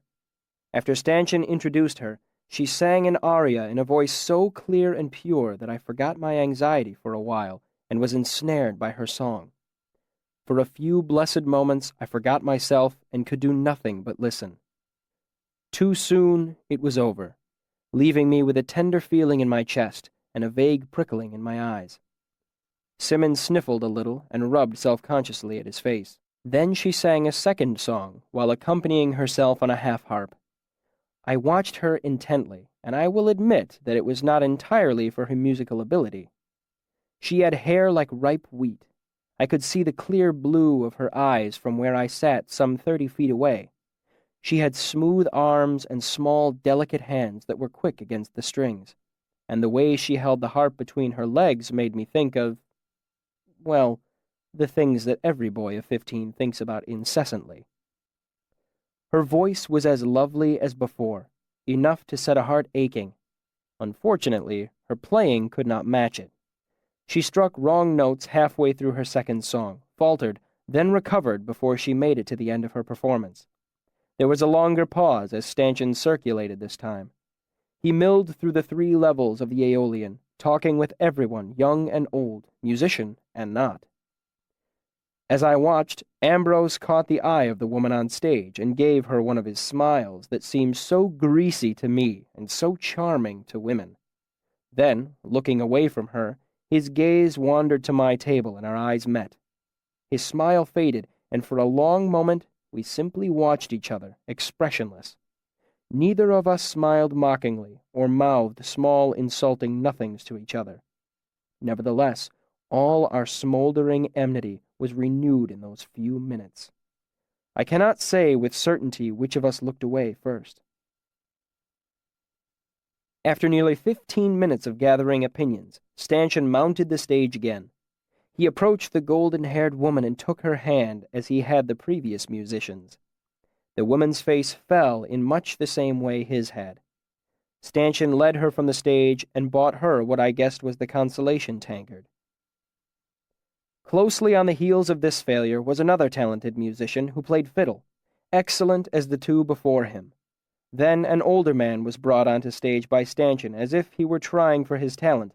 However, the applause that greeted him seemed to imply that he was as popular as any of the talented musicians who played before him. I nudged Simon. "Who's this?" I asked, as the gray-bearded man tuned his lyre. "Threp," Simon whispered back at me. "Count Threp, actually. He plays here all the time, has for years. Great patron of the arts. He stopped trying for his pipes years ago. Now he just plays. Everyone loves him." Threp began to play, and I could see immediately why he had never earned his pipes. His voice cracked and wavered as he plucked his lyre. His rhythm varied erratically, and it was hard to tell if he struck a wrong note. The song was obviously of his own devising, a rather candid revelation about the personal habits of a local nobleman. But in spite of its lack of classic artistic merit, I found myself laughing along with the rest of the crowd.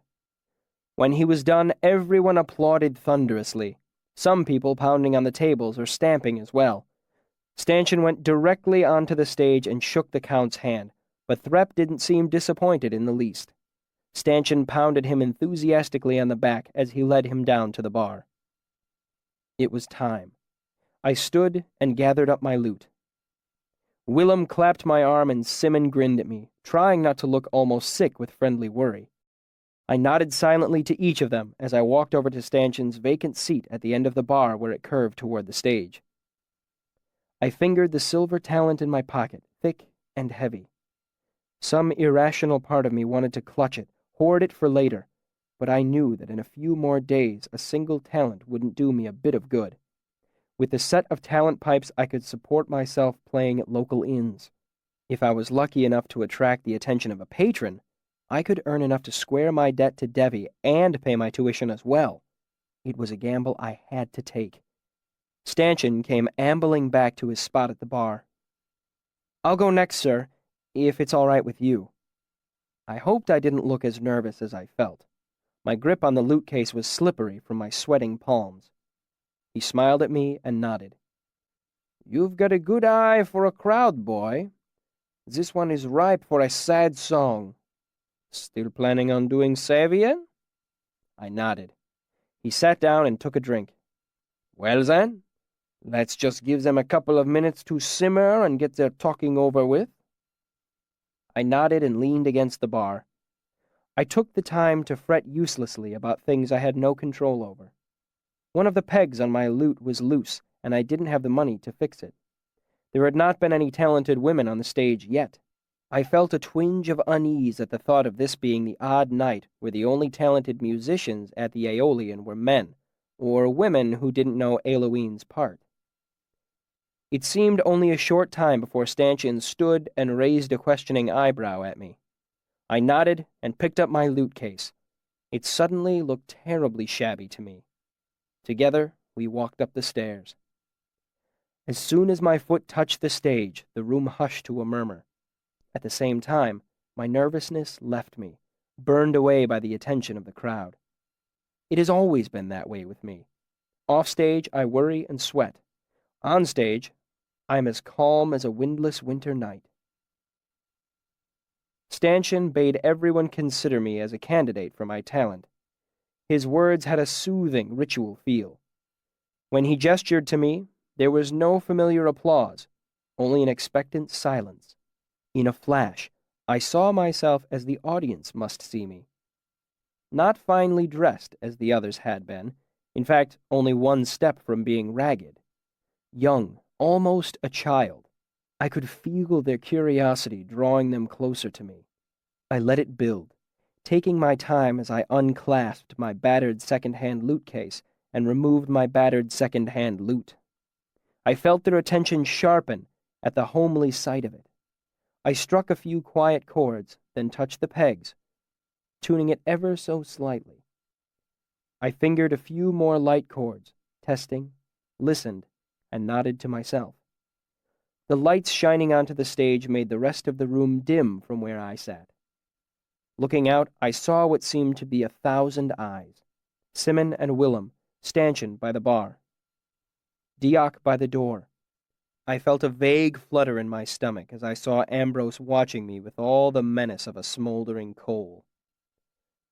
I looked away from him to see a bearded man in red.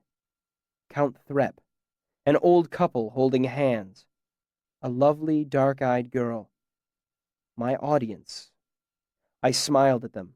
The smile drew them closer still, and I sang. Still!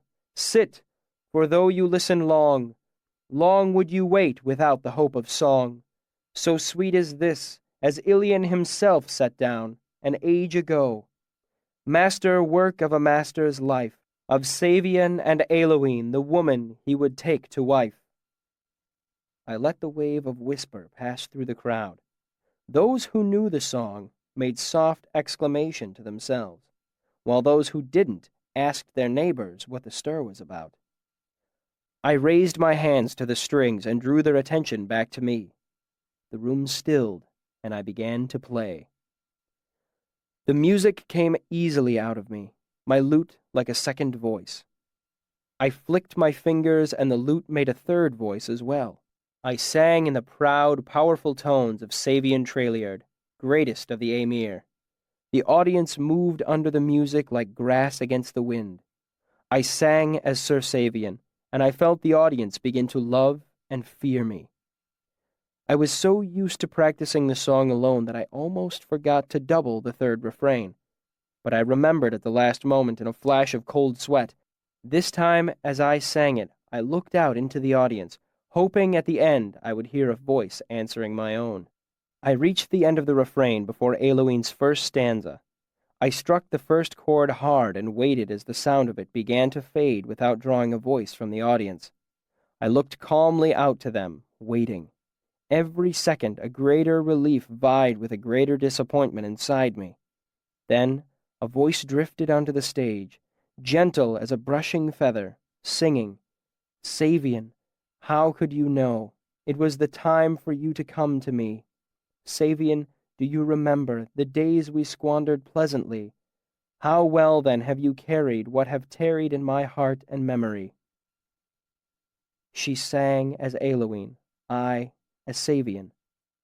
On the refrains her voice spun, twinning and mixing with my own. Part of me wanted to search the audience for her, to find the face of the woman I was singing with. I tried once, but my fingers faltered as I searched for the face that could fit with the cool moonlight voice that answered mine.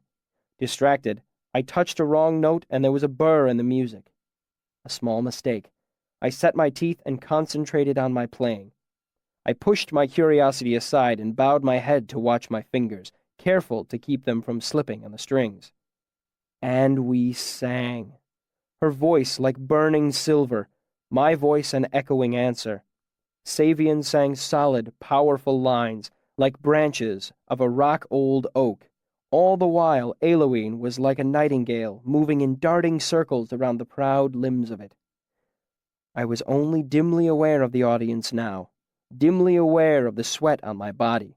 I was so deeply in the music that I couldn't have told you where it stopped and my blood began. But it did stop. 2 verses from the end of the song, the end came. I struck the beginning chord of Savian's verse, and I heard a piercing sound that pulled me out of the music like a fish dragged from deep water. A string broke. High on the neck of the lute it snapped, and the tension lashed it across the back of my hand, drawing a thin, bright line of blood. I stared at it numbly. It should not have broken. None of my strings were worn badly enough to break. But it had. And as the last notes of the music faded into silence, I felt the audience begin to stir. They began to rouse themselves from the waking dream I had woven for them out of the strands of song. In the silence, I felt it all unraveling, the audience waking with the dream unfinished, all my work ruined, wasted, and all the while burning inside me was the song, the song, the song!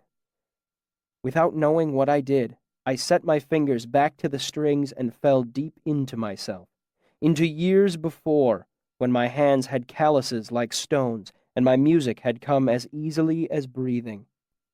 Back to the time I played to make the sound of wind turning a leaf on a lute with 6 strings. I began to play, slowly, then with greater speed as my hands remembered. I gathered the fraying strands of song and wove them carefully back to what they had been a moment earlier. It was not perfect.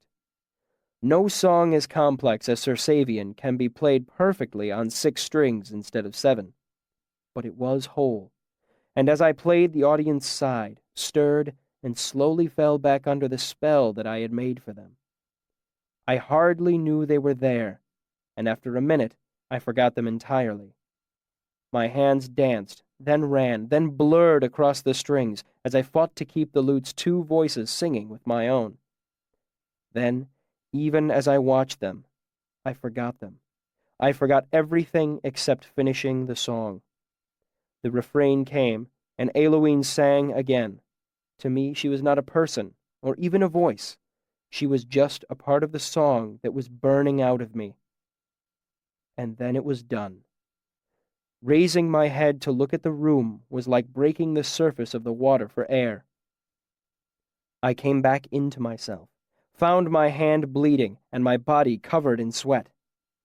Then the ending of the song struck me like a fist in my chest, as it always does, no matter where or when I listen to it. I buried my face in my hands and wept. Not for a broken lute string and the chance of failure. Not for blood shed and a wounded hand. I did not even cry for the boy who had learned to play a lute with 6 strings in the forest years ago. I cried for Sir Savian and Eowyn, for love lost and found and lost again, at cruel fate and man's folly. And so, for a while, I was lost in grief and knew nothing. Chapter 55. Flame and Thunder. I held all of my mourning for Savian and Eowyn to a few moments. Knowing I was still on display, I gathered myself and straightened in my chair to look out at my audience. My silent audience. Music sounds different to the one who plays it. It is the musician's curse. Even as I sat, The ending I had improvised was fading from my memory. Then came doubt. What if it hadn't been as whole as it had seemed? What if my ending hadn't carried the terrible tragedy of the song to anyone but myself? What if my tears seemed to be nothing more than a child's embarrassing reaction to his own failure? Then, waiting, I heard the silence pouring from them. The audience held themselves quiet, tense and tight, as if the song had burned them worse than flame. Each person held their wounded selves closely, clutching their pain as if it were a precious thing. Then there was a murmur of sobs released and sobs escaping, a sigh of tears, a whisper of bodies slowly becoming no longer still. Then the applause, a roar like leaping flame, like thunder after lightning.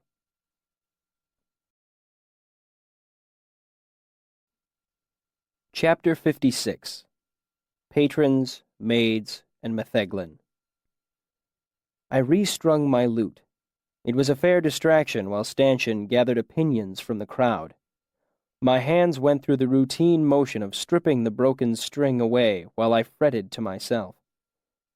Now that the applause had died, my doubts had come to plague me again. Was one song enough to prove my skill?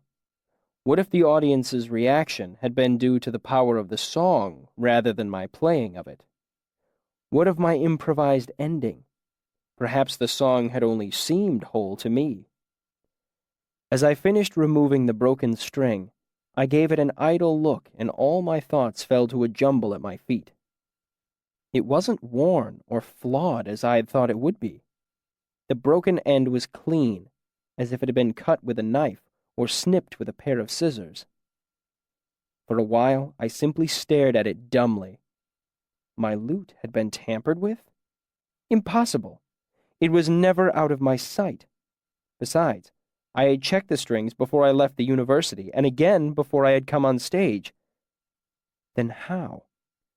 I was running the thought in circles in my head when I noticed the crowd quieting. I looked up in time to see Stanchion take the last step onto the stage. I hurriedly got to my feet to face him. His expression was pleasant, but otherwise unreadable. My stomach tied a knot as he walked toward me, then it fell as he held out his hand the same way he had held it out for the other two musicians who had been found wanting. I forced my best smile onto my face and reached to take his hand. I was my father's son and a trooper. I would take my refusal with the high dignity of the Edema-Ru. The earth would crack and swallow this glittering, self-important place before I would show a trace of despair. And somewhere in the watching audience was Ambrose. The earth would have to swallow the Aeolian, Imre, and the whole Sea before I gave him a grain of satisfaction over this. So I smiled brightly and took Stanchion's hand in my own. As I shook it, something hard pressed into my palm. Looking down, I saw a glimmer of silver. My talent pipes. My expression must have been a delight to watch. I looked back up at Stanchion. His eyes danced and he winked at me. I turned and held my pipes aloft for everyone to see. The Aeolian roared again. This time, it roared a welcome. "You have to promise me," a red-eyed Simon said seriously, "that you will never play that song again without warning me first. Ever." Was it that bad? I smiled giddily at him. "No!" Simon almost cried out. I've never..." He struggled wordless for a moment, then bowed his head and began to cry hopelessly into his hands. Willem put a protective arm around Simon, who leaned unashamedly against his shoulder.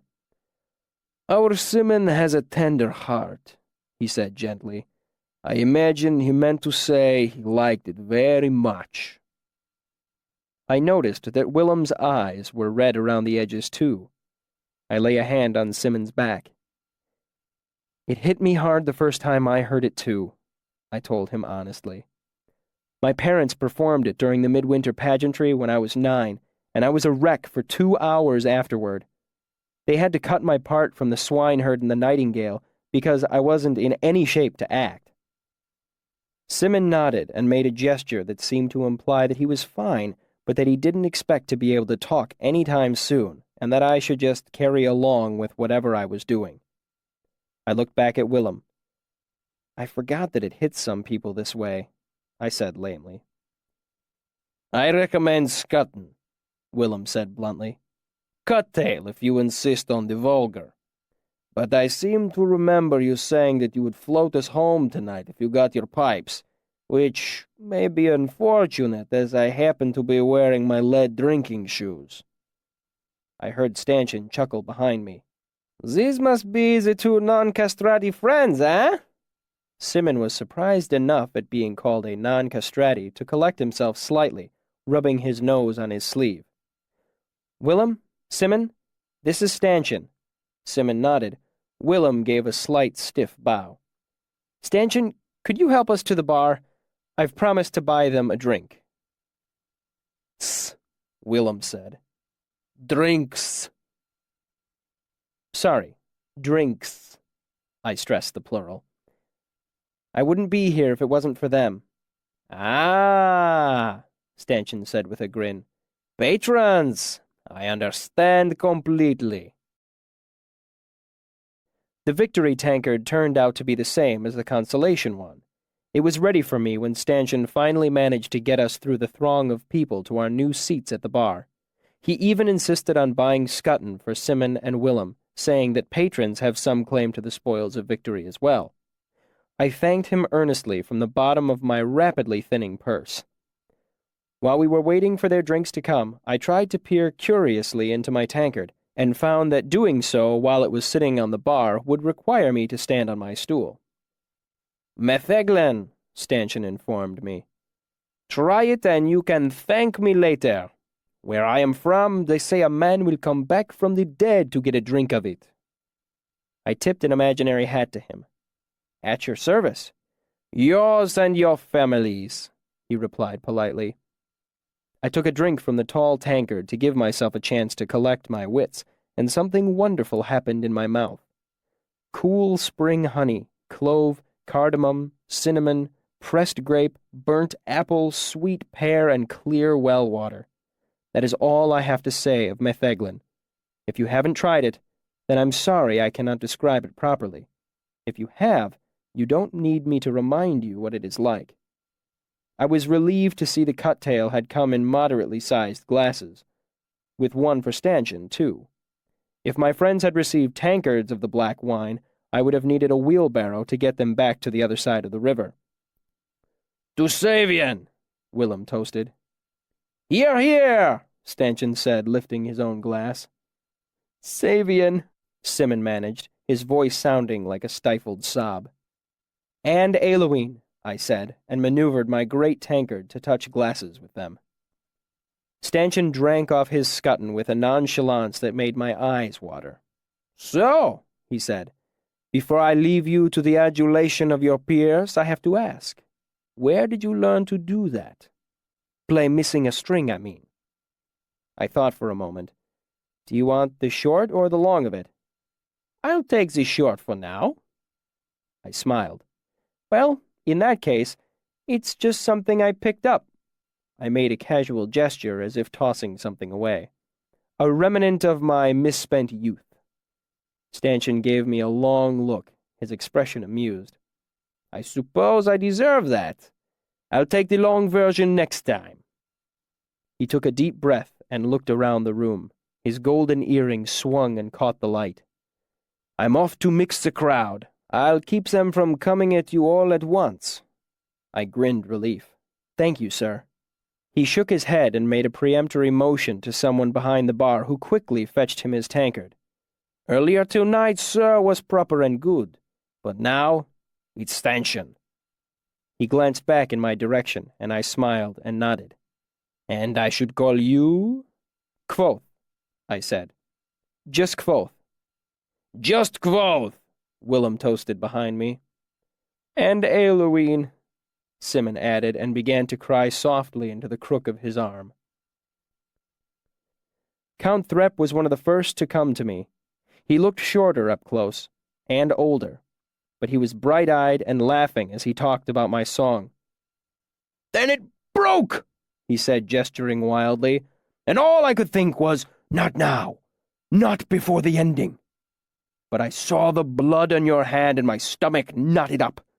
You looked up at us, then down at the strings, and it got quieter and quieter.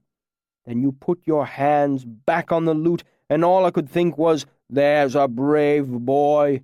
Too brave. He doesn't know he can't save the end of a broken song with a broken lute. But you did!" He laughed as if I'd played a joke on the world and danced a quick jig step. Simon, who had stopped crying and was on his way to becoming well-buttered, laughed along with the Count. Willem didn't seem to know what to make of the man, and watched him with serious eyes. "You must play at my house someday," Threp said, then quickly held up a hand. "We won't talk of that now, and I won't take up any more of your evening." He smiled. "But before I go, I need to ask you one last question. How many years did Savian spend with the Emir?" I didn't have to think about it. 6. 3 years proving himself, 3 years training. "Does 6 strike you as a good number?" I didn't know what he was getting at. 6 isn't exactly a lucky number, I hedged. If I were looking for a good number, I'd have to go up to 7, I shrugged, or down to 3. Threp considered this, tapping his chin. "You're right. But 6 years with the Emir means he came back to Elohim on the 7th year." He dug into a pocket and brought out a handful of coins of at least 3 different currencies.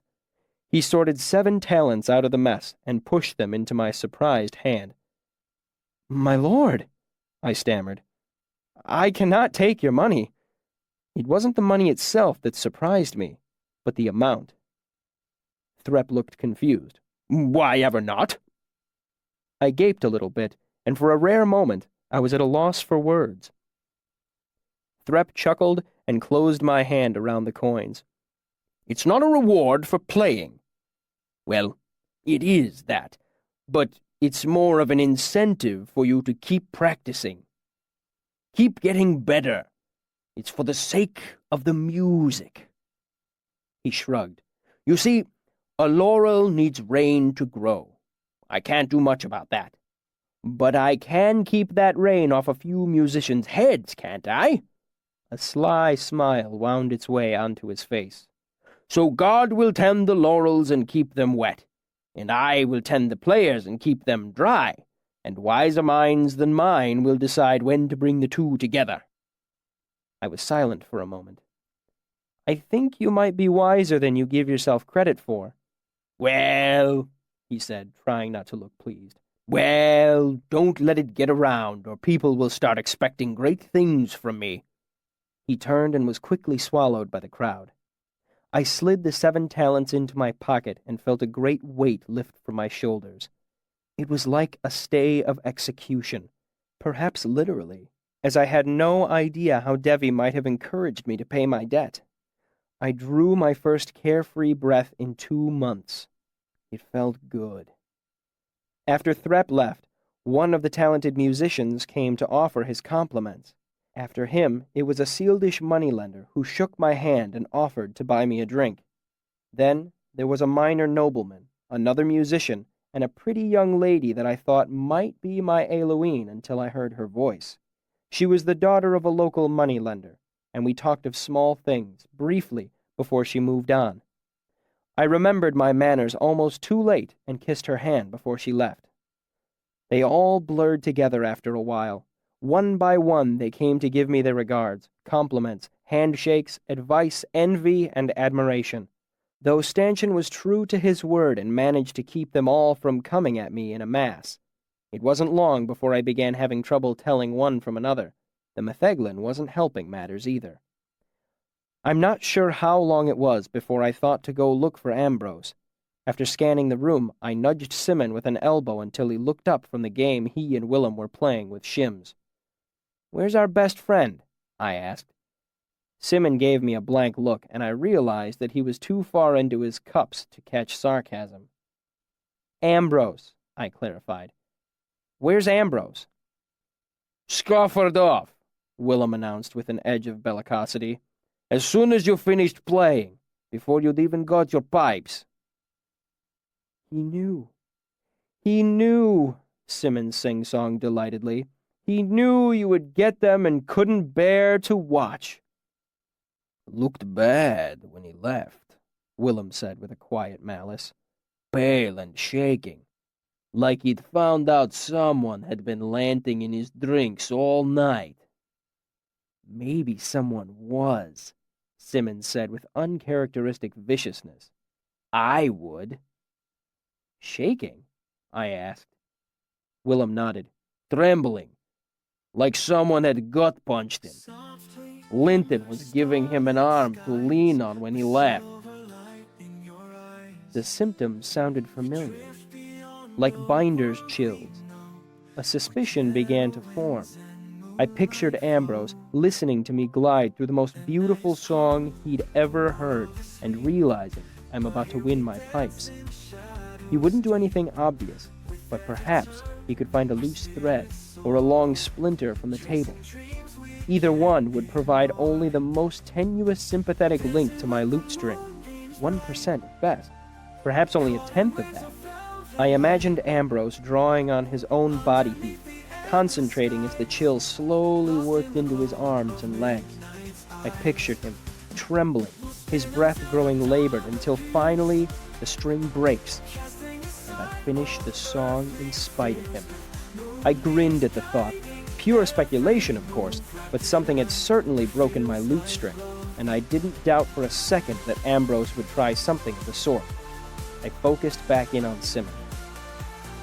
Eat up to him and say, "No hard feelings about that time in the crucible when you mixed my salts and I was nearly blind for a day. No, really, drink up! Ha!" Simmons laughed, lost in his own vengeful fantasy. The flood of well-wishers slowed somewhat. A fellow lutist, the talented piper I'd seen on stage, a local merchant, a heavily perfumed gentleman with long, oiled hair and a Vintic accent clapped me on the back and gave me a purse of money for new strings. I didn't like him. I kept the purse. Why does everyone keep going on about that? Willem asked me. About what? Half the people that come over to shake your hand bubble about how beautiful the song was. The other half hardly mention the song at all, and all they talk about is how you played with a broken string. It's like they didn't hardly hear the song at all. The first half don't know anything about music, Simmons said. Only people who take their music seriously can really appreciate what our little Elir here did tonight. Willem grunted thoughtfully. It's hard, then? What you did? I've never seen anyone play Squirrel in the Thatch without a full set of strings, Simmons told him. Well, he said, you made it look easy. Since you have come to your sense in pushing aside that yeelish fruit drink, will you let me buy you a round of fine dark scutton, drink of the kings of Kildom? I know a compliment when I hear it, but I was reluctant to accept as I was just beginning to feel clear-headed again. Luckily, I was saved from having to make an excuse by Maria coming to pay her respects. She was the lovely golden-haired harper who had tried for her talent and failed. I thought for a moment that she might be the voice of my Eowyn, but after a moment's listening to her, I realized it couldn't be. She was pretty, though, even prettier than she had seemed on stage, as is not always the case. Talking, I found she was the daughter of one of Imre's councilmen. Against the tumble of her deep golden hair, the soft blue of her gown was a reflection of the deep blue of her eyes. Lovely as she was, I couldn't give her the concentration she deserved.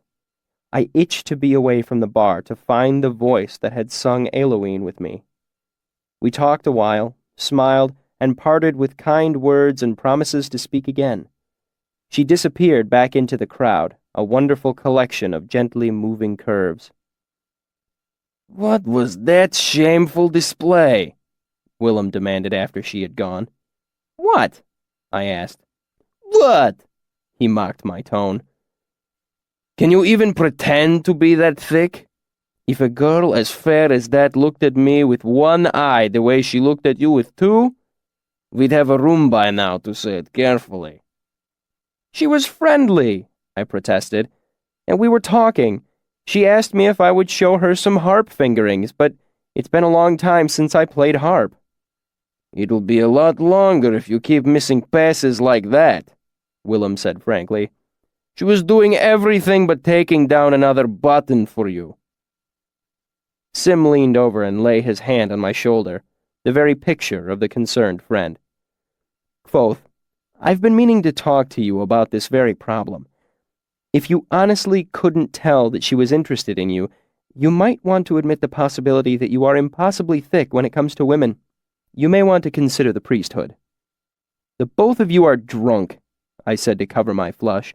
"Did you happen to notice from our conversation that she's a councilman's daughter?" "Did you notice," Will replied in the same tone, "how she looked at you?"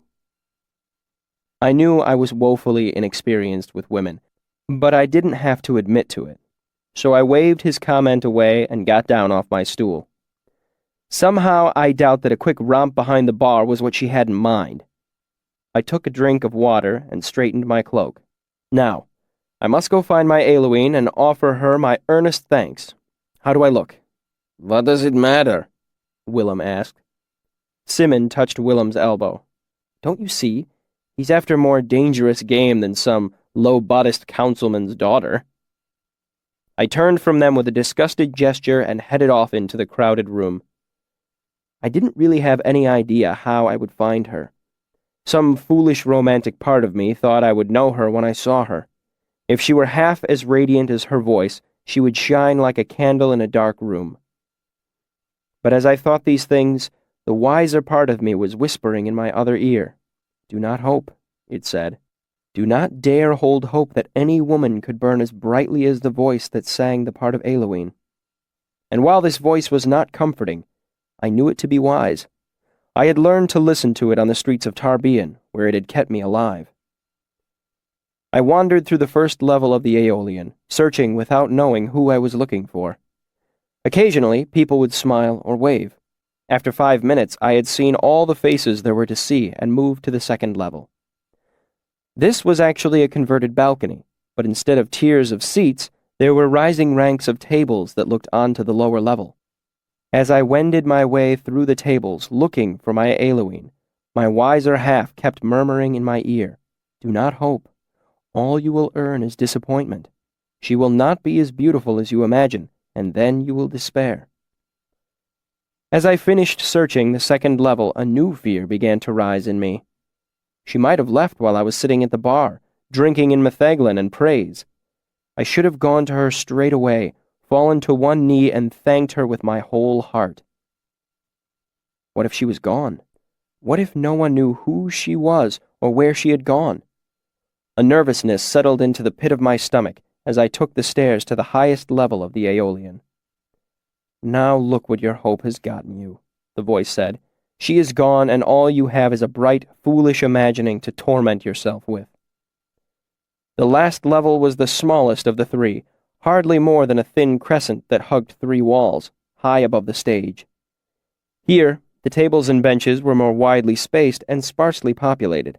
I noticed that the inhabitants of this level were mostly couples, and I felt something of a voyeur as I passed from table to table. Trying to appear casual, I looked at the faces of those who sat talking and drinking.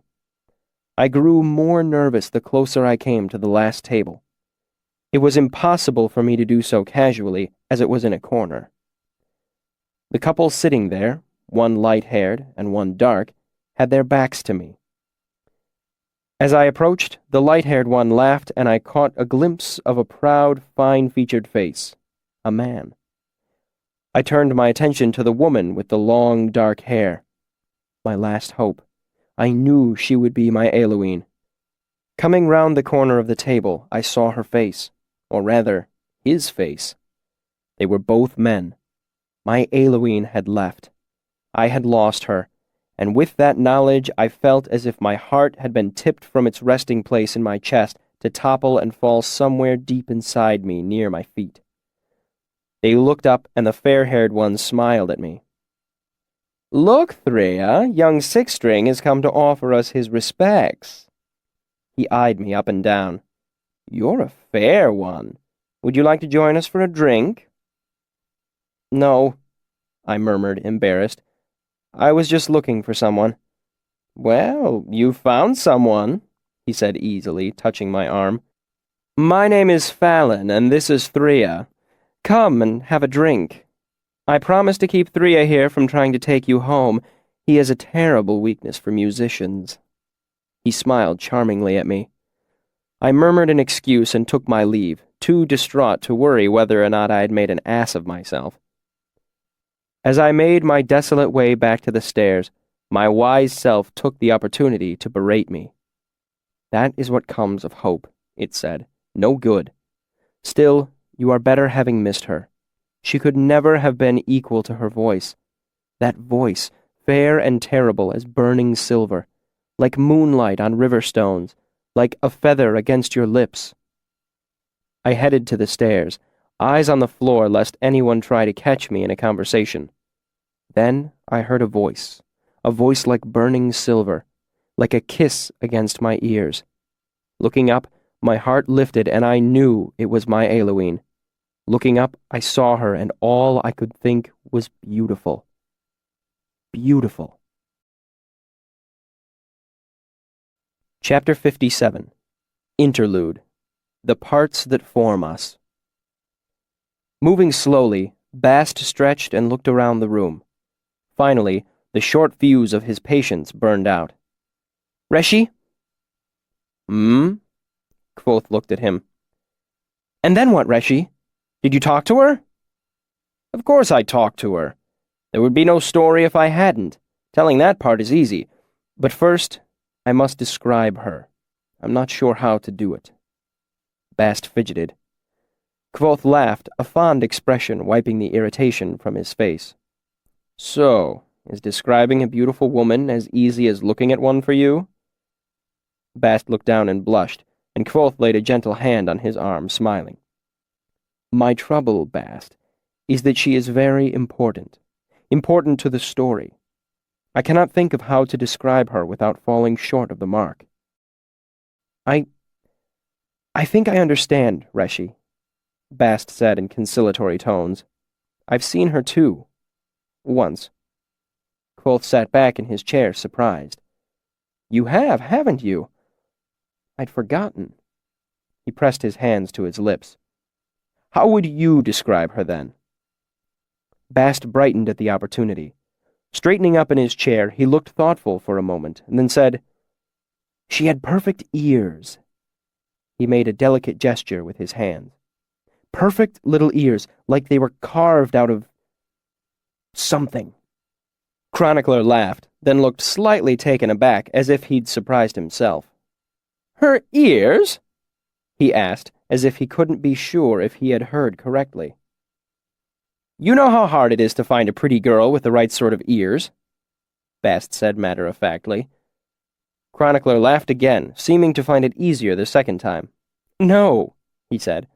No, I'm sure I don't. Bast gave the story collector a deeply pitying look.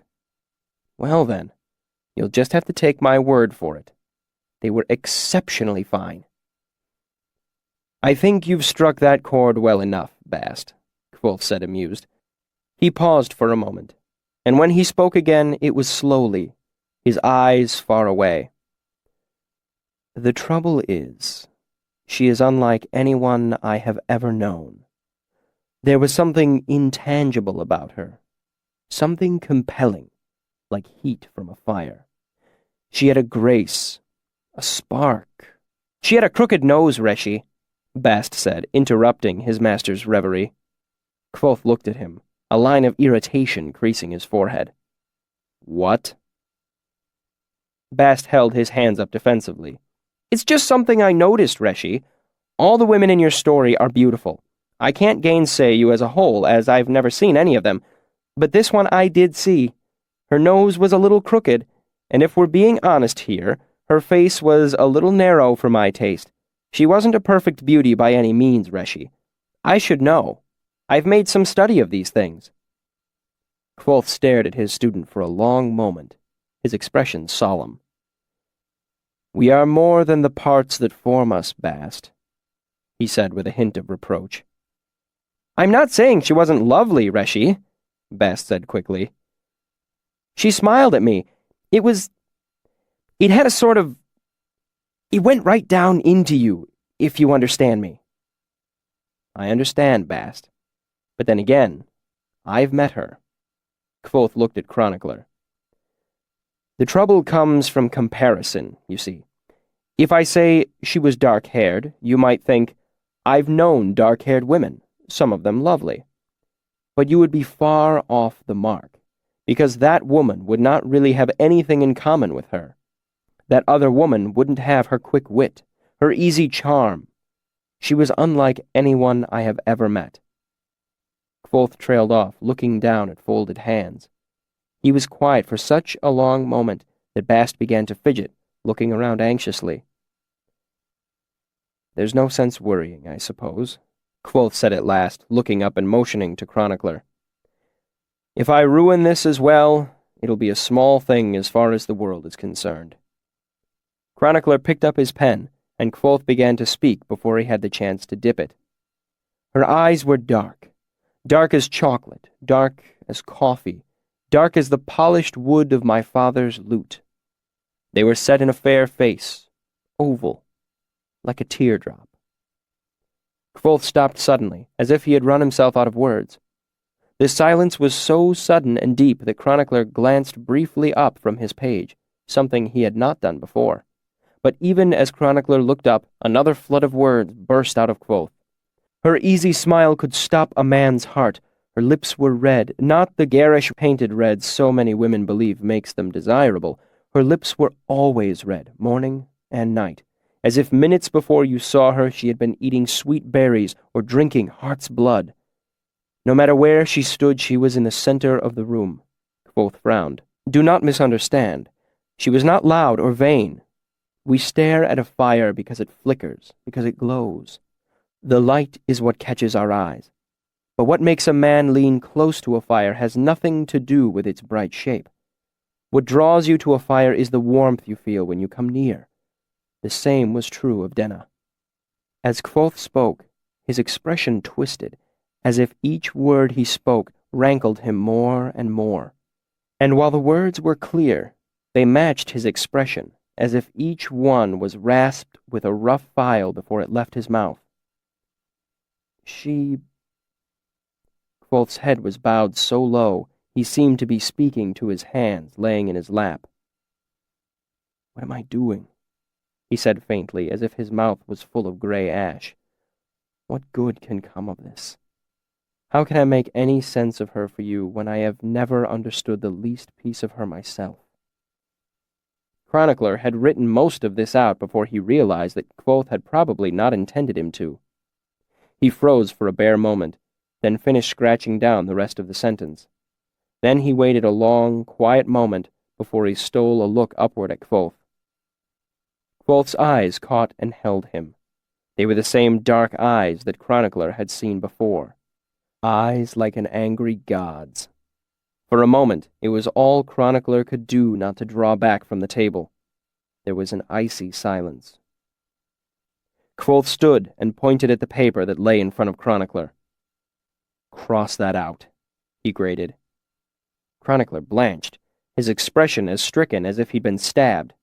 When he made no move, Kvothe reached down and calmly slid the half-written sheet from under Chronicler's pen. "If crossing out is something you feel disinclined toward..." Kvothe tore the half-written sheet with slow care, the sound bleeding the color from Chronicler's face. With terrible deliberateness, Kvothe lifted a blank sheet and lay it carefully in front of the stunned scribe. One long finger stabbed at the torn sheet, smearing the still wet ink. "Copy to here," he said in a voice that was cold and motionless as iron. The iron was in his eyes, too, hard and dark. There was no arguing. Chronicler quietly copied to where Kvothe's finger pinned the paper to the table. Once Chronicler was finished, Kvothe began to speak crisply and clearly, as if he were biting off pieces of ice. In what manner was she beautiful? I realize that I cannot say enough. So, since I cannot say enough, at least I will avoid saying too much.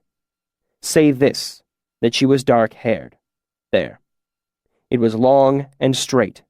She was dark of eye and fair-complected. There. Her face was oval, her jaw strong and delicate. Say that she was poised and graceful. There. Kvothe took a breath before continuing. Finally, say that she was beautiful. That is all that can be well said. That she was beautiful through to her bones, despite any flaw or fault. She was beautiful to Kvothe at least. At least? To Kvothe, she was most beautiful.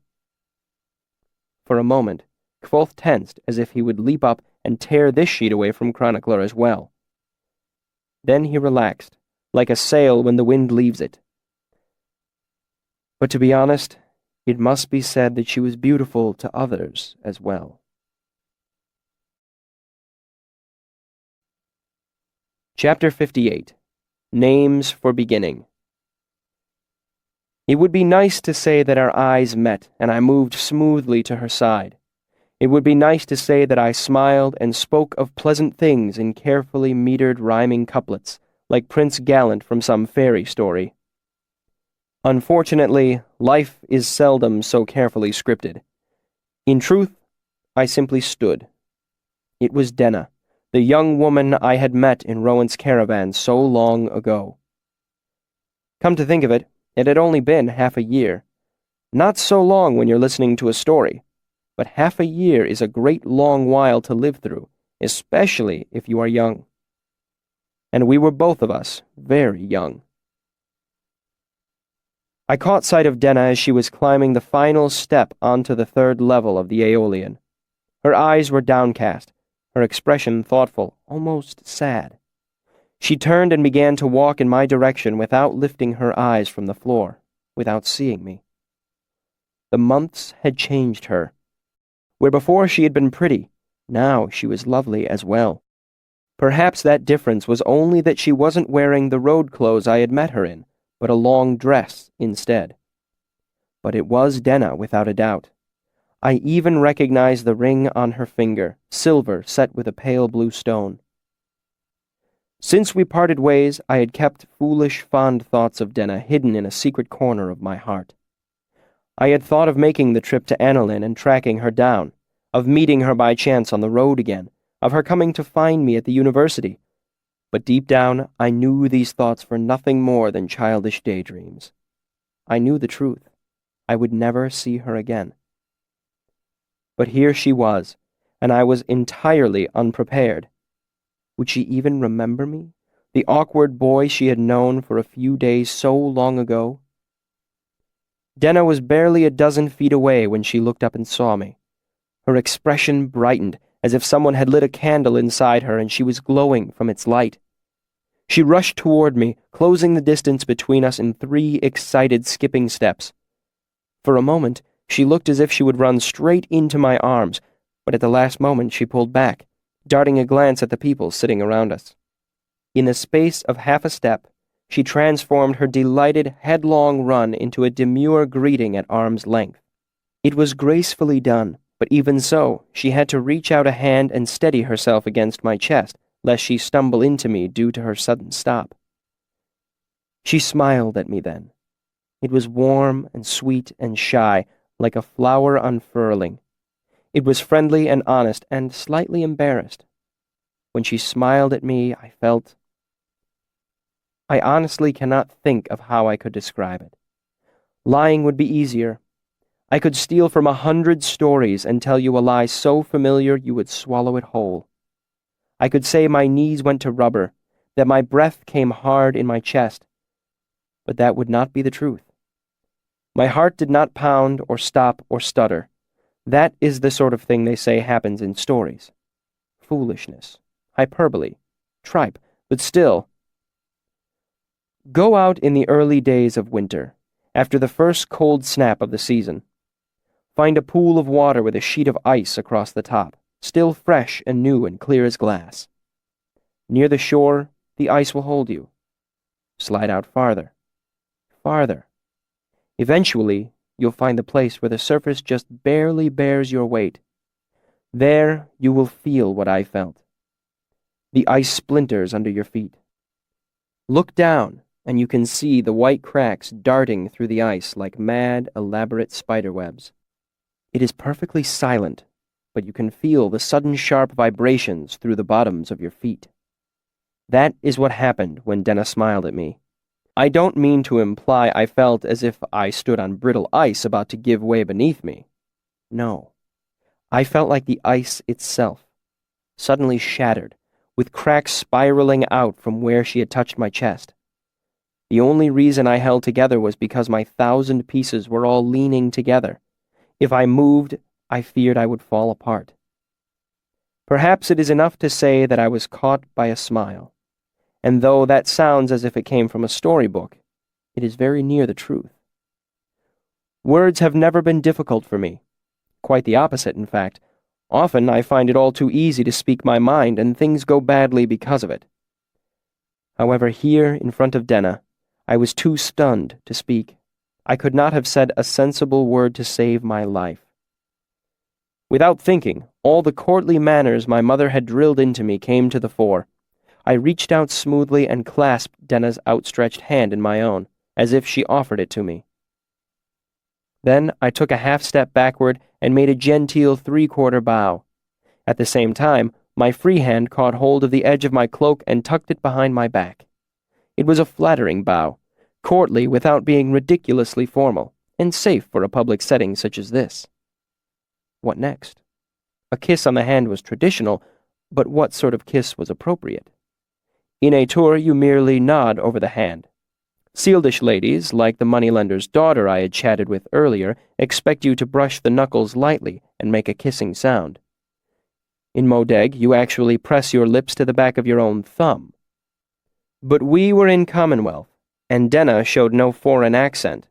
A straightforward kiss, then. I pressed my lips gently to the back of her hand for the space of time it takes to draw a quick breath. Her skin was warm and smelled vaguely of heather. "I'm at your service, my lady," I said, standing and releasing her hand. For the first time in my life, I understood the true purpose of this sort of formal greeting. It gives you a script to follow when you have absolutely no idea what to say.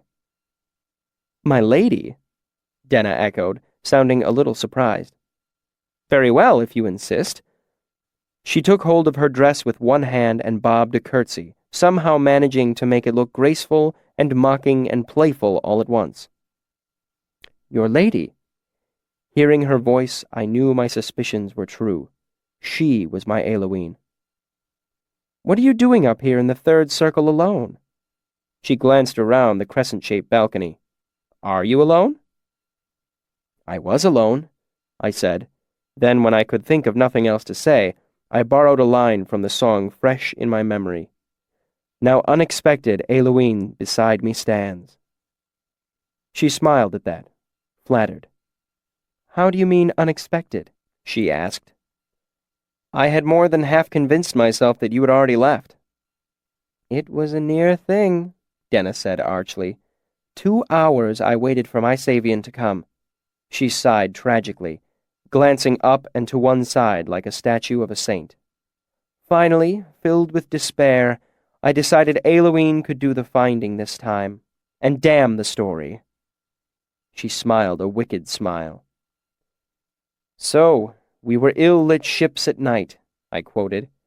"Passing close but all unknown to one another," Denna finished.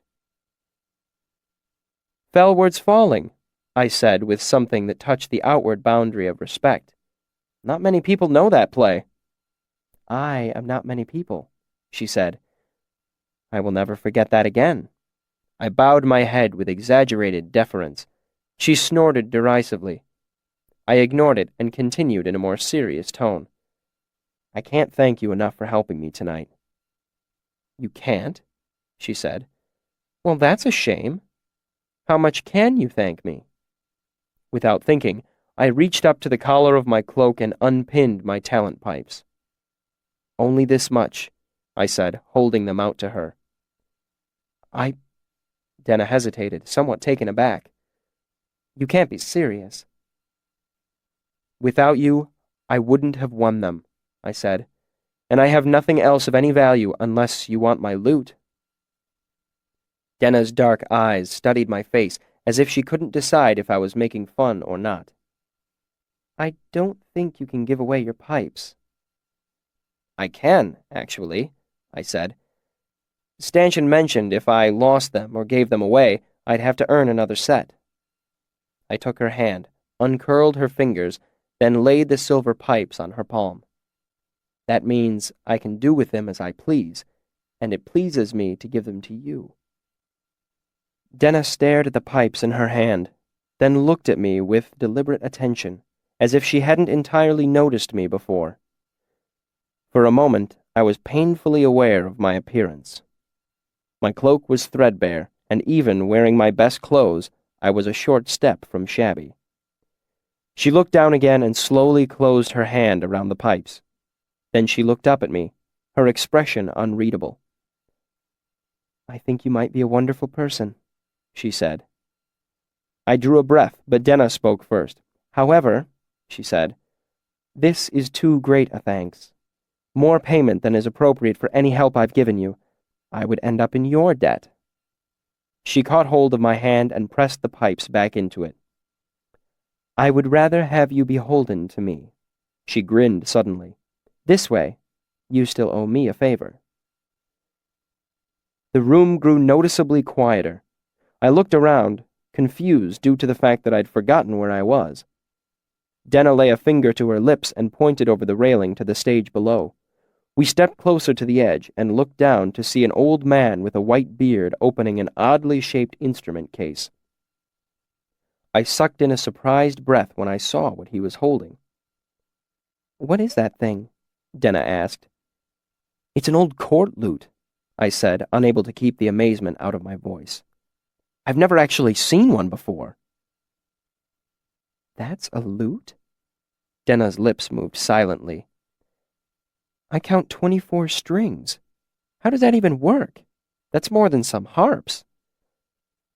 That's how they made them years ago, before metal strings, before they knew how to brace a long neck. It's incredible. There's more careful engineering in that swan neck than in any 3 cathedrals. I watched as the old man tucked his beard out of the way and adjusted himself in his seat. I just hope he tuned it before he went on stage, I added softly. Otherwise, we'll be waiting an hour while he fiddles with his pegs. My father used to say the old minstrels used to spend 2 days stringing and 2 hours of tuning to get 2 minutes music from an old court lute. It only took the old man about 5 minutes to get the strings in agreement. Then he began to play. I am ashamed to admit it, but I remember nothing of the song. Despite the fact that I had never seen a court lute, let alone heard one, my mind was too awhirl with thoughts of Denna to absorb much else. As we leaned on the railing side by side, I snuck glances of her out of the corner of my eye. She hadn't called me by name, or mentioned our meeting before in Rowan's caravan. That meant she didn't remember me. Not too surprising, I suppose, that she would forget a ragged boy she'd only known for a few days on the road. Still, it stung a bit, as I'd had fond thoughts of her for months. Still, there was no way to bring it up now without seeming foolish. Better to make a fresh start and hope I was more memorable the second time around. The song was over before I realized it, and I clapped enthusiastically to make up for my inattention. I thought you'd made a mistake when you doubled your chorus earlier, Denna said to me as the applause died down. I couldn't believe you really wanted a stranger to join in. I haven't seen that done anywhere except around campfires at night. I shrugged. Everyone kept telling me this is where the best musicians played. I made a sweeping gesture with one hand toward her. I trusted someone would know the part. She arched an eyebrow. It was a near thing, she said. I waited for someone else to jump in instead. I was a little anxious to step in myself. I gave her a puzzled look. Why? You have a lovely voice. She gave a sheepish grimace. I'd only heard the song twice before this. I wasn't sure if I'd remember all of it. Twice? Denna nodded. And the second time was just a span ago. A couple played it during a formal dinner I attended off in Aetnia. Are you serious? I said incredulously. She tilted her head back and forth, as if caught in a white lie. Her dark hair fell across her face, and she brushed it away absent-mindedly. Okay, I suppose I did hear the couple rehearse a little right before the dinner. I shook my head, hardly believing it. That's amazing. It's a terribly difficult harmony, and to remember all the lyrics? I marveled silently for a moment, shaking my head. You have an incredible ear. You're not the first man to say that, Denna said wryly, but you might be the first to say it while actually looking at my ears. She glanced down meaningfully. I felt myself beginning to blush furiously when I heard a familiar voice behind us. There you are! Turning, I saw Savoy, my tall, handsome friend and co-conspirator from Advanced Sympathy. Here I am, I said, surprised that he would seek me out. Doubly surprised that he would have the bad grace to interrupt me when I was in a private conversation with a young woman. Here we all are! Savoy smiled at me as he walked over and put his arm casually around Denna's waist. He made a mock frown at her. I scour the bottom levels trying to help you find your singer, while all the while both of you are up here, thick as thieves. We stumbled into each other, Denna said, laying her hand over his where it rested on her hip. I knew you'd come back for your drink, if nothing else. She nodded to a nearby table, empty except for a pair of wine glasses. Together they turned and walked arm in arm back to their table. Denna looked over her shoulder at me and gave a sort of shrug with her eyebrows. I hadn't the slightest idea what the expression meant. Savoy waved me over to join them and pulled over an unoccupied chair so I would have a place to sit. I couldn't quite believe it was you down there, he said to me. I thought I recognized your voice, but... He gestured, indicating the highest level of the Aeolian. While the third circle provides a comfortable privacy for young lovers, its view of the stage leaves a little to be desired. I didn't know you played. He settled a long arm across Denna's shoulders and smiled his charming blue-eyed smile. Off and on, I said flippantly as I sat down. Lucky for you I picked the Aeolian for our entertainment tonight, Savoy said. Otherwise, you've had nothing but echoes and crickets to accompany you. Then I'm in your debt, I said to him with a deferential nod. Make it up to me by taking Simon as a partner next time we play corners, he said. That way you're the one to eat the forfeit when the giddy little bastard calls the tall card with nothing but a pair. Done, I said, though it pains me. I turned to Denna. What of you? I owe you a great favor. How can I repay it? Ask anything and it's yours, should it be within my skill. Anything within your skill? She repeated playfully. What can you do, then, besides play so well that Telu and his angels would weep to hear? I imagine I could do anything, I said easily, if you would ask it of me. She laughed. That's a dangerous thing to say to a woman, Savoy said, especially this one. She'll have you off to bring her a leaf of the singing tree from the other side of the world. She leaned back in her chair and looked at me with dangerous eyes. A leaf of the singing tree, she mused.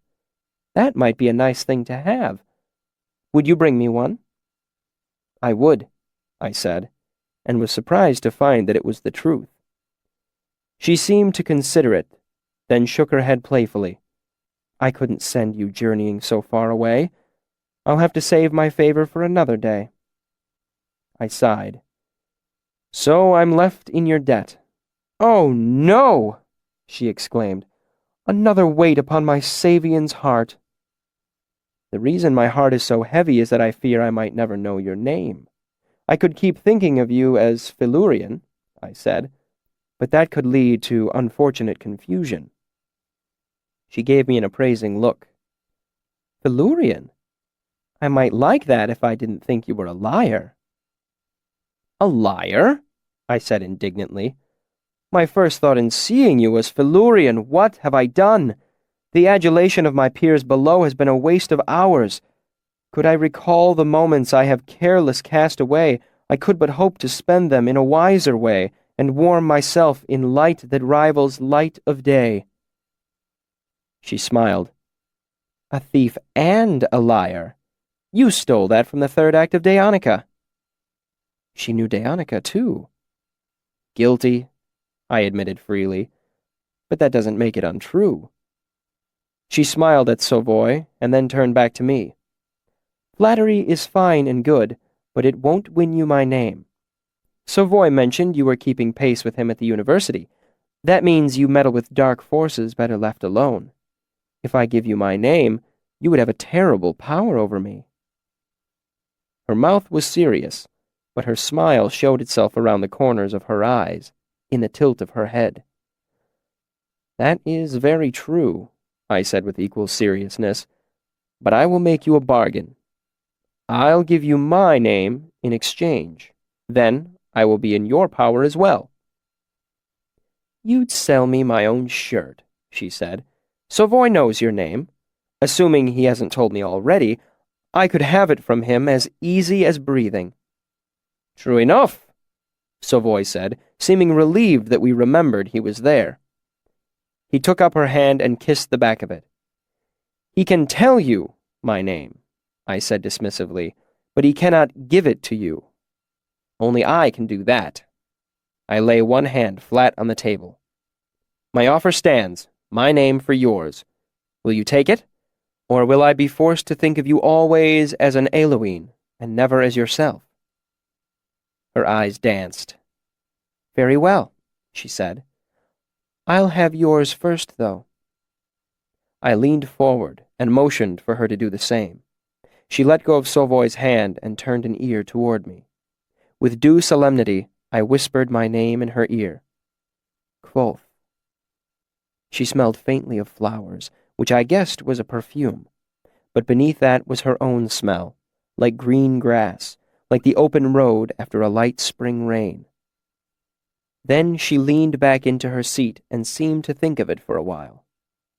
Kvothe, she said eventually. It suits you. Kvothe. Her eyes sparkled as if she held some hidden secret. She said it slowly, as if tasting it, then nodded to herself. What does it mean? It means many things, I said in my best Tamerlane the Great voice. But you will not distract me so easily. I have paid, and now I am in your power. Would you give me your name that I might call you by it? She smiled and leaned forward again. I did likewise. Turning my head to the side, I felt an errant strand of her hair brush against me. Diane. Her warm breath was like a feather against my ear. Diane. We both sat back in our seats. When I didn't say anything, she prompted me. Well? I have it, I assured her, as sure as I know my own. Say it then. I'm saving it, I reassured her, smiling. Gifts like these should not be squandered. She looked at me. I relented. Diane, I said. Diane. It suits you as well. We looked at each other for a long moment. Then I noticed that Savoy was giving me a not quite subtle stare. I should get back downstairs, I said, rising quickly from my seat. I've got important people to meet. I cringed inwardly at the awkwardness of the words as soon as I'd said them, but couldn't think of a less awkward way to take them back. Savoy stood and shook my hand, no doubt eager to be rid of me. Well done tonight, Kvothe. I'll be seeing you. I turned to see Denna standing too. She met my eyes and smiled. I hope to see you too. She held out her hand. I gave her my best smile. There's always hope. I meant it to seem witty, but the words seemed to turn boorish as soon as they left my mouth. I had to leave before I made an even greater ass of myself. I shook her hand quickly. It was slightly cool to the touch. Soft, delicate and strong.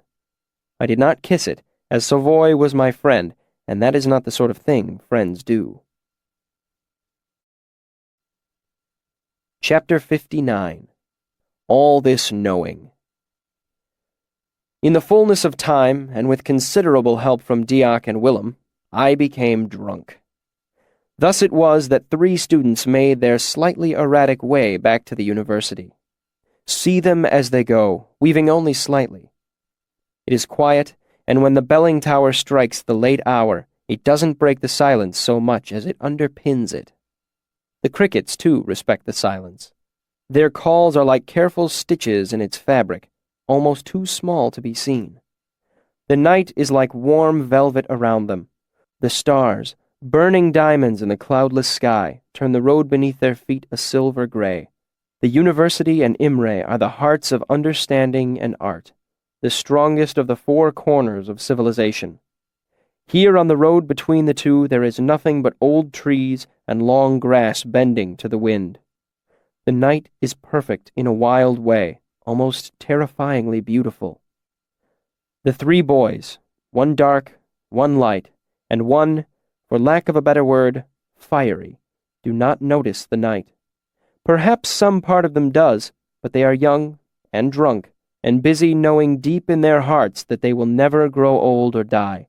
They also know that they are friends, and they share a certain love that will never leave them. The boys know many other things, but none of them seem as important as this. Perhaps they are right.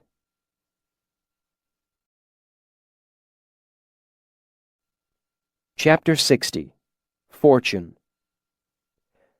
The next day I went to the admissions lottery, sporting my very first hangover. Weary and vaguely nauseous, I joined the shortest line and tried to ignore the din of hundreds of students milling about, buying, selling, trading, and generally complaining about the slots they'd drawn for their exams. Kvothe, Ardalin's son, I said when I finally arrived at the front of the line. The bored-looking woman marked my name, and I drew a tile out of the black velvet bag. It read, Hepton, noon. 5 days from now. Plenty of time to prepare. But as I turned back to the mews, a thought occurred to me. How much preparation did I really need? More importantly, how much could I genuinely accomplish without access to the archives? Thinking it over, I raised my hand over my head with my middle finger and thumb extended, signaling that I had a slot 5 days from now that I was willing to sell. It wasn't long before an unfamiliar student wandered close. 4th day, she said, holding up her own tile. I'll give you a jot to trade. I shook my head. She shrugged and wandered away. Galvin, a Relar from the Medica, approached me. He held up his index finger, indicating that he had a slot later this afternoon. From the circles under his eyes and his anxious expression, I didn't think he was eager to go through testing that soon. Will you take 5 jots? I'd like to get a whole talent. He nodded, flipping his own tile over between his fingers. It was a fair price. No one wanted to go through admissions on the first day. Maybe later. I'll look around a little first. As I watched him leave, I marveled at the difference a single day could make. Yesterday, 5 jots would have seemed like all the money in the world. But today, my purse was heavy. I was lost in vague musings about how much money I had actually earned last night when I saw Willem and Simon approaching. Will looked a little pale under his dark sealedish complexion. I guessed he was feeling the after effects of our night's carousing, too. Sim, on the other hand, was bright and sunny as ever. Guess who drew slots this afternoon? He nodded over my shoulder. Ambrose and several of his friends. It's enough to make me believe in a just universe. Turning to search the crowd, I heard Ambrose's voice before I saw him. From the same bag. That means they did a piss-poor job mixing. They should restart this whole mismanaged sham, and... Ambrose was walking with several well-dressed friends, their eyes sweeping over the crowd, looking for raised hands. Ambrose was a dozen feet away before he finally looked down and realized the hand he was heading toward was mine. He stopped short, scowling, then gave a sudden barking laugh. You poor boy! All the time in the world and no way to spend it. Hasn't Lauren let you back in yet? Hammer and horn, Will said wearily behind me. Ambrose smiled at me. Tell you what, I'll give you halfpenny and one of my old shirts for your slot. That way you'll have something to wear when you're washing that one in the river. A few of his friends chuckled behind him, looking me up and down. I kept my expression nonchalant, not wanting to give him any satisfaction. Truth was, I was all too aware of the fact that I only owned 2 shirts, and after 2 terms of constant wear, they were getting shabby. Shabbier. What's more, I did wash them in the river, as I'd never had money to spare for laundry. I'll pass, I said lightly. Your shirt tails are a little richly dyed for my taste. I tugged at the front of my own shirt to make my point clear. A few nearby students laughed. I don't get it, I heard Sim say quietly to Will. He's implying Ambrose has the... Will paused. The